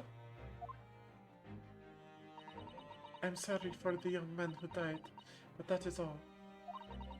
His death has nothing to do with me. This whole thing has nothing to do with me. There are two conclusions I've drawn from the facts. Number one, last night, your friend infiltrated the victim's cabin. Ah. And number two, why did I turn Russian? The same friend was responsible for the victim losing his life. No. She's turned as white as a bowl of rice again. I'm Japanese. I eat rice. Sholmes must be right. He's hit the nail on the head. This young woman's friend killed Mr. Asogi?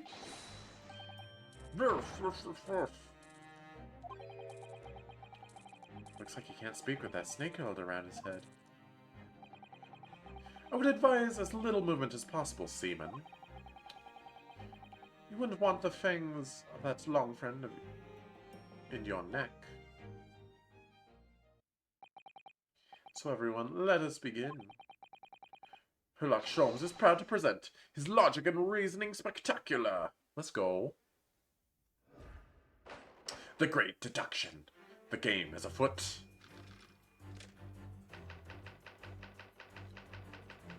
Intruder's identity. Miss Pavlova, moments ago you claimed the following.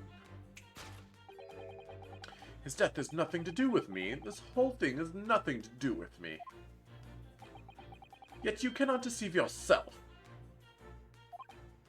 Yes, when you recall those horrid events, your aching heart smarts with pain. What would we replace aching heart with? And it is that very pain that evidences your inextricable link to the victim's death. So we ask, what was the nature of this intruder that stole into the victim's cabin on that portentous night? Why, naturally, it was the friend with which you boarded this vessel, was it not? I'm gonna look up portentous.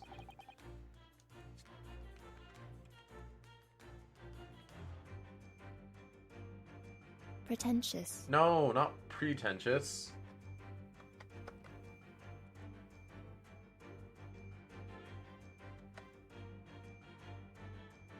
Stop it.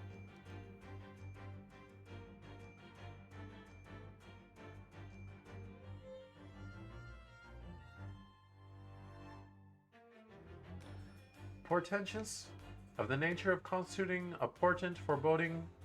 The present aspect of society is portentous of great change, full of unspecifiable significance, exciting wonder and awe. Such a portentous and mysterious monster marked by pompousness. Okay, so ominous, I guess, would be a word to perhaps use instead. Ah, as I suspected, another telltale glance. Without a doubt, your friend is the writhing serpent we see before us.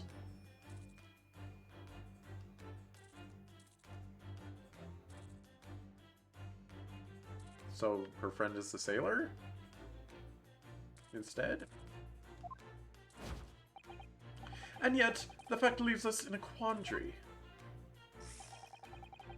The victim's... Wow, he is 1000% chill. He is calm, cool, and collected. The victim's written observation on the night in question tell of a speckled band, whereas regrettably, the specimen's markings do not fit that description in any way. What explanation can we give then, pray? What was this sight that fell upon the victim's eyes last night? No, don't look at me. This has nothing to do with any of this. Oh, but it does. You have the answer to this quandary even now, hidden beneath your back. Yes, that's what you are trying, but failing to conceal can only be the snake's sloughed skin?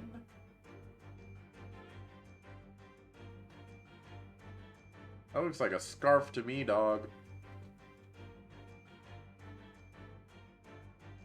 Are you saying that the snake shed its skin and developed a different pattern on itself?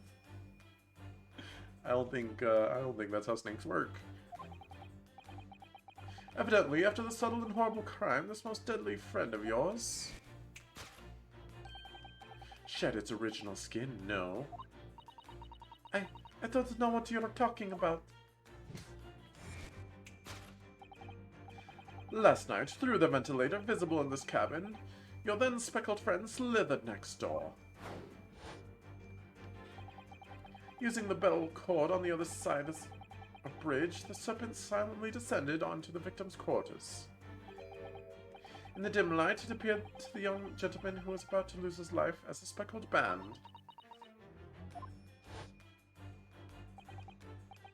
In summary, the nature of this friend of yours, which last night infiltrated the scene of the crime, is a rare breed of snake, whose markings change each time it's lost its skin. Alright, sir, give me proof that that type of snake exists, or else you're full of it. A snake so dreadful, we can only imagine it would be found in the deepest depths of India.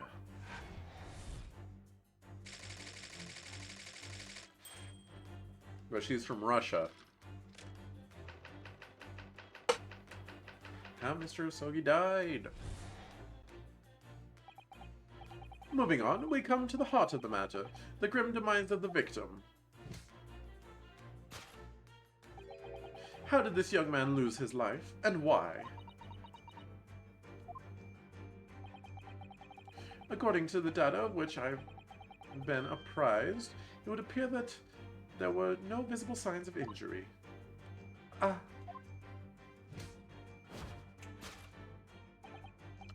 In fact, the circumstances of the victim's death can only be explained by a terrible venom. Now, if we take that as fact, we can reasonably imagine that there remains evidence to affirm it at the scene of the crime. Oh no, could there be? Yes, an examination of the deceased body will prove cause of death conclusively. But his broken neck, though? The almost, but not quite, imperceptible puncture wounds left by the venomous fangs will seal the truth. It's the vestiges of the snakebite delivered by your terrifying friend. This makes no sense.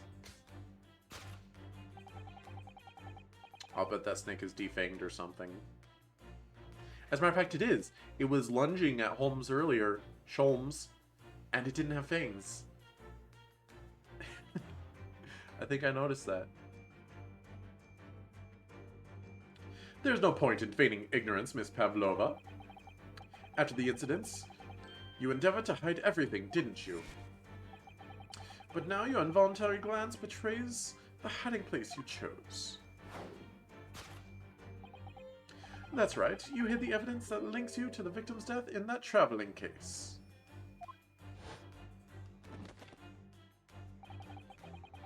When we first met in this cabin, it came to my attention that your case moved periodically. Your serpent assassin was restless inside, no doubt. You don't... It is telling that the victim made note of a low whistling sound that he heard minutes before his end. That was your signal, was it not? The sound you had used to train your serpent friend. To train? Indeed. You'd put the serpent through this ventilator and wait. After a period, you'd summon it back with a whistle. You couldn't know if the animal had done its duty, so you would listen for signs of life next door. If the victim appeared to not have been dispatched, you'd release the snake once more. Do you deny the snake has undergone such training? It's not true. Having slithered through the ventilator and down the bell cord, the creature needed only to sink its fangs in once. And its venom would course through the victim's veins, ending his existence forever. That is the true nature of the speckled band that took the poor young man's life. There can be no doubt. My logic is infallible. Sir, I'd like you to take a look at this post-mortem report.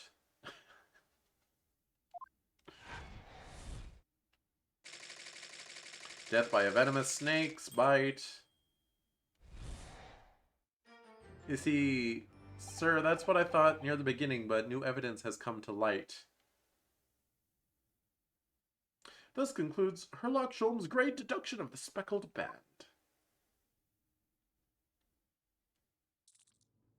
Is my voice for Sholmes consistent? I can't really tell.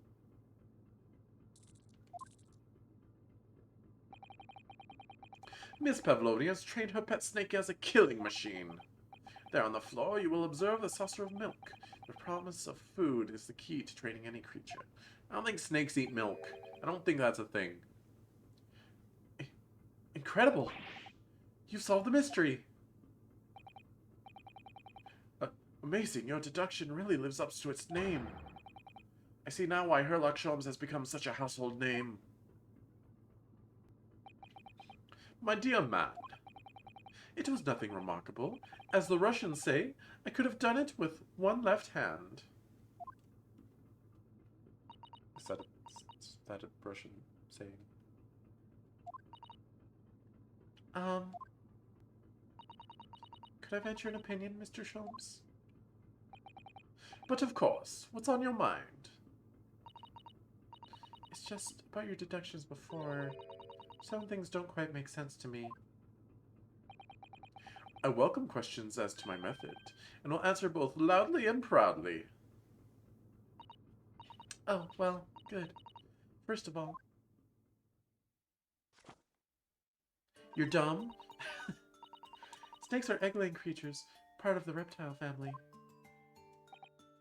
You are well informed, madam. Let me JoJo at you real quick. And reptiles, don't drink milk. Yeah. Ah.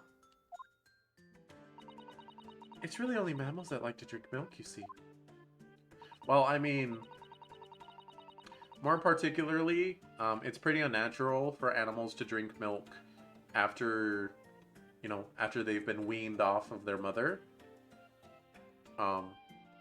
Humans are kind of the only animal that, well, first of all, we're the only animal that deliberately take milk from another species. You humans, you guys are the only animal that deliberately take milk from another species. Although I guess I do buy that milk too, but I'm not the one taking it, okay?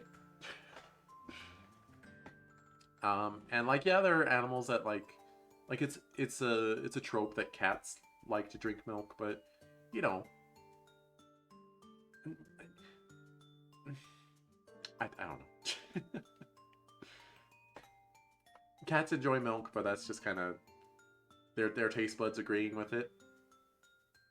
Actually, that reminds me, like, dogs can't really like taste most different foods. Like your dog does not really know the difference between the leftover eggs you gave it and its kibble. They taste pretty much the same to it.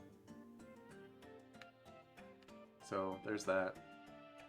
There's maybe a little bit of difference, but they do not have varied taste buds. Not like humans, and not like ferret people. So I'm not sure it would be possible to train a snake using milk as a reward. No matter. No doubt Miss Pavlova used some other treat to encourage her pet to do her bidding. Milk was merely an example. The logic holds. Well, there is something else. Snakes have no ears. Wait. Snakes still hear, though, don't they? Ah. Yes. So I'm not sure it would really be possible to signal a snake by whistling. No, they have little holes. Like, they don't have ears that sit on the side of their head, because that would look terrifying. But they have little holes that sound goes into. That's how most reptiles work.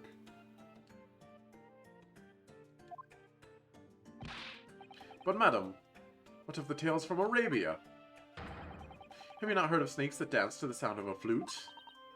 I think perhaps the performers play their music in time with the snake's natural movements. Dang, debunked. Oh, I see.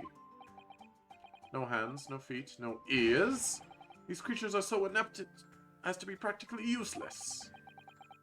I'm not sure if snakes not being able to hear is true or not. Actually, let's Google it. Can snakes hear? Behavioral studies have suggested that snakes can in fact hear, and how this works has gone one step further to explain how. Snakes have fully formed inner ear, structured but no eardrum. Instead, the inner ear is connected directly to their jawbone, which rests on the ground they slither. So they're probably less adept at hearing than eared animals, but they have a degree of hearing. Don't take it out on the snakes, Mr. Sholmes.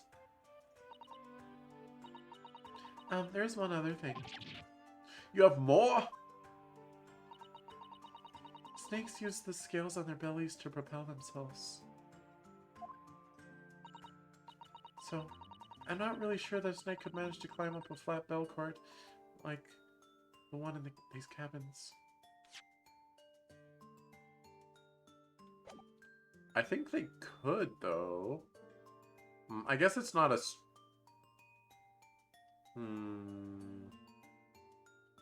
Yeah, it'd be too flimsy. They wouldn't be able to, like, tighten themselves around it, I don't think. Then it should try harder. Harder. I think that got cut off. I think I picked the mic. Please don't be so angry with me, Mr. Sholmes. The point is, even if the snake has gone through the ventilator to the next door cabin, it couldn't have come back without help. What I'm trying to say is that there are a number of reasons why it's difficult to imagine the snake could have had a part in this.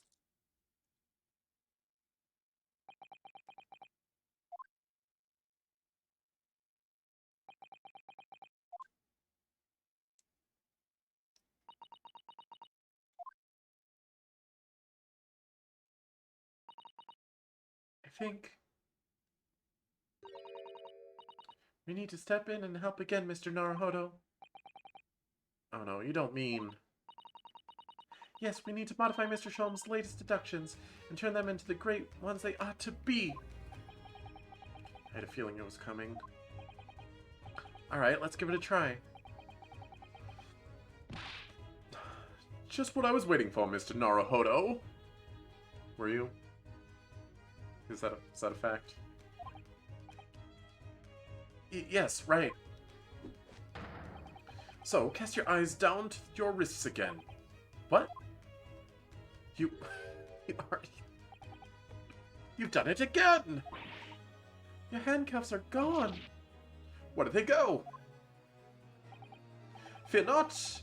I shall see they're restored after our work is done. I really wish you'd leave them off. Now, everyone, let us begin. Sherlock Sholmes is proud to present his logic and reasoning spectacular.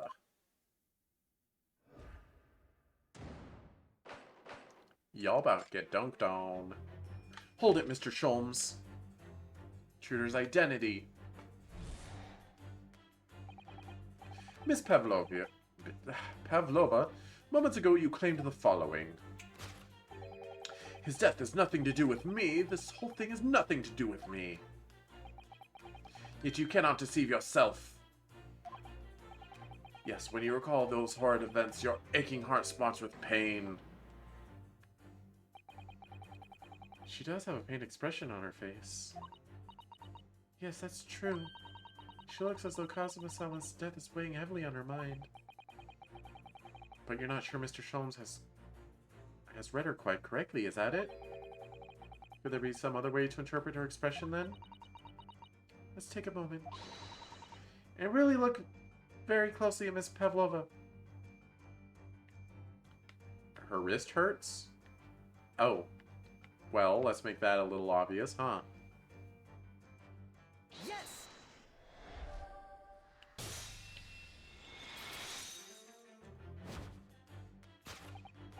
Yes, when you recall those horrid events, that claw scratch smarts with pain. Indeed, and simple observation reveals that wound is fresh. I love how he's so... like, that's exactly what I said the whole time. I wasn't even corrected. That's what I was leading up to. You just misunderstood. The ego on this man. Miss Pavlova, did you in fact receive that scratch sometime last night?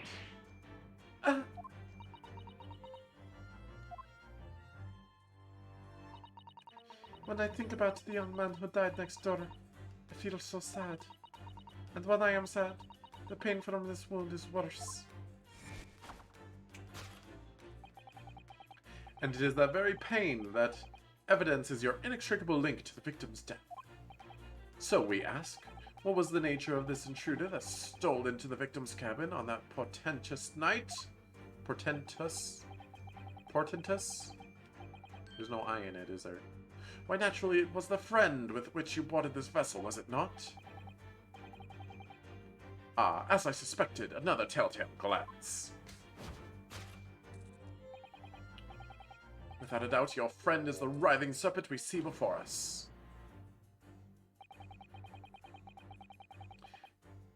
It seems likely that scratch mark on the back of Miss Pavlova's hand was made by this friend of hers, doesn't it?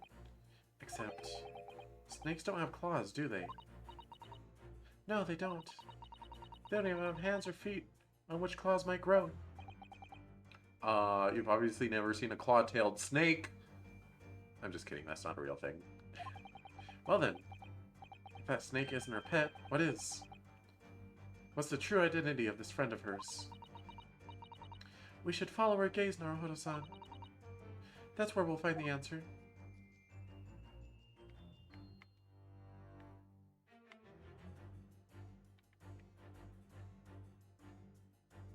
Uh-huh. There's a kitty! Ah, that photograph in the... Look at the photograph in this frame. This must be something Miss Pavlova brought with her when she ran away. She is exceptionally beautiful, isn't she? Yes, that's true, but personally, it's the little black creature she's holding that's caught my eye. Maybe we'd better take a closer look at this. Look at the little cat Miss Pavlova is cuddling here. Oh, what a cute little kitten. It could vie with you, couldn't it, Naruhodo-san, for a blackest outfit? A black kitten. From the look of this picture, at least, Miss Pavlova seems very attached to it. Yes!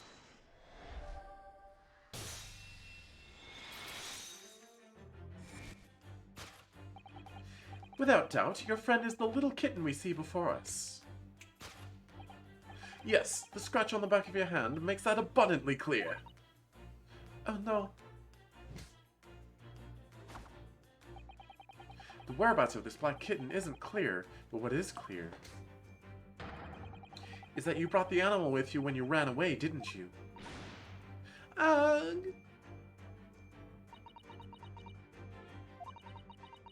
Darka is my best friend. I couldn't leave her behind. Darka would appear to be a Russian blue. And yet, the fact leaves us in a quandary. That snake doesn't have fangs. I know some snakes have, like, retractable fangs, but, I feel like it doing that would make those fangs come out. The victim's written observations on the night in question tell of a speckled band, whereas regrettably, the specimen's markings do not fit that description in any way. What explanation can we give then, pray? What was this sight that fell upon the victim's eye last night? No, don't look at me. This has nothing to do with any of this. Oh, but it does. You have the answer to this quandary even now, hidden behind your back. Yes, that which you are trying, but failing to conceal, can only be the snake's sloughed skin. Did you see that? She just took something out of her pocket and hid it behind your back. She just left it in her pocket. No one would have known. Oh yes, ploys like that are Mr. Trom's specialty. He's ever so cleverly forced her to reveal something. I thought deduction was his specialty.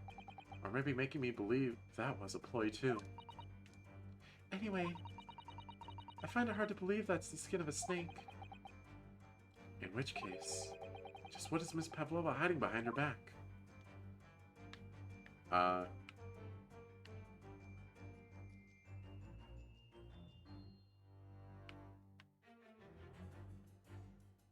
Well, if I press present while it says snake slough skin, it's not gonna... Hello?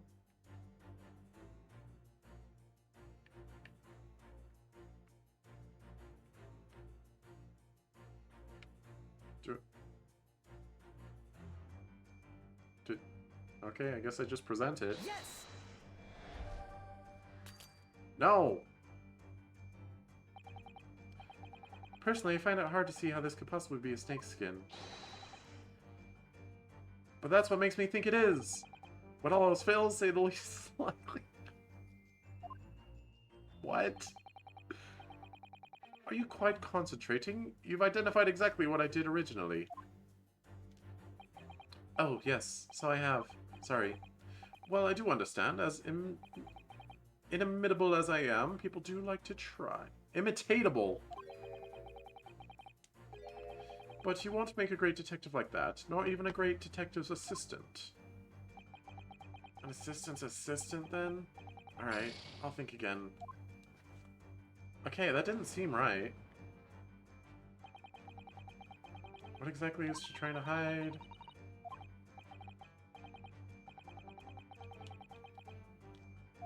She's clearly hiding whatever's behind her back. The question we need to ask is whether it's really shit skin or not. Should probably look at it in more detail. How? Can I? Oh, okay. I was supposed to press A on it. Well, it is speckled and it's a band, but... What is it? Okay, look, it has those instructions in the bottom right. You can see those. And it said X to present, but didn't say A to inspect. So I thought it wasn't an option. That's my excuse, I'm sticking to it. What is it? It seems to be soft and fluffy. A long piece of cloth of some sort. And that looks like a handle at one end. I think it may be a cat's toy. It's sort of common in the West, apparently. How is that a toy for cats? Cats like to chase the band around and paw at it. Kittens in particular love that sort of play. You only need to wave it in front of them, and they pounce to catch it. That sounds positively adorable. I see. Yes!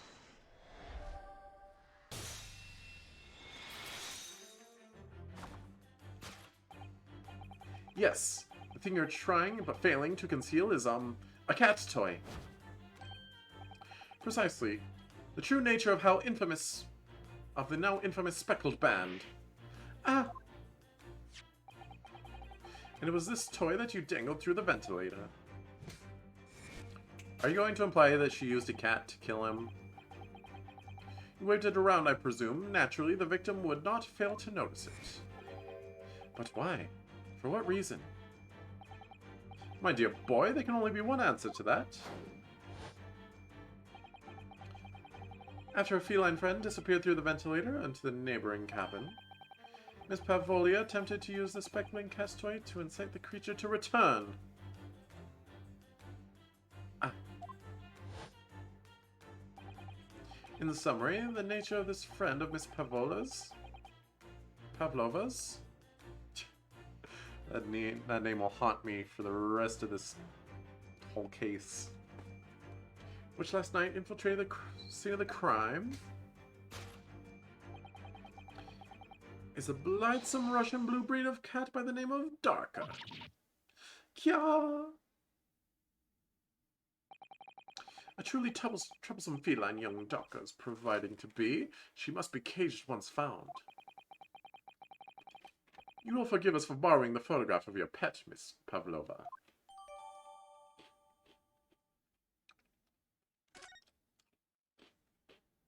Oh, we're actually taking that?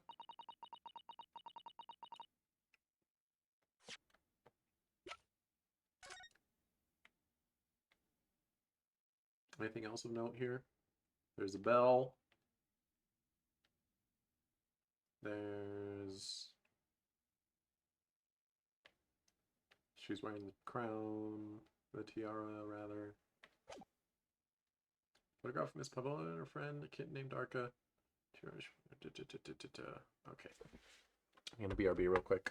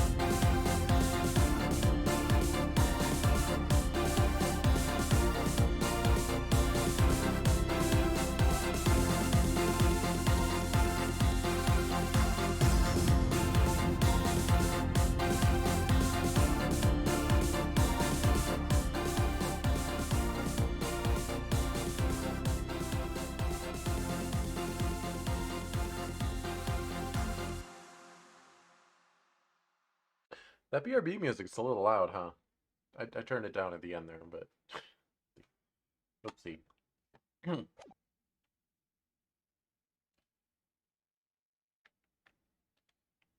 It was after I gave her food last night. That's when it happened. She scratched at the back of my hand and then ran up the bell cord. She probably got scared by the snake. Before I could do anything, she disappeared through the ventilator. Darka. She's so naughty. A beloved kitten!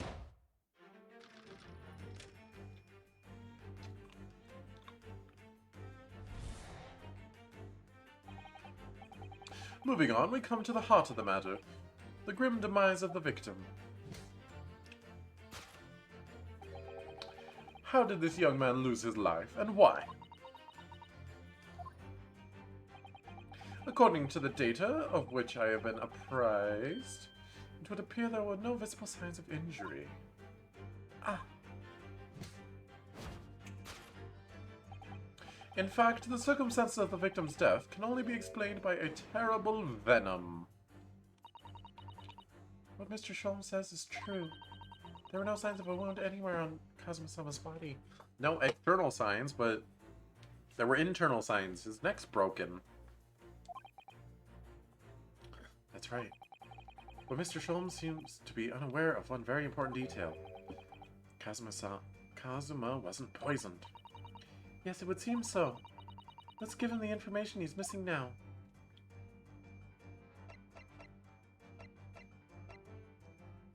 Yes!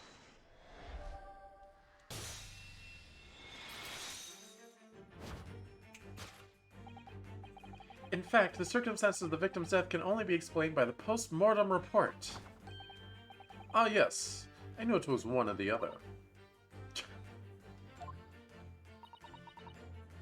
His neck was... Indeed. The breaking of the cervical vertebrae is fatal. Only that gorilla would be strong enough to survive that. I'm still not sure about that. I don't think he could. Seaman Stroganoff isn't some immortal freak, you know. The jury is out. Anyway... Anyway, we have on good authority that the victim's neck was broken. Now, if we take that as a fact... we can reasonably imagine that there remains evidence to affirm it at the scene of the crime.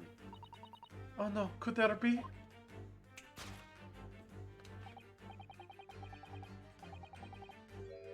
Yes.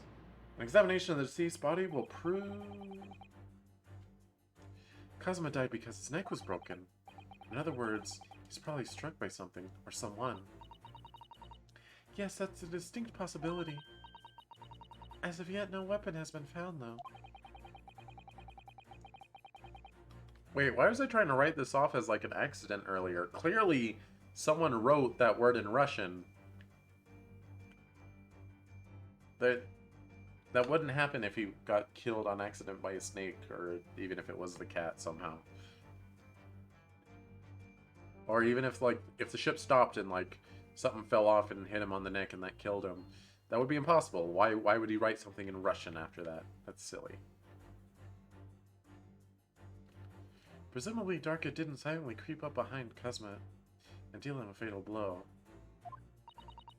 I suppose it's possible that he had a fall and hit the ground awkwardly? It could have been a terrible act of misfortune that he broke his neck completely by accident. Oh yes, a bad fall could explain it. It's rather hard to believe of Kazuma-sama, though. He wasn't a clumsy man. Well, we need to fix this deduction somehow. Is there anything from the scene that could explain what happened? Examination of the deceased body will prove the cause of death conclusively. No.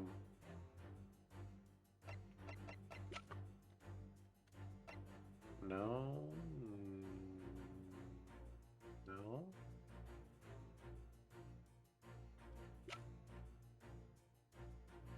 Mark on floor?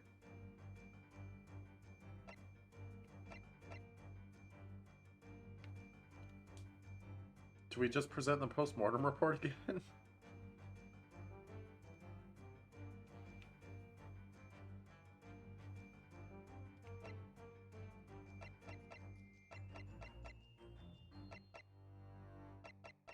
Alright, let's...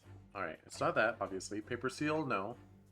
Crime scene photograph, fresh wardrobe, purple ink. It would appear to have been written in the victim's final moments. I don't think so. Article, no. Article, no. Kazuma's diary. No. According to his last entry made before his death, it would appear to be speculated about it. Reported as we be medical. There's no trace of external injury, poison. The victim's neck was almost certainly broken as a result of a strong blow to the area. No obvious external injuries or traces of poison. Do I present the post-mortem report again? I'll give it a shot. Nope. That deduction was wanting in every way. Yes, I was wanting you to hear it. I'm quite proud of it. I find myself wanting never to have heard it. I'm quite pained by it, in fact. Oh, sorry, I'll try again. Wait, do I have to literally replace the words? Okay. Struck by something or fell badly, and it happened by accident.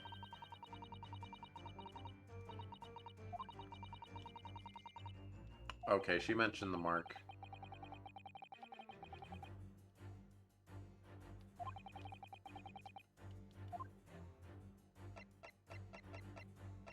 Mark on floor, or a piece of small glass object, what looks like scuff. He just like slipped on his own shoe polish or something? Yes!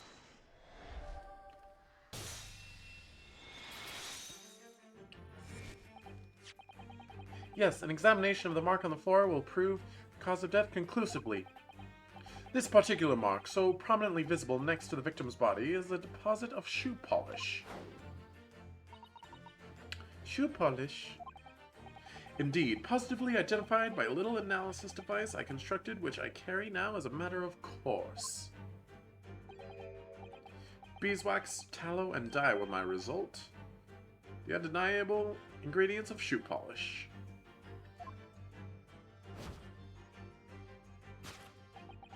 And the color of the polish is a perfect match to the color of Mr. Sogi's lace leather shoes. Looking at this mark, it's not hard to imagine what happened. For some reason, Mr. Sogi must have caught his foot at the point on the door and tripped. Please, no. Did he trip on a cat and die? And, by the dreadful turn of misfortune, caught his neck against some immovable object as he fell to the floor. Suffering a fatal blow to the spine, the victim's vertebrae shattered, and in the last instant, he lost his life. No! I don't know. I don't know anything about this. Is that really true, Miss Pavlova?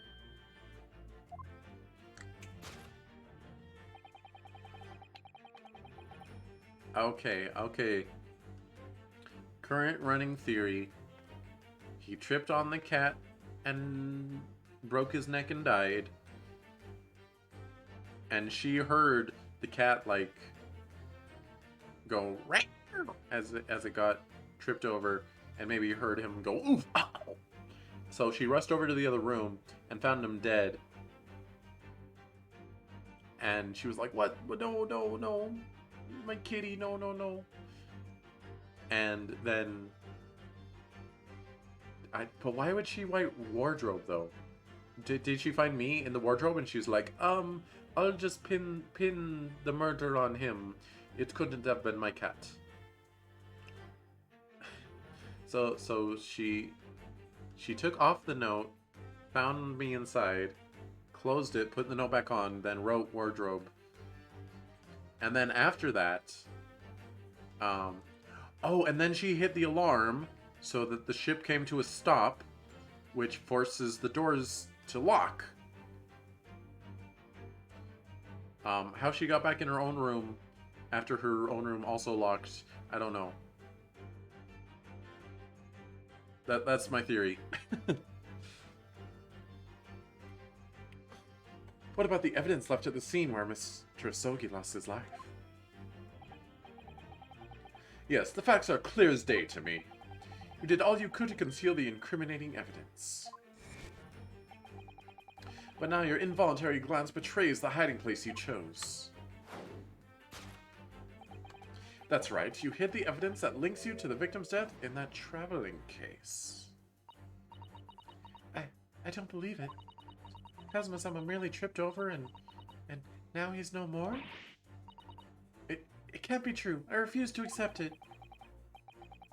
I know it's hard to believe, but the mark on the floor does seem to suggest that's what happened. But, and if this is part of Mr. Sholmes' deduction is right, Miss Pavlova is trying to hide some evidence that would prove it. Here in this cabin, somewhere in the direction that she just cast her eyes. Although alright, so as far as the Russian words, I guess a plot twist would be if Kazuma was actually Russian.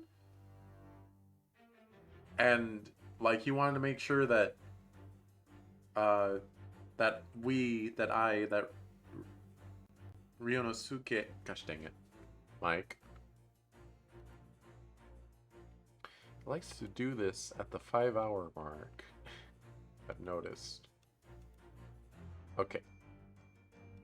There we go. Anyway, he didn't want us to get, like, trapped in there or something, so he left a note just to be like, someone get him out of there so he doesn't stay locked inside. Although, I mean, obviously, we weren't really locked inside. There was just a paper thing, but whatever.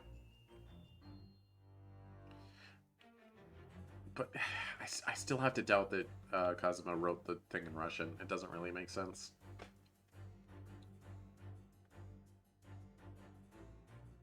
Here in this cabin, somewhere in the direction that she just cast her eyes. Where, I wonder? Let's have a good look around. The answer must be here somewhere.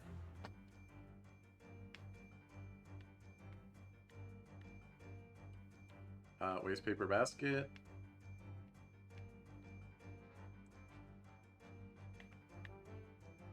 That's literally all I can think of.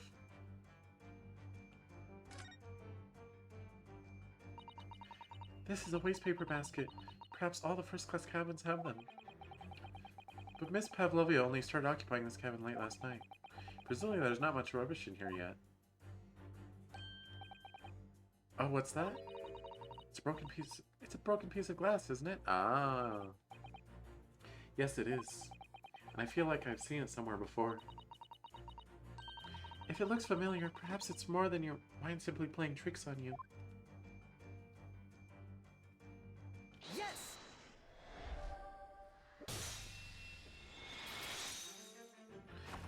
Alright, we're not looking for the cat, we're looking for the glass.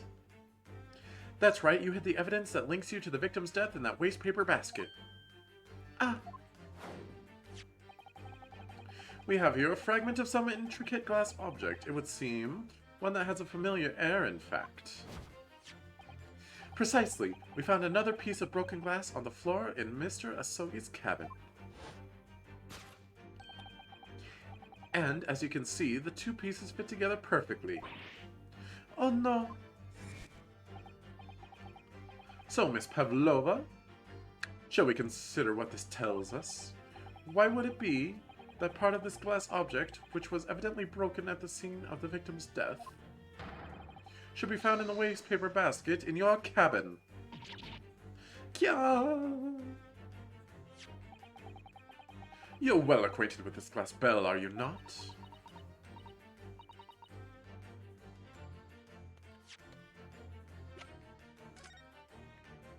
That's a bell. That is a bell, and I guess it's made of glass. I don't know why you would attach a large glass bell to a cat. That seems kind of dangerous, but you know. I don't know. In that hushed Russian accent of yours won't save you this time, dear girl. Why? Because we have conclusive evidence linking you to the bell in question. What? Take it away, Mr. Naruhodo. Yes. The evidence linking Miss Pavlova to the little glass bell. That would be... Yes!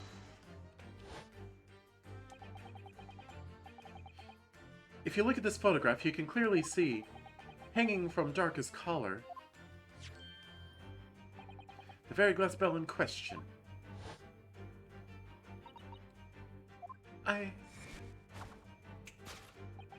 The truth has caught up with you, Miss Pavlova. The young man who lost his life last night did so after a truly inauspicious fall. And the cause of that fateful stumble?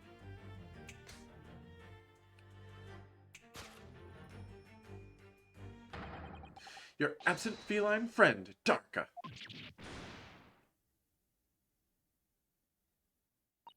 Did Kazuma really die because he tripped on a cat?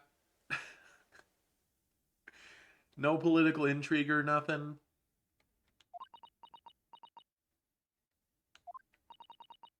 I couldn't tell anyone. I'm sorry.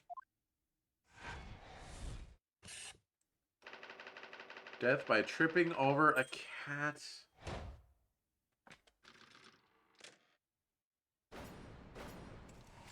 By the way, these sections would be a lot less, or they'd be a lot more annoying if they weren't so fun to look at.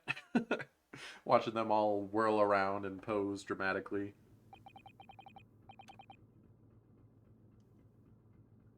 But because it's presented so well, it's fun instead of annoying. Why don't you tell us now, Miss Pavlova? Tell us exactly what happened last night. It was a little after 1 in the morning.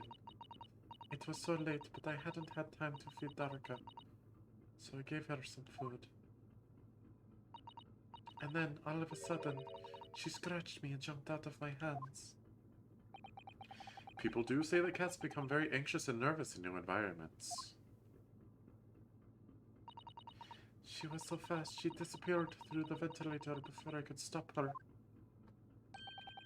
And that is how you acquired the rather nasty wound on the back of your hand, I take it? Yes. And I had read the rules on the wall. I knew that I was not allowed Darka with me. Yes, the modern science suggests animals can carry infectious diseases. It's a precaution, really. So I listened and listened, trying to hear if there was some noise in the next cabin.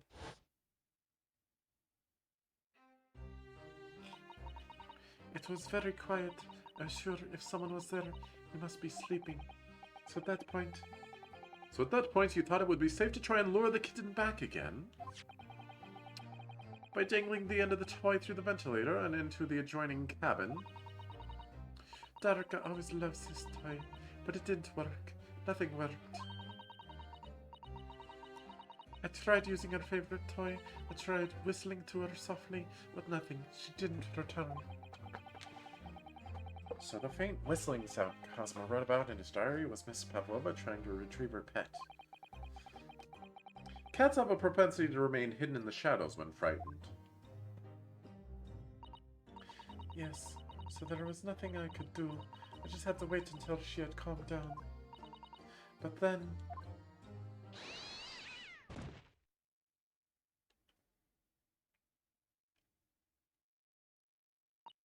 I nearly passed out with shock. I heard her cry out and then... It was such a dreadful bang. Then afterward, nothing. It was totally silent. Kazuma was...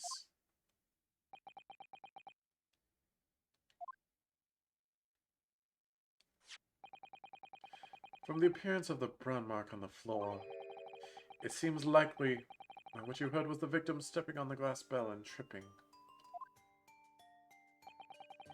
The SS Buoy is a large vessel, but even she can pitch and roll violently without warning. If Mr. Asogi was already off balance as a result of the ship lurching when the kitten got under his feet, a combination of unfortunate factors could have easily caused him to fall over.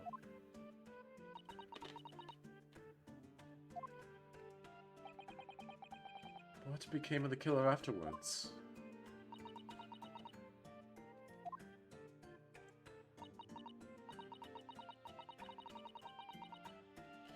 In the end, I managed to get her to come back through the ventilator. You know, I can't actually think of another Ace Attorney case where instead of being framed for someone else's murder, but being framed by someone else for their murder, that it was actually just an accident and some unfortunate circumstances. Huh. That's a first, I think. In the end, I managed to get her to come back through the ventilator. Yadarka is nowhere to be seen. I must have forgotten to lock my case. Now she's disappeared again. Gracious, that cat is as insufferably restless as I am. Well, he knows something about himself, at least. When I woke up this morning, I heard that young man in the next cab next to mine had died, but I couldn't bring myself to tell anyone what had happened. I was too scared. Scared that they would send me back. But what about the writing on the floor? Who did that? Oh, hold on a minute. What about the snake? You're right. Where is it? The snake isn't your friend, Miss Pavlova. Then whose is it? And where did it come from? What on earth is such a dangerous creature doing on board the ship? It looks like he belongs to Stroganov. Oh, I didn't say. Snake is my friend. His name is Pyrosko. What? What? That snake belongs to you? He escapes from cage when emergency alarm sounded. I was looking for him. I did not expect to find him in here. Yes, how did that snake get into this cabin? But animals are not permitted on board. Ha! We are at sea for 1 year. You want to be so long without close friend, without someone who understands? Could you find someone a little more human who understands you better? Like the other crewmates? But, my dear belly fellow, a gargantuan venomous snake, surely you can appreciate the danger you're putting everyone in. No venom. Pyrosko does not have venom. He is harmless, very long, but very gentle. He's adorable, like Granny. It's venomless? Yes. Now he is hungry, so he is in bad mood, but once I feed him, you will see big smile. And you feed him what? Milk, I suppose? Ha! Like they say milk chickens? Ridiculous. Snakes that drink milk are only in stupid stories. Pyrosko eats mouses. Big fat round mouses. Ooh, I can relate to that. Oh, so... Is that what the mousetrap in the passageway out there is for? Of course. How else can I catch my friend's favorite food? Nothing says top of the food chain like... Look in their eyes right now.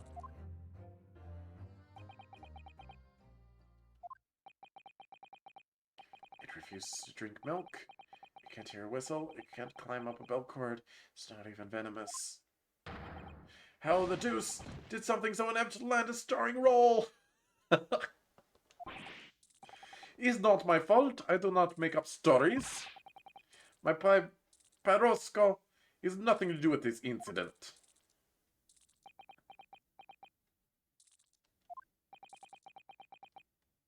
So that's what happened. That's the truth behind my best friend's tragic death. What about the writing?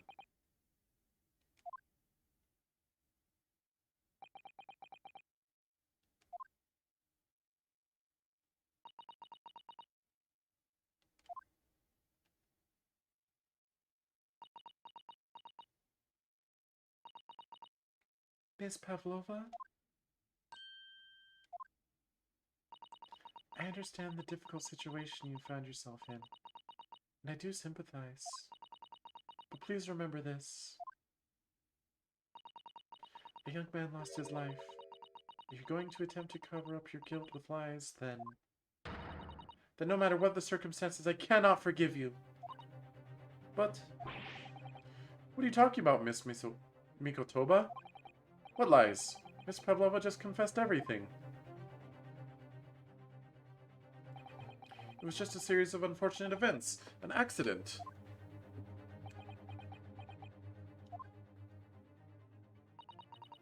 I'm no great detective like Mr. Sholmes. I don't have a gift for knowing the truth. But even I can see that was not the truth. What? But it said we were correct in everything. The game said we were correct. Don't you agree, Mr. Naruhodo?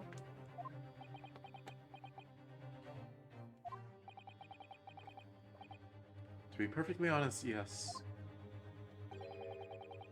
There's a discrepancy in Miss Pavlova's story. I'm sure of it. I just can't quite put my finger on it.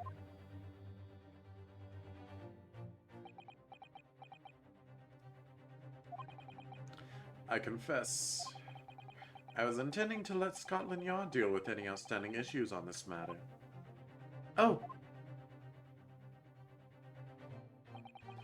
I am only present here for a very specific reason. The truth is, you, Mr. Naruhodo, are simply a distraction. A distraction? I do hope you've not been finding your shackles too uncomfortable. Ah, not again. Why did he do that? Especially as they're on your wrists as a result of my intervention. I was rather hoping I could resolve matters before we made our next port call. You were, Mr. Sholmes? Yes, but I overlooked one important detail. The deceased young man was a very close companion of yours. Was he not? Yes. Kazuma was my closest friend. I owed him my freedom, even.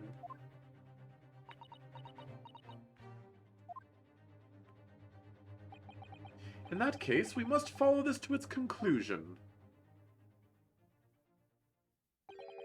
No further distractions. You must uncover the real truth here, Mr. Naruhodo.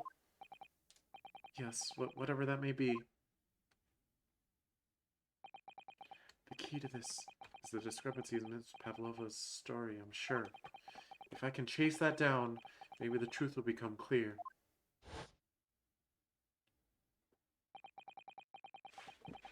Truth about how you really died. How that scene in your cabin really came to be. Was he intentionally murdered after all? It would make more sense.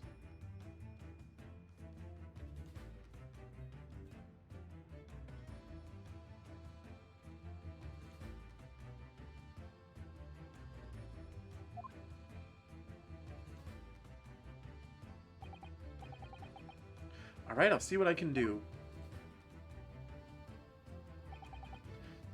Excellent.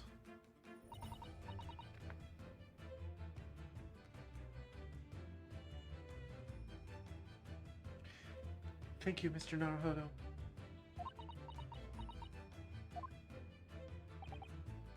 So then, shall we begin? Yes. What we should ponder first is the victim who lost his life in the cabin that was bolted shut from the inside. Was this truly an unfortunate accident? Or was it in fact no accident at all? That is what we must establish in this first instance. We've already established it, haven't we? The man tripped over the kitten that had climbed into his cabin via the ventilator. Tragic, yes, but still an accident. There are no accidents. Wait, let's just take a step back. It doesn't make sense if that's really what happened, does it? I'm going to have to ask you to spell it out for me, I'm afraid. Yes, it's starting to take shape now. There's a clear contradiction between the facts and Miss Pavlova's story here. The evidence is right there in Kazuma's cabin. It's undeniable. His death couldn't possibly have been a mere accident. Really? Let us show our hand, Mr. Naruhodo. Time to present the evidence. The evidence? Hey, my health got restored. The evidence that proves unequivocally that the victim's death was no mere accident. It's gotta be the words, right? Yes! The truth is clearly recorded in this photographic print. There's no way that Mr. Asogi could have left this message on the floor. That script. It's Russian, isn't it? Indeed it is. The word written means wardrobe. I see what you mean. Most people would leave a dying message in their native language. Japanese in this case. But maybe he was studying Russian. It is a simple language. He could have picked it up very fast. Yeah. That doesn't seem likely. That's actually not the point. It makes no difference whether he knew Russian or not. Yeah, when you break your neck, you tend to die instantly. You don't have time to write a dying message. Sorry, what do you mean? Exactly what I said before. There's no way that Mr. Asogi could have left this message on the floor. And the reason why is clearly explained here. Damage to the cervical vertebrae resulting in instant death. Instant death. Ah!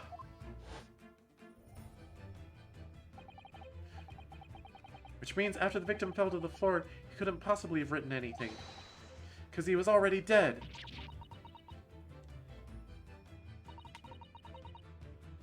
That's not the only reason either. There's something else we found in Mr. Asogi's cabin. A remnant of something that couldn't possibly have been there.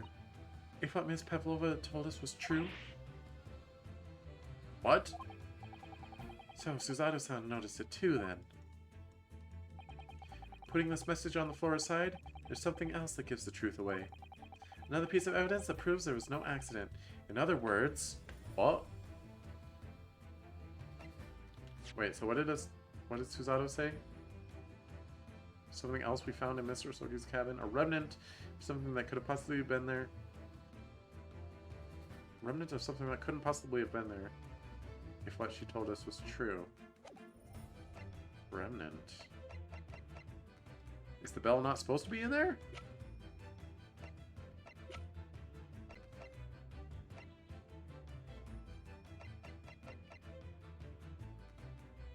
Paper seal? No?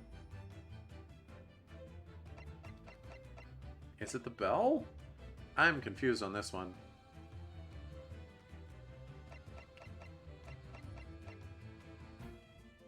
I'll just say the mark on the floor, I guess.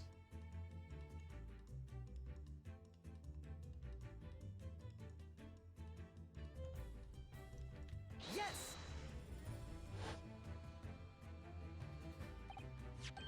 This piece of broken glass next to the mark on the floor. But that's the glass bell the kitten had around his neck. We already know all about that. It was broken in half when the victim tripped over the cat and fell. So we have a satisfactory explanation. Where's the flaw in that logic? Unfortunately, it's a very big flaw. A fatal flaw. What? That's really what happened. Then how did one half the bell end up back here in this cabin? Yes, remember that we found the other half of the glass bell in the waste paper basket? Would you care to explain that, Miss Pavlova? Oh no. Both these pieces of evidence clearly point to the same conclusion. That when Mr. Asogi died last night in his cabin...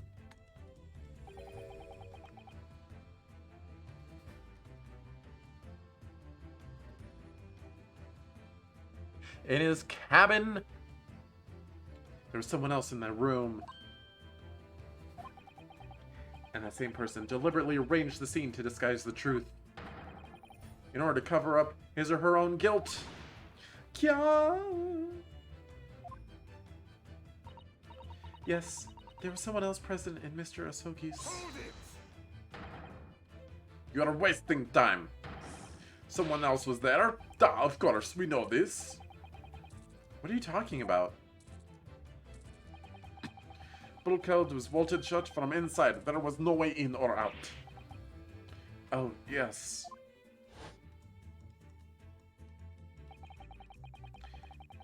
And only other person in cabin when young student died was you. Yes! It's true. I was in the cabin when it happened. You were shut inside the cabin wardrobe, to be precise about the details. But I don't know Russian. There's no way I would have left that message. Not would have. There's no way you could have left that message, to be precise about the details. Would you mind? I'm starting to think that Sholmes might have actually known the truth all along, and he was just messing with us.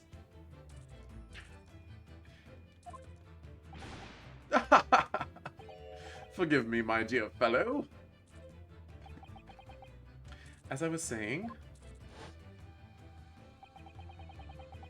the person in question who wrote the word wardrobe in Russian on the floor, in an attempt to incriminate me for the crime, even though I'd been asleep in there the entire time.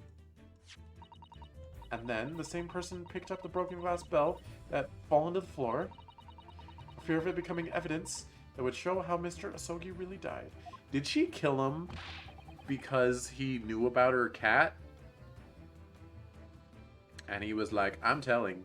And she was like, no, you can't push. I push you over and break your neck. Okay, so it still might have kind of been an accident. Like, she didn't mean to kill him, but, you know, still manslaughter. But why wouldn't this person have taken all the pieces of the bell away? Leaving half behind was always going to raise questions. Yes, well, it was past 1 o'clock in the early hours of the morning. The cabin would have been quite dark.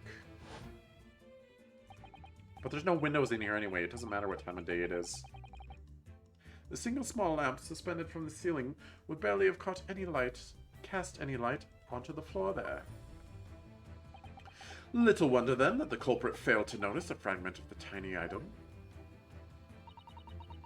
You all suspect me, don't you?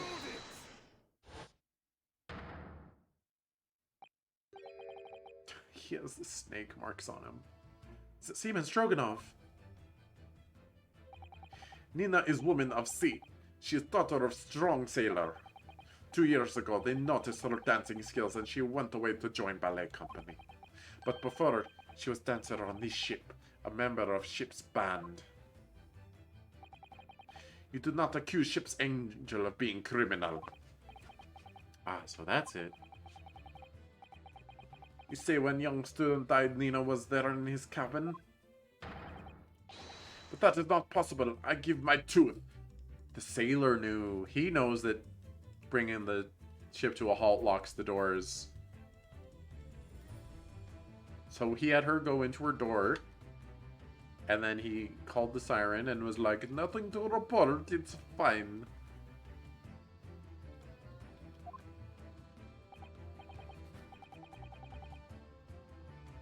Well, this is almost interesting. And why would you give your tooth, pray? How can you be so sure? Humph, you're a great detective, you should know. Look truth in eyes. Captain Bulkhead was bolted shut from inside. Nobody could go into cabin. Not Nina, not anyone. Or you want to tell me that killer can walk through locked doors? Niet. It is impossible. He's right.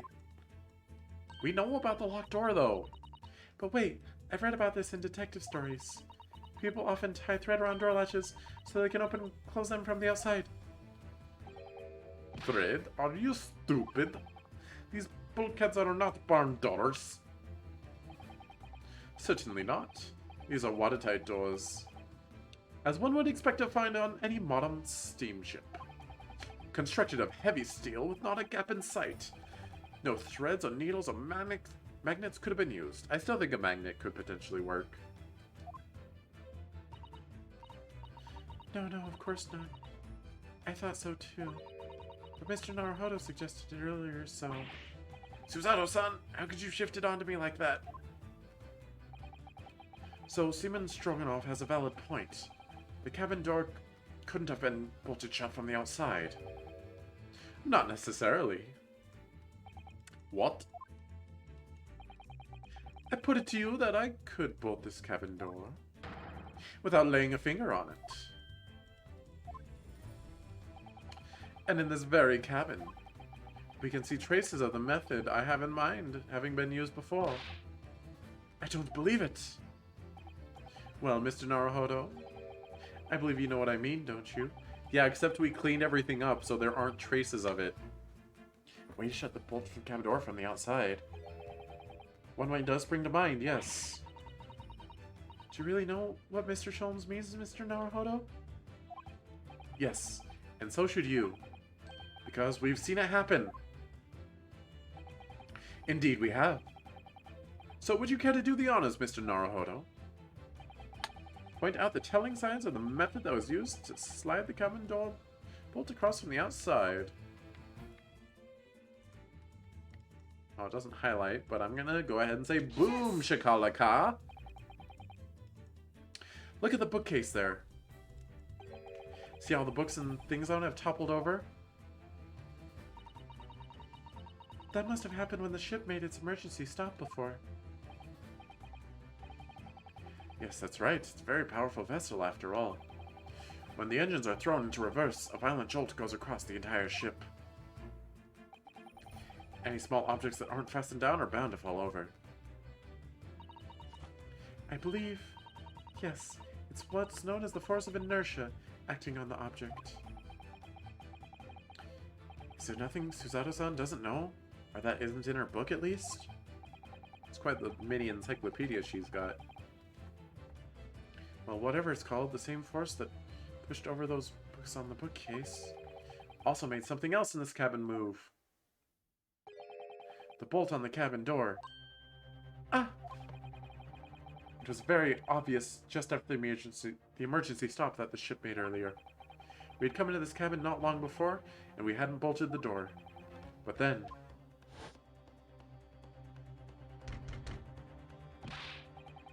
Hello, is anyone in there? Shout if you need assistance! Oh, that sounds like... Inspector Hosonaga. Oh yes. That's it. When the ship stopped suddenly, the bolt flew across and locked the door. Yes, it's made of metal, but it's small and light enough to be moved by the ship's sudden change of speed. Or the force of ineptia, if that's what you call it. Are you trying to say that last night, after Mr. Asogi was killed?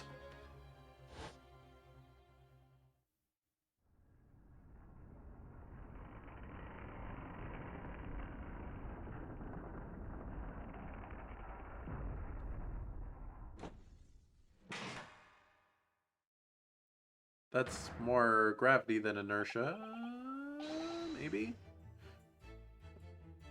I guess I was thinking of the lean forward, but if it's inertia, it would have just lunged forward without leaning. In fact, the lean would make it harder.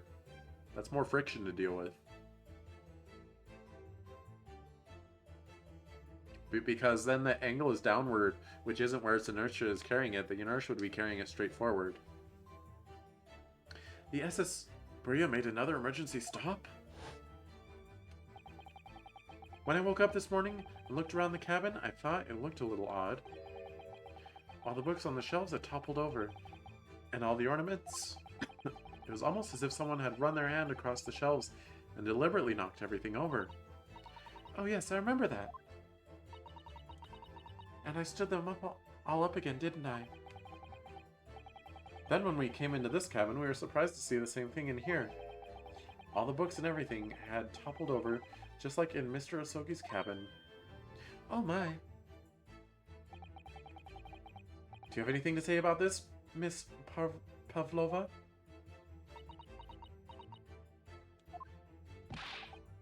Are you out of your mind? You say Buria made an emergency stop? It does seem a little far-fetched. How could that possibly have happened? Unless you're saying that the culprit is actually someone from the engine room. Oh, it is simple enough. Are you forgetting the button of the passageway outside? Used to trigger the emergency alarm? Oh yes, of course. There was a notice, wasn't there? Telling you only to press the button in times of emergency. On dark nights, when the fog is dense, the captain cannot afford to rely on the eyes of his lookout alone. Hence the placement of a number of buttons around the vessel to allow any crewmate to raise the alarm. The sort of button one is almost compelled to press to satisfy one's curiosity. Wait, it was you? When the button is pressed, two things happen in the interest of safety. The emergency alarm bells ring, and the vessel comes to a complete stop. As indeed it did a little earlier today. Sholmes, you made the locked room? I'm gonna punch you in your spleen.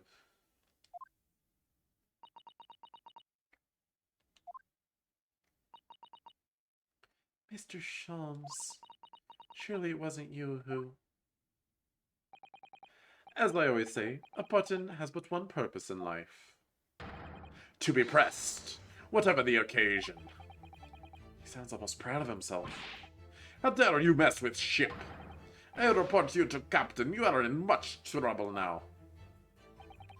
Now, I'm sure all that can wait until later. Let us not overlook the fact that we have now learnt a valuable lesson. When the vessel makes an emergency stop, the bolts on the cabin doors slide closed. So, what we must now consider... Yes, it all comes down to one thing now. Last night, after what happened to Mr. Asogi,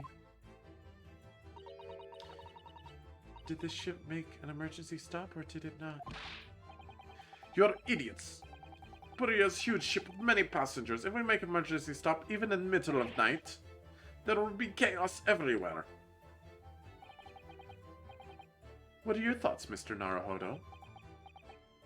Well, the chicken isn't in our evidence, so we can't present it. Well...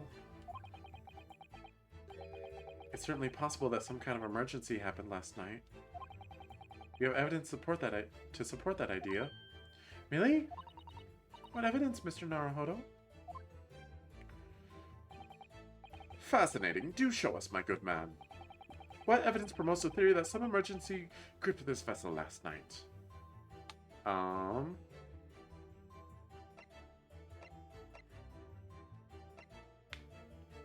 I mean, we didn't make a stop, and yet somehow the ballerina is on our ship. It's not that. Oh, the ship's log. Doy. Hey, that seems something to report to me. Yes! Seaman Stroganoff. It's your duty to patrol the first-class area of the ship, isn't that right? Da, that is correct. Why? And the ship's log here. This will be where you record the details of your duties? What are you doing with that? That is mine! You rather carelessly left it atop the little makeshift bureau in the passageway out there. I don't know why I read that like that. You rather carelessly left it atop the makeshift bureau in the passageway out there. But as the responsible passengers, we took it into our care with the mind of returning it to you later. I left it there on purpose. That is where I put it always. The point is, looking at what you usually record, it's clear that under normal circumstances, you write the phrase nothing to report every 30 minutes. But from 2 o'clock last night until the first lights this morning, nothing was recorded at all. Nothing recorded in the log? That is... Duh. Because nothing happened. Although if she was the cause of the murder, the ship wouldn't be stopped to let her on. That wouldn't make sense, would it? Oops. Good thing I presented the log instead of the newspaper. Gulp. Indeed so, which tells us that shortly after 2 a.m., something happened here aboard the SS Buria. Something sufficiently significant to make you forget to fill the ship's log, in fact. Are you suggesting that the ship really did make an emergency stop in the middle of the night? Stop talking rubbish! If I'm perfectly honest, I find that a little hard to believe myself. Oh? Why? Well, because if something as major as an emergency stop really had happened, surely all of us would have noticed. That's very true. Thanks to the emergency stop we experienced earlier, we all know what it feels like now. The chicken was drugged! The chicken was drugged! The ship lurched so violently, and the alarm bell was so loud. I can't imagine that anybody would sleep through that, even if it happened in the dead of night. Well, no, that's a good point.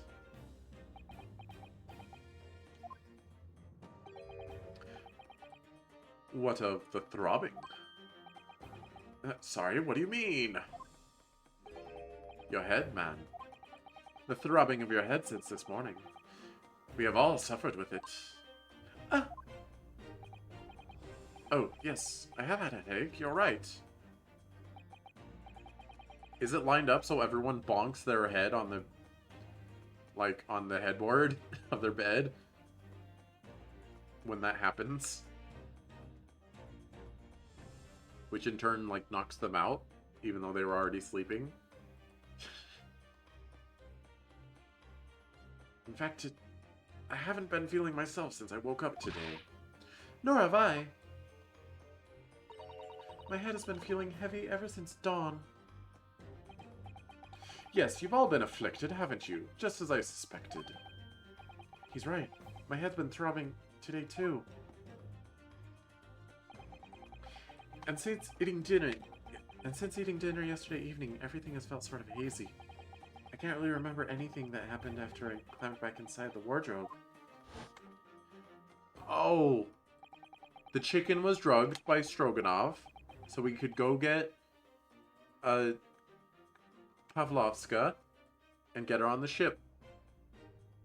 So everyone was drugged, so they were not aware when the emergency stop happened, which still might have been caused by Holmes. Then when the first thing I noticed in the morning was a throbbing pain in my head. I had already been dragged out of the wardrobe and had those handcuffs put on me by that point. Why didn't I wake up when all that was happening to me? Because y'all got drugged. Tell me, Mr. Naruhodo, you boarded this vessel as a stowaway, didn't you? Oh, well, yes. Sorry. The stowaway class of accommodation doesn't usually include meals. What did you survive on? Ah, well, Kazuma looked after me. He was always happy to share his meals. So you enjoyed some of the whole roast chicken dish that was served yesterday evening, I take it? Yes, in fact. I had all of that. Kazuma wasn't fond of chicken. Oh, really? So the victim didn't eat any of the chicken at all? That's right, he didn't touch it. Is that relevant?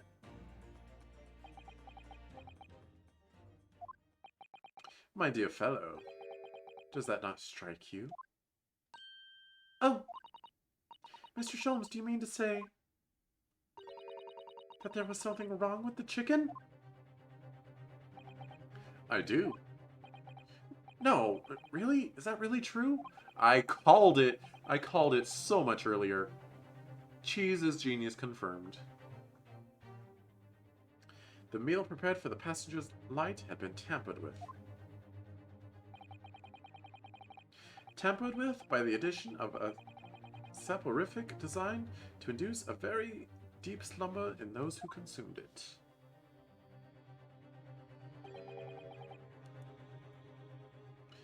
A sleeping drug? Do you mean whoever did this laced every meal with a sleeping drug so no one would notice the ship's emergency stop? Mr. Naruhodo, of course that's not what Mr. Shulman means. What a far-fetched idea. Precisely. Lacing every meal of every passenger on board with a soporific drug would certainly be impossible. Unless, that is, every single member of the crew was a conspirator. Ah, because they got her on board. Well, seaman. Eh?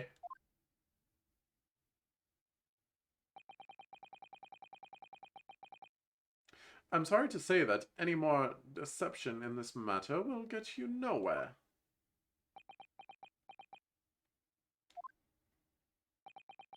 If you refuse to talk, there would have to be an inquiry made through the shipping company, of course.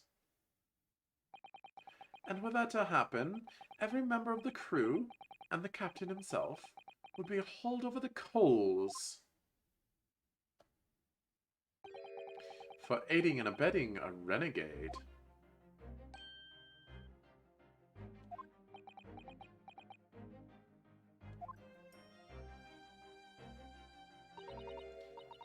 Please, no more.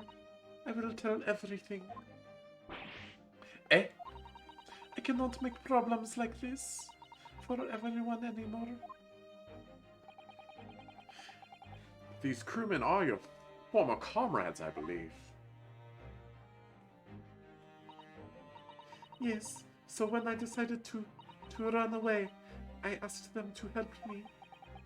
We all agreed to help everyone together. She threw away everything, her fame in the ballet, Mother Russia. We wanted to help our angel. I don't believe it. You are right. We put sleeping drug in chicken last night. Yes, I remember now. I did notice chewing on a lump of something strange and bitter at one point. Wow, you didn't drug it very well, did you? Duh. We could not make all drug. How do you say it? Dissolve? Talk about heavy seasoning. At midnight, in waters near Shanghai, we brought our angel on board. If the drug isn't fully dissolved, I feel like there's going to be at least someone more than just Kazuma who, like, either didn't eat the chicken or, like, noticed the chunk in it and were like, yeah, what's this? And, like, they spit it in the garbage and don't eat that little chunk of sleeping meds. Whatever. At midnight in waters near Shanghai, we brought our angel on board. She was helped by comrade on shore with small fishing boat. While all the passengers of the SS Burya slept soundly. Thanks to the almost magical efforts of the slumber-inducing potion, their evening meals is contained.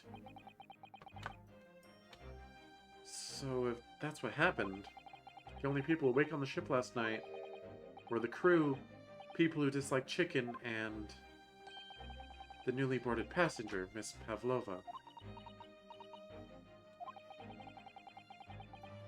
That means it would have been possible for you. You could have used the emergency stop trick to lock Kazuma's cabin door.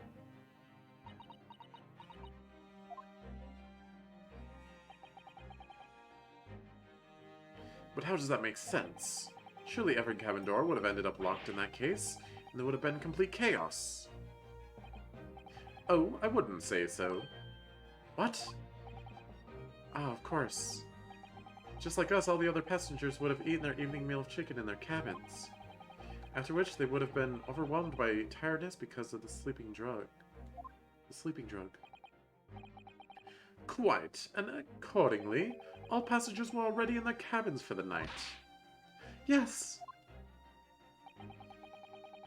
The overwhelming majority of passengers would habitually sleep with their cabin doors bolted in anyway. And so not one of them would have found it remarkable to find the door locked in the morning. In summary, in order to fasten the bolt of a single cabin door on the ship, the culprit brought the entire vessel to an emergency stop in the early hours of the morning.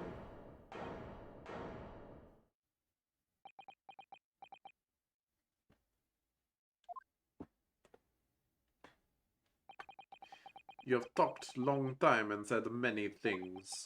What is point? The point is what I said earlier. There was somebody else present on the scene when the victim lost his life last night. Someone who left a message in Russian on the floor in an attempt to incriminate another.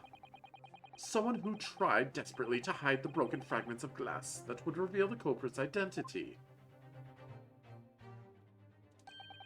And someone who abused the ship's emergency stop procedure in order to lock a door. All told, a busy night. But... I don't know about any of this. I am just a little girl. You'd like to speak with your long English words and explain your clever ideas. But I am sailor, and sailors don't listen to long, boring stories. We don't believe. Sailors like me, we trust only what we see with our eyes. A laudable trait. What? I'm quite of the same disposition, my good man. Observation to me is everything. Mr. Naruhodo. Oh, yes? Do you hear it? That accusatory cry of guilt on the wind? What accusatory cry of guilt? Sorry, you've lost me. Proof of involvement, man. But you can't hear such a call with your ears.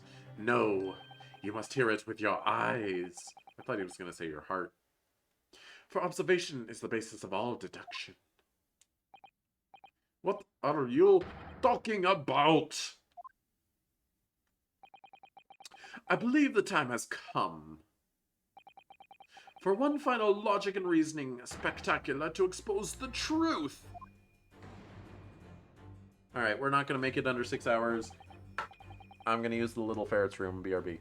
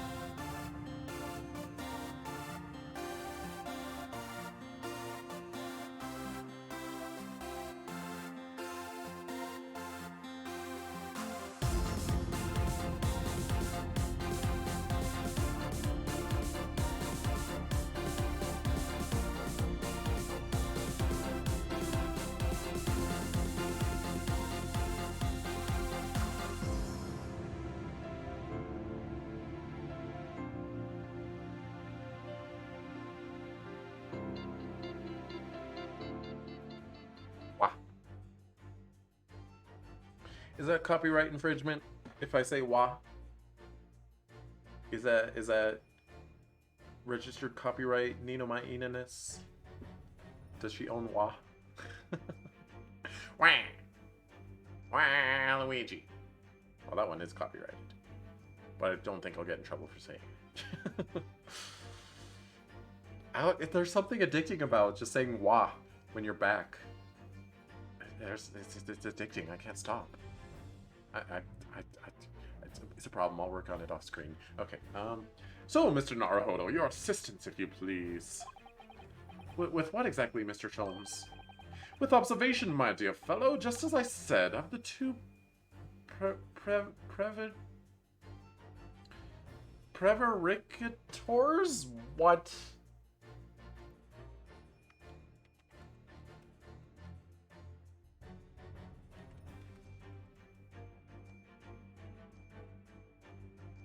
Noun, a person who speaks falsely, liar, a person who speaks so as to avoid the precise truth, quibbler, equivocator. Oh.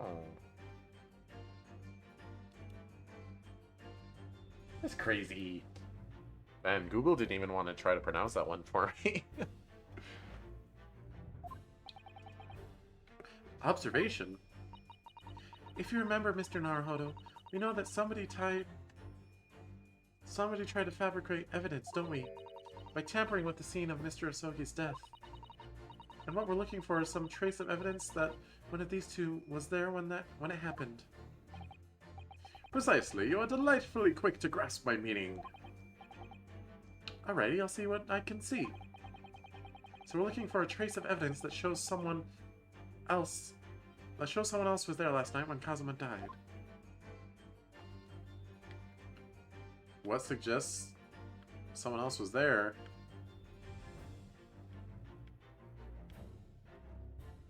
What suggests someone else was there at the scene? Is it... No?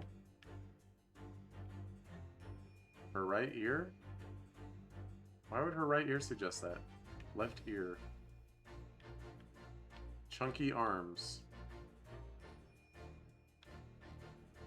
His face. Sailor's hat.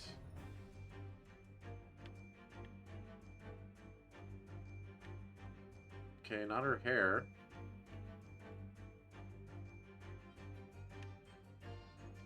Right ear, left ear. Chunky arms. Okay, so she has the small earring on this ear. But like a big on this ear? I don't know how that would be relevant to anything, though. I can't look at the court record right now. We will not allow it. Door hooks. I feel like it would be really mean if I was supposed to observe something in the background when the camera's so focused on these two. Okay, I don't know how his chunky arms would suggest someone was on the scene. I don't know how his hat would suggest it. Oh! I didn't see that. Boy.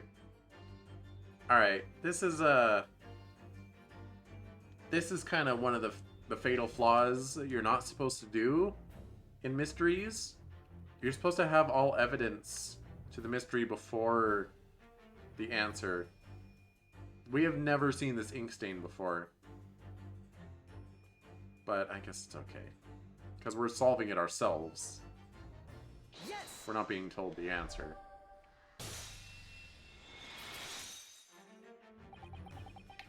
Seaman Stroganoff. You seem to have quite a large purple stain on the back of your white uniform there. Eh? Ah, yes, I don't know where the dirt comes from. So, nothing in particular comes to mind about that stain? What are you trying to say? It would appear that the significance of the stain has escaped your attention, Seaman. I'm really trying hard to say Seaman in a way that's not... Cause like, I'm saying it like a last name. Like Goldman. But I should be saying Seaman. Cause, you know. I'm trying. Allow us to make it plain. It's a very large purple stain on the back of Seaman Stroganoff's uniform.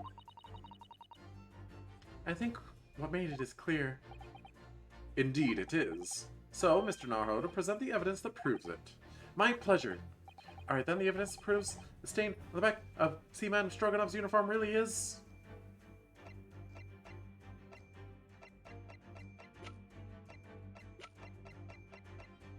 I guess it's just the crime scene photo. I don't have anything else that suggests ink anywhere. Yes!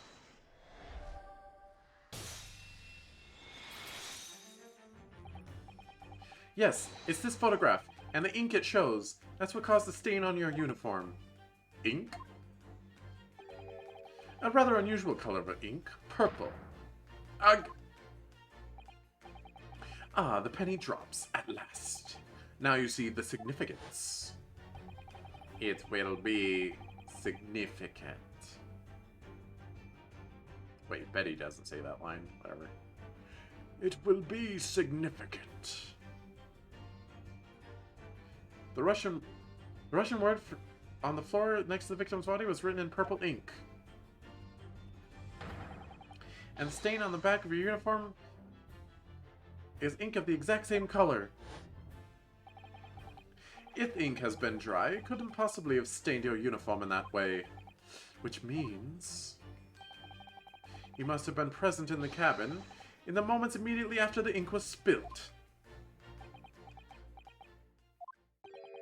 Alright, yes. It was me. I did it.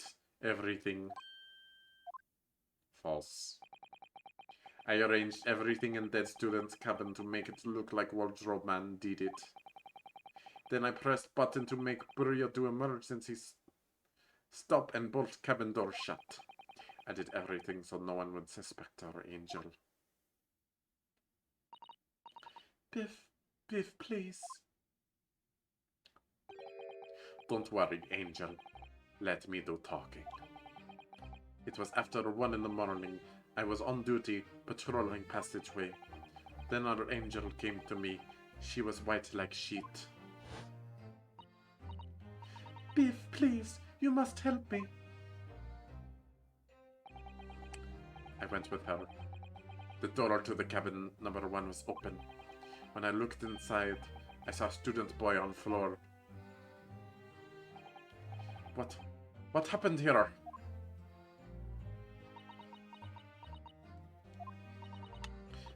Please don't tell anyone. My little one, my little furry friend.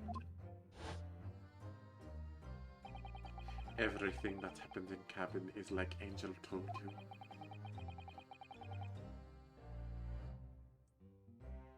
The kitten escaped through the ventilator in Mr. Asogi's cabin, then he tripped over it and broke his neck when he fell on the floor? Yes, that is right.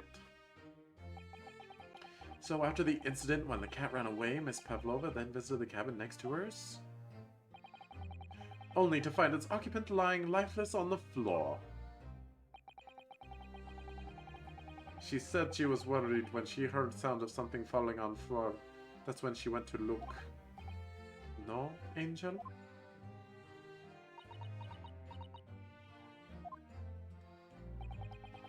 The door was not locked, so she opened to look and you already know what happened after.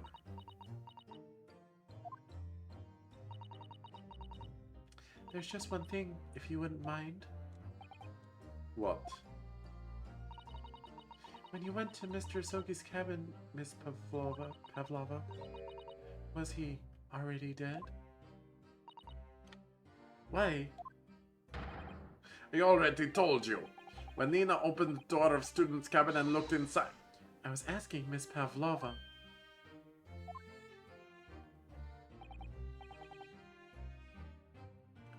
Well, Miss Pavlova? Well, Miss Pavlova? Da. Na. Niet. Oh. Yes, that's right. Da, actually. I saw him. It was dark. He was wearing black, but he was on the floor. Not. I opened the door, he was on the floor, and yet he was not doing the dinosaur. Not moving. I was scared.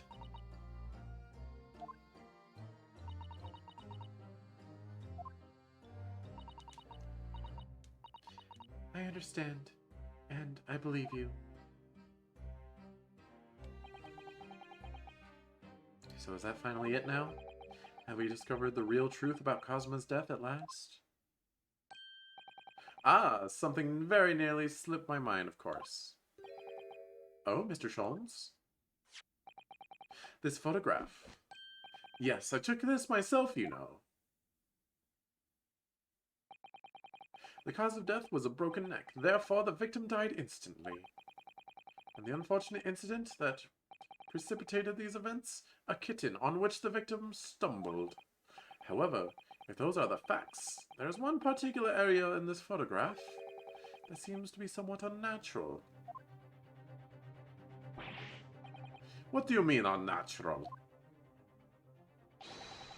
What are your thoughts on the matter, Mr. Naruhodo? Oh, well... Kazuma tripped and fell, and by some terrible stroke of bad luck broke his neck. Which part of this photograph print seems unnatural?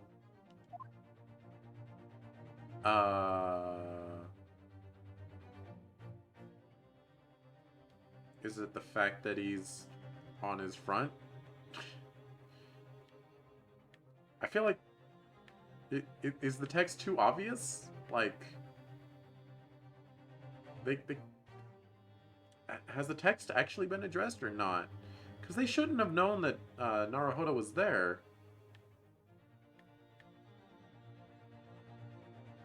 Yes!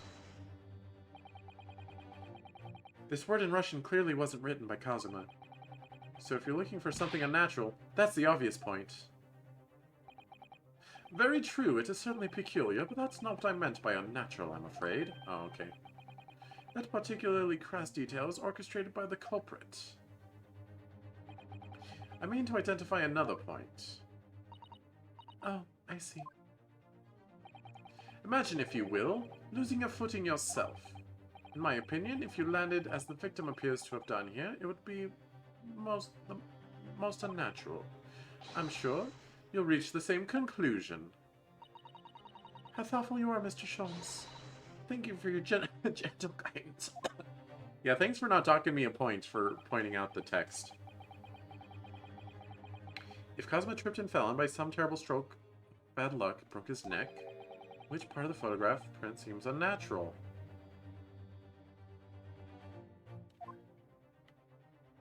His neck? His whole body position? I don't know what I'm supposed to be pointing at. Yes!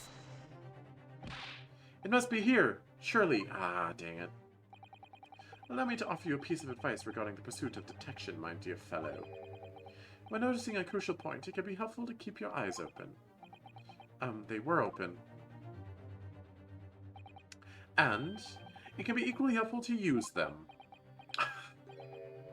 Sorry, I'll try that. What? I think it's plain what Mr. Sholmes means by unnatural, isn't it? The word written in the foreign language underneath his fingertips, surely? That's particularly crass. Oh my gosh. No, I mean to identify another point. Imagine, if you will, losing your footing yourself. Would you land as the victim has? What of your hands?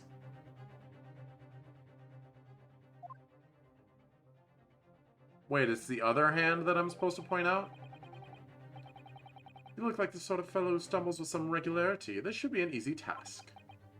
Right, because you don't ball your hand into a fist when you're losing your balance. You splay it open so you can catch things to stop yourself from falling. Well, why do I?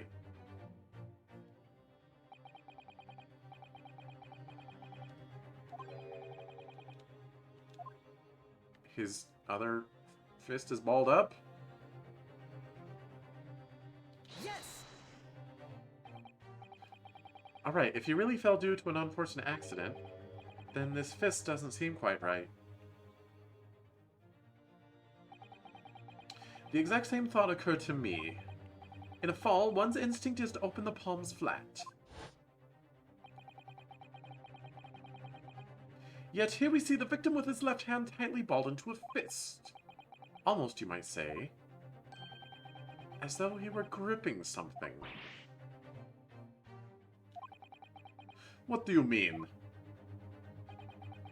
Simply that I took the liberty of investigating the victim's fist a short while ago. You did? And what, pray, do you imagine I found there, my dear fellow? Mr. Sholmes, show us, please. Why, of course, my dear madam. Would I keep you in suspense? This is what I found. He ripped her earring off. I saw that on her other ear. Oh, a crescent moon with a little gemstone in the middle. Yes, you're right. A crescent moon. It's very pretty, but what does it tell us? It tells us nothing. I'm not so sure. That crescent moon looks... It looks familiar somehow. I'm sure I've seen it somewhere before. Observation, Mr. Naruhodo. That is the key. What? The truth is now tantalizingly close. How did that crescent moon come to be in Kazuma's clenched fist? This is the final clue. The last piece of the puzzle. Ask yourself, what does this crescent moon mean? What significance has it? And observe, find the answer with your own eyes. Hello, madam. May I examine your ear? She has such petite ears among that beautiful hair, like little pink shells. Oh, what's that? There's something dangling down from her ear. Yes, that's an earring. Wait, look! It's a crescent moon. Ah. There can be no doubt now, surely. I want to look at her other ear. Can I examine it? She has such petite ears among beautiful hair, like little pink shells. Oh, what's that? There's something attached to her ear. Ah, I expect that's what's called an earring. It's a little piece of jewelry. An earring, is it? It really is tiny. Perhaps part of it is missing. Maybe it broke off. So now all that's left is the last part that attaches to the ear. If that's the case, she doesn't appear to have noticed that it's broken. Can I examine his arms? What do they say about it? He has arms like tree trunks, doesn't he? Hairy tree trunks. Yes, he certainly has sailor's arms. He's a born man of the sea. It's hard to see how they could be anything to do with that little crescent moon. Sometimes things are relevant in ways it's hard to imagine. Perhaps you should check? No, these are just tree trunks, nothing more. We should be looking elsewhere, I think. Can I examine the ink stain again? Or I didn't the first time, but can I examine it now? So we got this from the ink that was spilled on the floor. Yes, presumably when he was trying to arrange the scene to incriminate you. Did you see his face when I pointed out before? He turned this color himself. He was so angry. If he had really turned this color, I think he would have been ill, not angry. Well, anyway, I don't think this is relevant here. Anyway, I have found your left ear. Yes!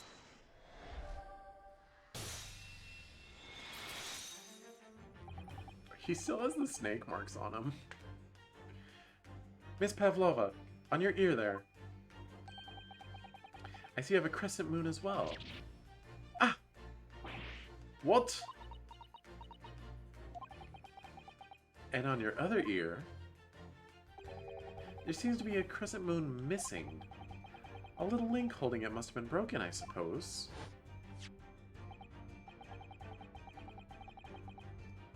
Now, the missing crescent moon was found in the victim's clenched fist.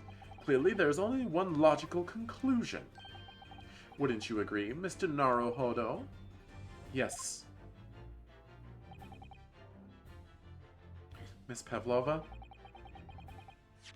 Mr. Asoga must have grasped that crescent moon and pulled it from your ear. Perhaps just moments before you fell to the floor. In other words, last night in Mr. Asogi's cabin, you witnessed the moment when the victim fell with your own eyes. In fact, you were quite literally at arm's length from him.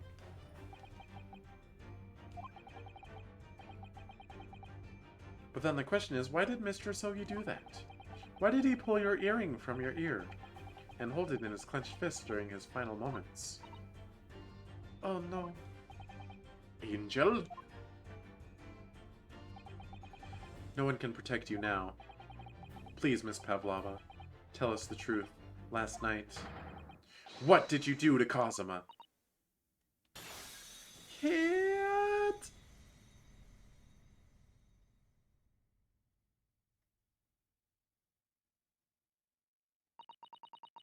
When I think about everything that happened yesterday, it was too much. Running away, the fishing boat in the middle of the night, trying to climb onto this huge ship. And then, when I was at last in this cabin, and I could relax after this horrible long day.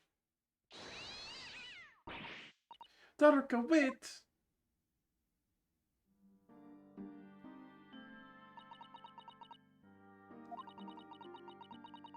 I couldn't believe it when she disappeared through the ventilator. I tried to call her with a little whistle.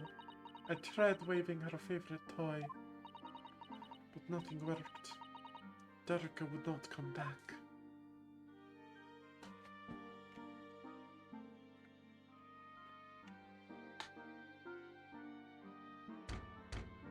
Knock knock, Mosakura.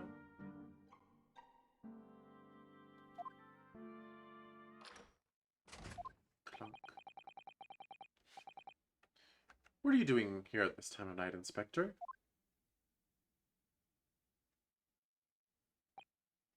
Oh, I'm sorry. I thought it was a friend of mine.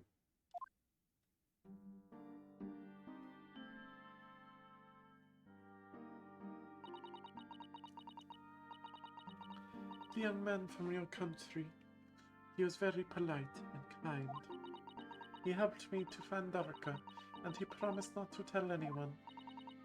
But then, when I had my friend in my arms again, and I was going to leave the man's cabin... Just a moment. Sorry, but... Oh, yes? I'm sure I know your face. I've seen you somewhere before. Of course. You're Nikolina Pavlova, aren't you? The Russian ballerina. Huh?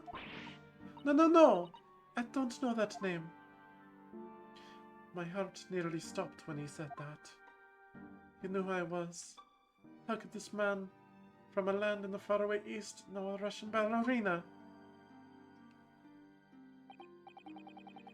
Yes, I saw your performance in Japan. The beauty of the ballet made a deep impression on me. But, what are you doing in this ship? I'm sure I read that your ballet company was performing in Shanghai at the moment. I can't fool him. I have to tell him the truth and hope he doesn't tell anyone. I have no other choice. I see. So you've run away. Please keep my secret. Don't tell anyone. Give me a moment. I could use another opinion here.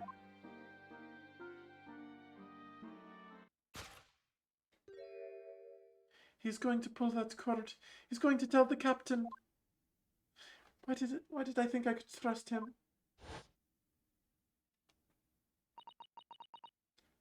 Then it happened. Everything at once. He was gonna ask Ryunosuke. He's gonna wake him up. It was gonna be a symbol of trust. Like, I know your secret, and now you know my secret that I have a stowaway. So let's trust each other. But she got too hasty. She was too scared.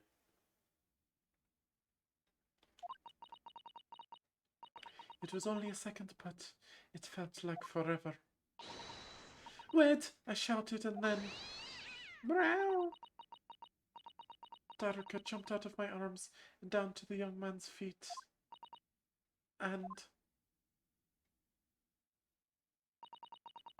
as he turned around to look at me,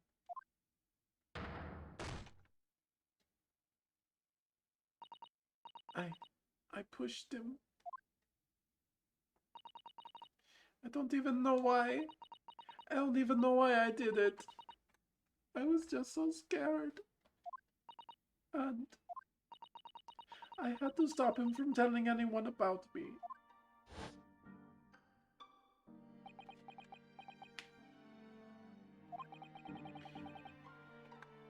And that's when he went to fetch help? From Seaman Stroganoff, who was on duty out in the passageway? I heard Nina cry out and thud on floor, so I ran to her. She was standing at cabin door, shaking like leaf. She looked at me and said, "Help me, BFF. If I find out, I will be... Please, I have nowhere to go." So you decided to help. That's when you arranged things in Kazuma's cabin to make it look like I did it. So that no one would suspect the passenger in the cabin next door? Yes. I went into cabin and I looked around to make sure there was nothing to show Nina was there. And then I found Stowaway in wardrobe, still sleeping. Right, that's when he found me. So you worked out a plan to lay the blame on the Stowaway. I closed wardrobe doors and put back strange paper sign. You know, he's his character design gives me flashbacks to Case 3-4, which this case is not quite as tragic as 3-4. 3-4 will probably go down as one of the most traumatizing cases I've ever played through. I thought it was pretty traumatizing.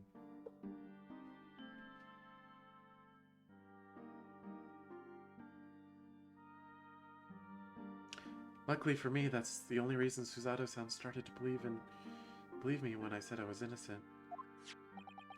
I dragged young man's body to good place and used ink that was spilling to write on floor.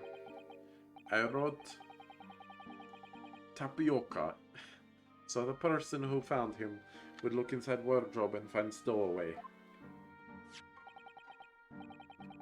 And tell me, what of the glass bell?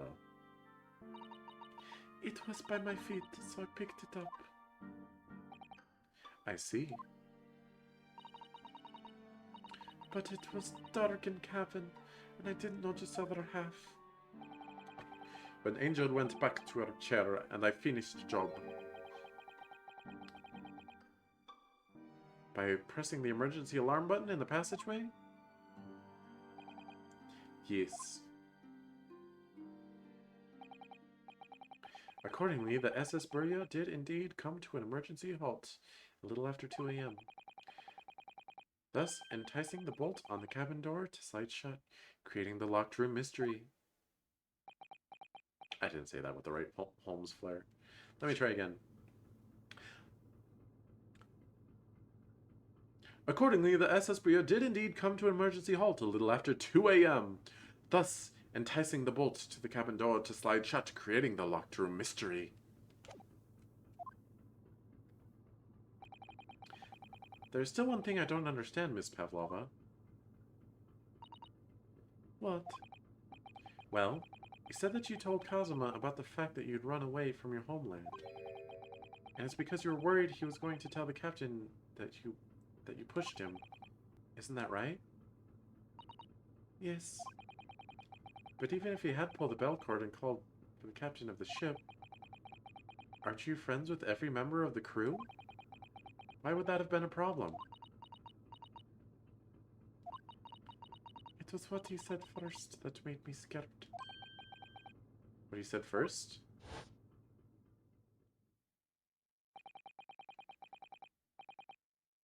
What are you doing here at this time of night, Inspector?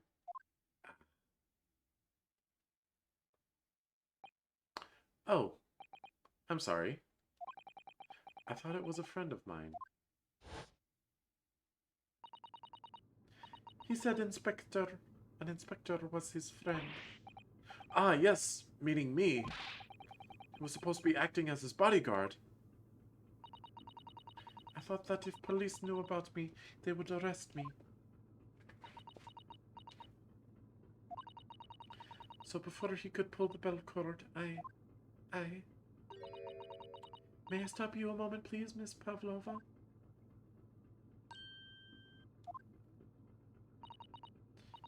It just doesn't seem to make sense. I mean, was Mr. Sogi really going to pull the bell cord? I don't know. What? What do you think, Mr. Naruhodo? Well, I'm not Kazuma, so I can't know for certain, but... he was a man of his word. If he told you he wouldn't give your secret away, then he wouldn't have done. No, he was walking over to it. He was going to pull the cord. He was going to make them send me back. Well, Mr. Naruhodo, the day's work is not yet done, it seems. There's one more deduction to make. What? Another deduction?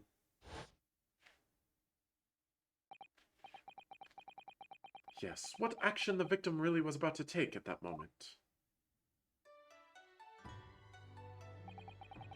Can we determine whither the young man's gaze was directed?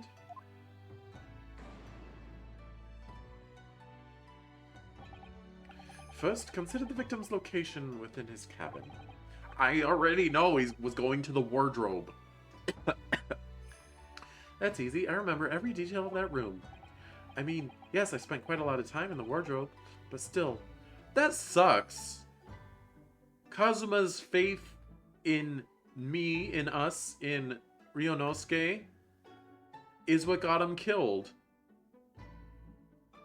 He's like, I need to talk to my friend real quick. And that's what got him killed. It's cause... gosh, dang it. That sucks a lot, actually. Man. You could look it on the bright side. It's like, he trusted you so much to the very end. But maybe if he trusted us a little bit less, he wouldn't be dead. God. I mean, there's also the fact that he wouldn't have asked us to be... he wouldn't have sought our counsel if he hadn't had us stowing away there, so there's that layer of it as well. If we weren't there, he wouldn't be dead. No. I mean, yes, I spent quite a lot of time in the wardrobe, but still. That cabin has been my home for this entire voyage. So this is how the cabin looked last night when Miss Pavlova visited Kazuma-sama? Yes, it's exactly how it was. Kind of meta, but alright. Are you ready then, Mr. Naruhodo? Yes! If there's one thing I've learned today, it's that a simple gaze can reveal all manner of truths. Not only that, in order to draw the right conclusion, you can't afford to be out by even a little bit when you're following the gaze to where it lands. So when he turned away from Miss Pavlova, what exactly was Kazuma looking at?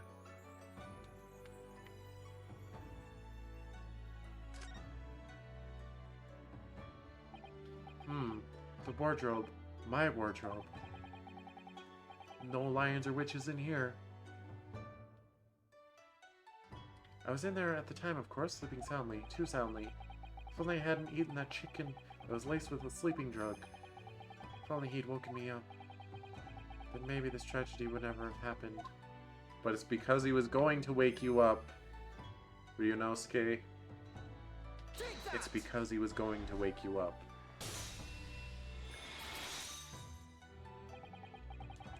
Considering everything that had happened last night, certainly it may have looked as though Kazuma was going to ring the bell cord. Yes, however, what is directly beside the bell cord? The wardrobe.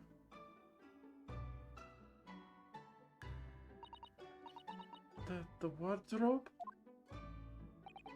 And more importantly, what was inside the wardrobe? The man's great friend, sleeping soundly. Ah! Miss Pavlova, please, think back very carefully. What were Mr. Soki's exact words last night? Give me a moment. I could use another opinion here. Another opinion? Yes, but not from a member of the crew. No, Mr. Sogi intended to consult his close friend on the matter. To see if between them they might be able to help in some way, no doubt. Oh no. Sadly, we can't know the truth for certain now. It's too late for that. But I wish you had made sure of what Mr. Sogi was looking at. Things may have ended very differently if you had.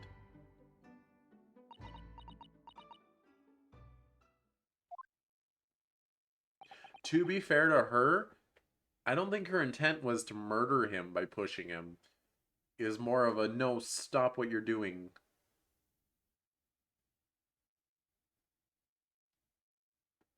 She didn't have a plan after the push. It was, that still sucks a lot, though. That's a tragedy. That's a tragedy right there.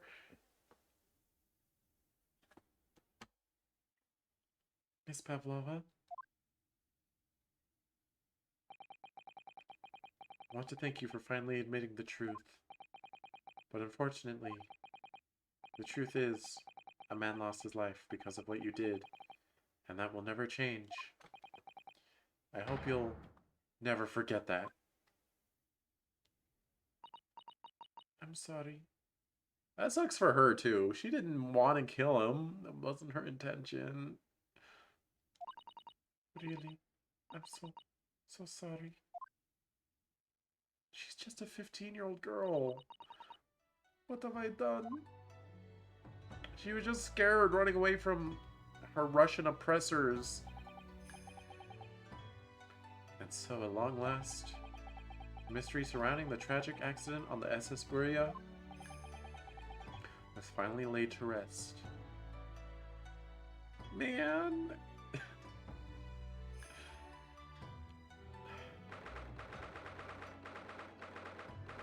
This sucks. Man, case 2? Case 2 out of probably 10? Case 2 made me cry. You can't see it.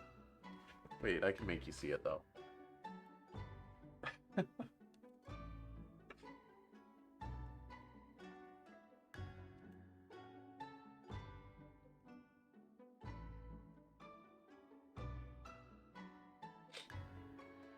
Eh.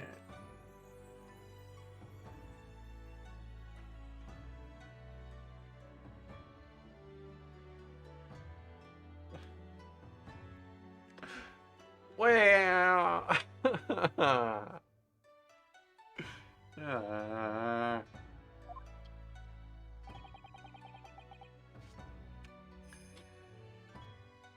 What will happen to Miss Pavlova now, then? Once we reach Great Britain, she'll be handed over to the British police at Scotland Yard. What about the fact that she ran away from Russia? Won't the Russians try to repatriate? Excuse me.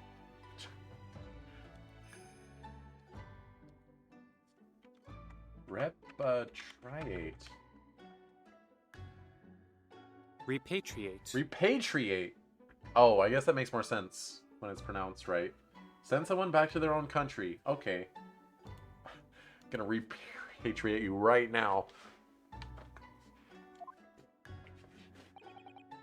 Apparently, the English detective can speak to the immigration office and sort all that out. Mr. Sholmes can do that? So she won't be going back to Russia then? No, I don't think so. Even if she wanted to return in the future, I doubt she would be able to. She ran away, so now she's in exile for life. I see. Yo, I'm exiled. It's part of my lore that I didn't let anyone read. I guess it's more accurate that my ancestors were exiled. I kind of count as an exiled. Sorry. I'm sorry. Seaman Stroganoff? I wanted to help our angel, no matter what. But I didn't think about you. About how you lost good friend. I will go with Nina. I will give myself to British police. That's kind of you. In the meantime, thank you for letting me go free again. Kazuma's death. He was like such a waste, but...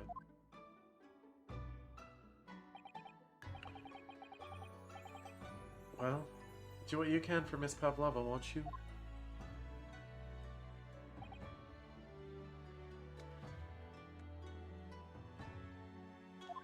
Da. Well, I'm afraid you need to pack now. You're due to arrive in Hong Kong tomorrow. As much as it pains me, I'm going to have to hand you over to the consul to arrange your passage back to Japan. Yes. I did stow away after all. I couldn't really expect any different. So, you should get back to your cabin now. Wait, they've been sailing for weeks and they only made it to Hong Kong? Jeez. Looks like my study tour to Great Britain is over before it's even begun then. Like, I know sailing across the world takes a long, long time, but I would have thought in weeks they'd make it a little further than Hong Kong. Unless Hong Kong isn't where I think it is. Looks like my study tour to Great Britain is over before it's even begun then. To think that only days ago Kazuma and I were laughing together about how we'd tear up the streets of London. That seems like a distant memory now. Oh, what's that? Is it someone weeping? Yeah, it's me. Susato-san?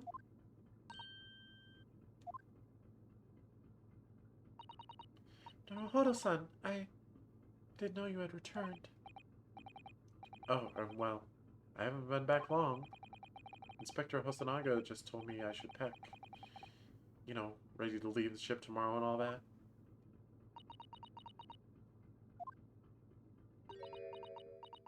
Oh, come on. I still can't believe this has happened. I can't believe someone's life can be over just like that. Susato-san.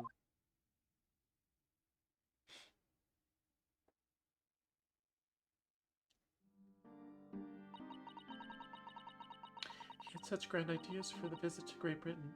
So many dreams.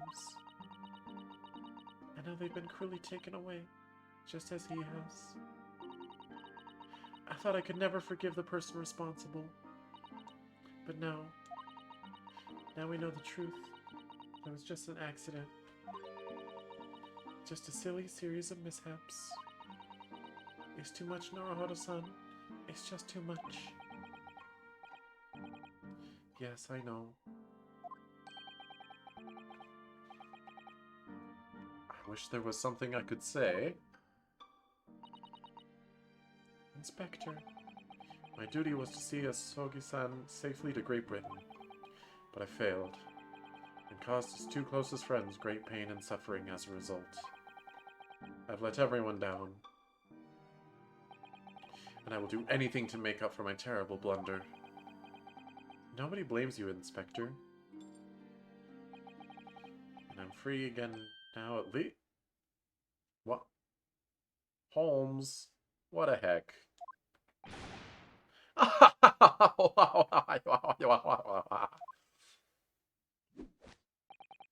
Surprise, Mr. Naruhodo. You know, Holmes, you're like really insensitive. You run around acting like a psychopath. Acting like, oh, what great fun. They went investigating murders. People died. People are sad about them dying, and you're just playing games. What? What is the meaning of this? Oh, a trifling matter. Simply that in my head, I think I shall always picture you wearing those shackles. Without them, the balance seems all wrong. It's distracting. You can't just put shackles on me because you feel like it. Sorry? So I decided to restore them, for old time's sake, shall we say? You are a stowaway, after all. He thinks this is funny? Sholmes, what the heck? Mr. Sholmes. I do appreciate all your assistance. I'd like to thank you from the bottom of my heart. I'm still not sure if he, like, had it all figured out from the beginning or not. Not at all, not at all. And though it's a little late, may I offer my sincere condolences? The loss of your companion is truly heartrending. I hope that you will be able to fulfill some of his aspirations in his honor.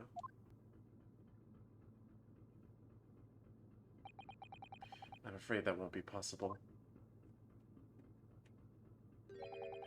We shall be disembarking at the next port in Hong Kong. We have to return to Japan and make a full report about everything that's happened. What? Wait a minute. It's just me that has to go back, isn't it? I mean, I was the stowaway. Yeah, well, they were just going to escort Kazuma.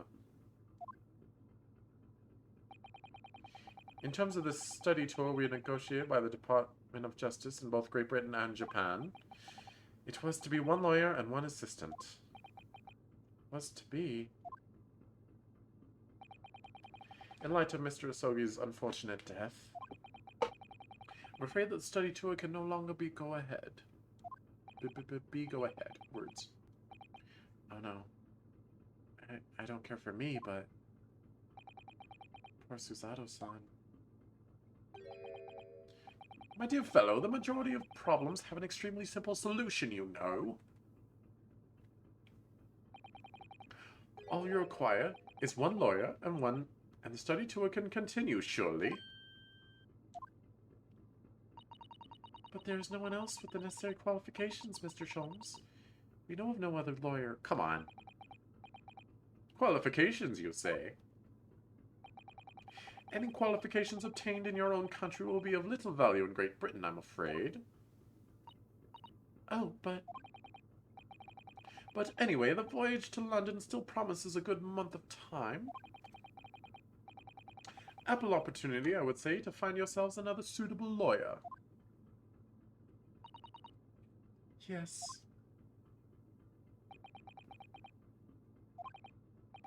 Miss Susato? Yes? Do you think perhaps I might be able to do it? Ah! But you're not a lawyer, Mr. Naruhodo. We were, like, a couple weeks ago. Oh, unless...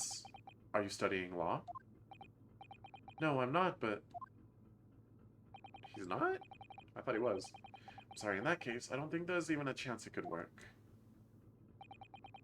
But as I said, there is still more than a month before we reach England's shores. Isn't that right, Mr. Naruhodo? Yes, I have a month in which to study, to learn what I must to become a lawyer in Great Britain. Mr. Naruhodo? That's ridiculous. Are you seriously suggesting anyone could learn all that in just 40 days? Month is 30 days, but sure. There's only one way to find out. I would work my fingers to the bone, Inspector, every single day. Will you let me try? And if by the time we reach Great Britain I haven't learned enough to be recognized as a lawyer, I'll take whatever punishment is deemed appropriate. But why put yourself in such a difficult position? For Kazuma.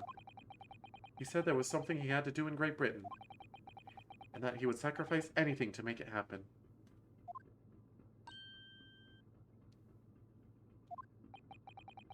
He was passionate about it. And I can't let that passion just come to nothing. And anyway, It's for my own belief, too.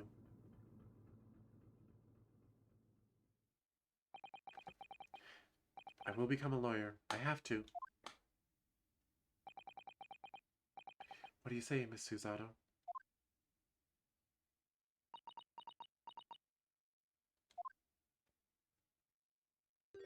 Aww. It's a nice smile. I think it's a wonderful idea. Thank you. So, what does our bespectacled inspector friend say? Are you serious? One lawyer and one assistant. The numbers are indisputable. No. It's madness. Yet fascinating, wouldn't you agree? Fascinating? Duty and rules are the dull routine of existence that we all abhor. Give us interest, give us fascination. Speak for yourself. Besides, qualifications are no measure of a man. What matters is his character, no? That doesn't really work at job interviews, but sure.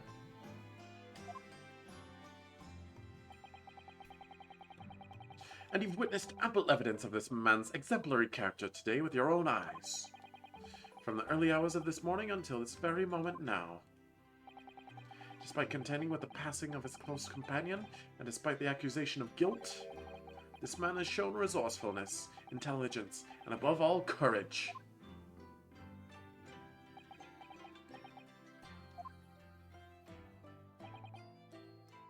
Very well. I'll think of a clever way to word my report to the Department of Justice. Inspector! After all, I did just make a promise, didn't I? I said that I'd do anything at all to make up for my shortcomings here. Oh, thank you, Inspector. If you'll excuse me, I must pay a visit to the captain's quarters, I think. I need to discuss what to do next, and how best to make my report.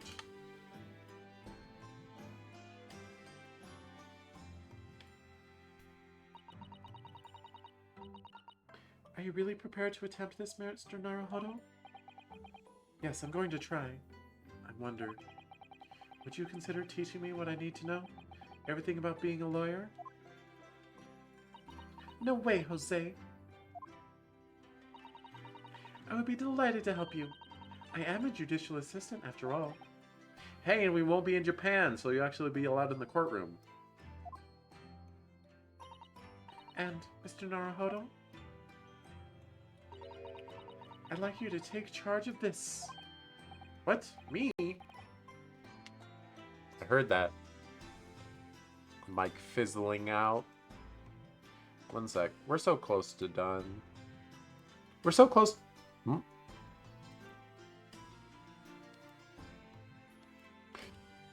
We're so close to done for the day.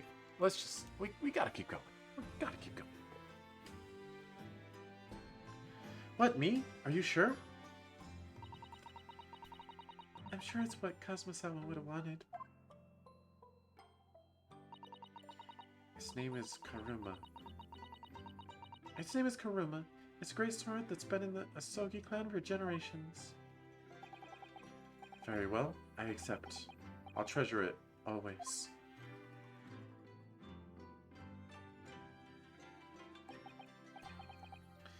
So then, Miss Susato, it seems we'll be working together for some time to come yet. It will be an honor, Mr. Naruhodo. And for the next 40 days, I shan't grant you a single minute of freedom. We shall fill every spare moment with study. Yes, that's exactly what I need. But before we begin, I have an earnest favor to ask of you too. Goodness, what is it?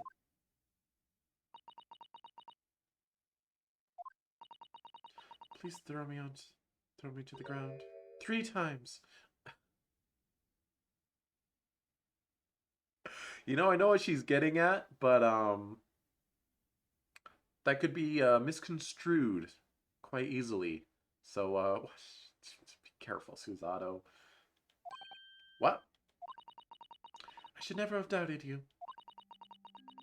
You were Kazuma-sama's closest friend. Of course you would never have done anything to hurt him.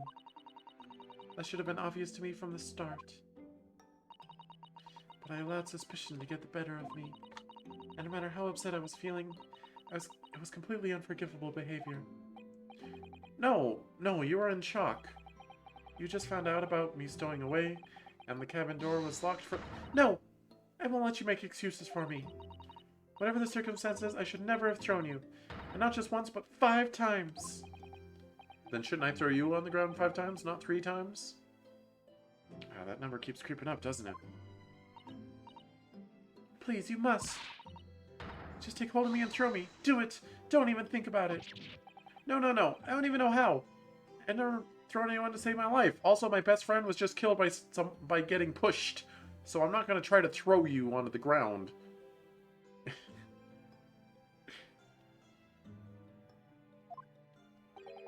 Very wise, Mr. Naruhodo. It isn't a skill one acquires without considerable training. Oh, Mr. Sholmes. I observed your throwing technique several times with great interest. I confessed I was most impressed. When did he see that? I presume that would be a form of Japanese wrestling? It's judo, isn't it? Oh, well, in a way, it's not wrestling, but my own interpretation of an ancient jujitsu technique. Apparently it's called the Susato takedown. It leaves your head swimming, I believe. Or believe me. How beguiling. I am a practitioner of the combative arts myself. I am a somewhat accomplished boxer. There he goes, dancing around again. I wonder if you'd be so kind as to instruct me on the techniques of your arresting throw. Hey, don't punch her. Yes, I'd be honored. Let us not dally. Demonstrate, my dear madame. If I could see it animated her hurling him onto the ground, that would be fantastic.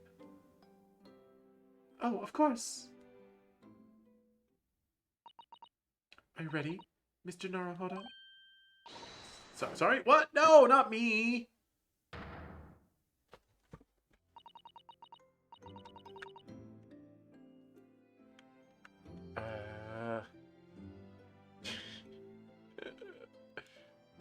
Alright. For good measure.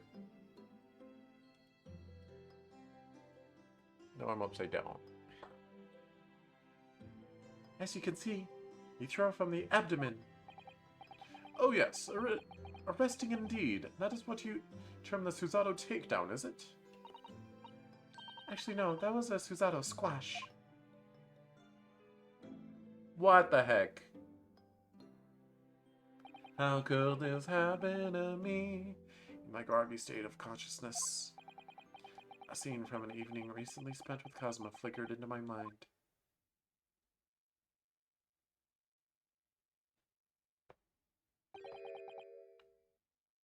Karuma? That's right. It's a prized sword that's been passed down through generations of the Asogi clan. I can't believe you managed to get permission to bring it with you. I mean, taking a katana on a study tour is more than a little irregular, surely.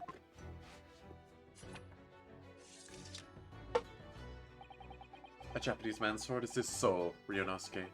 I can't be parted from my katana. Karuma guides me. I truly believe that. You're crazy.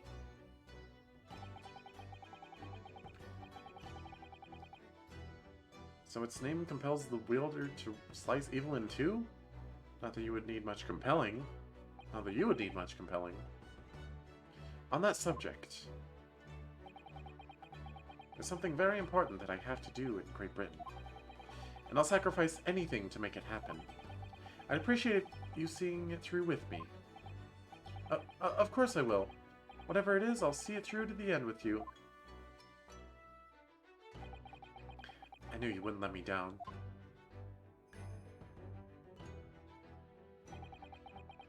That important thing he had to do. I still don't know what that was.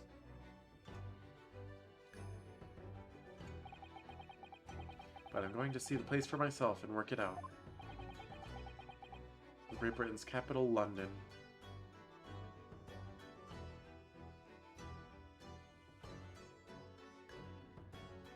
Hot diggity dang! What a case. Wow.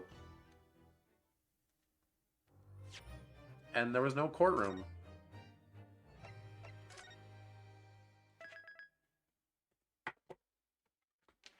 Wow.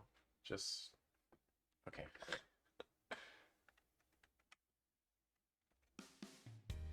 Hey, thanks so much for watching. Wait, let me get these tears out of here. Get this objection out of here, too. No, don't get me out of here. Whoa, whoa. Okay, I'm back. Thanks so much for watching. Even if you're lurking, just you, Tylo, watching me, that means a lot. It means a lot. Oh my gosh. Going forward, I might do a lot of Gorilla Ace Attorney streams. Would that be okay? I want to get through this game, so I might end up playing it like in the middle of night after work. Would that bother people, or would it be better? Would it be better to stick to it on the scheduled Sundays? I don't know.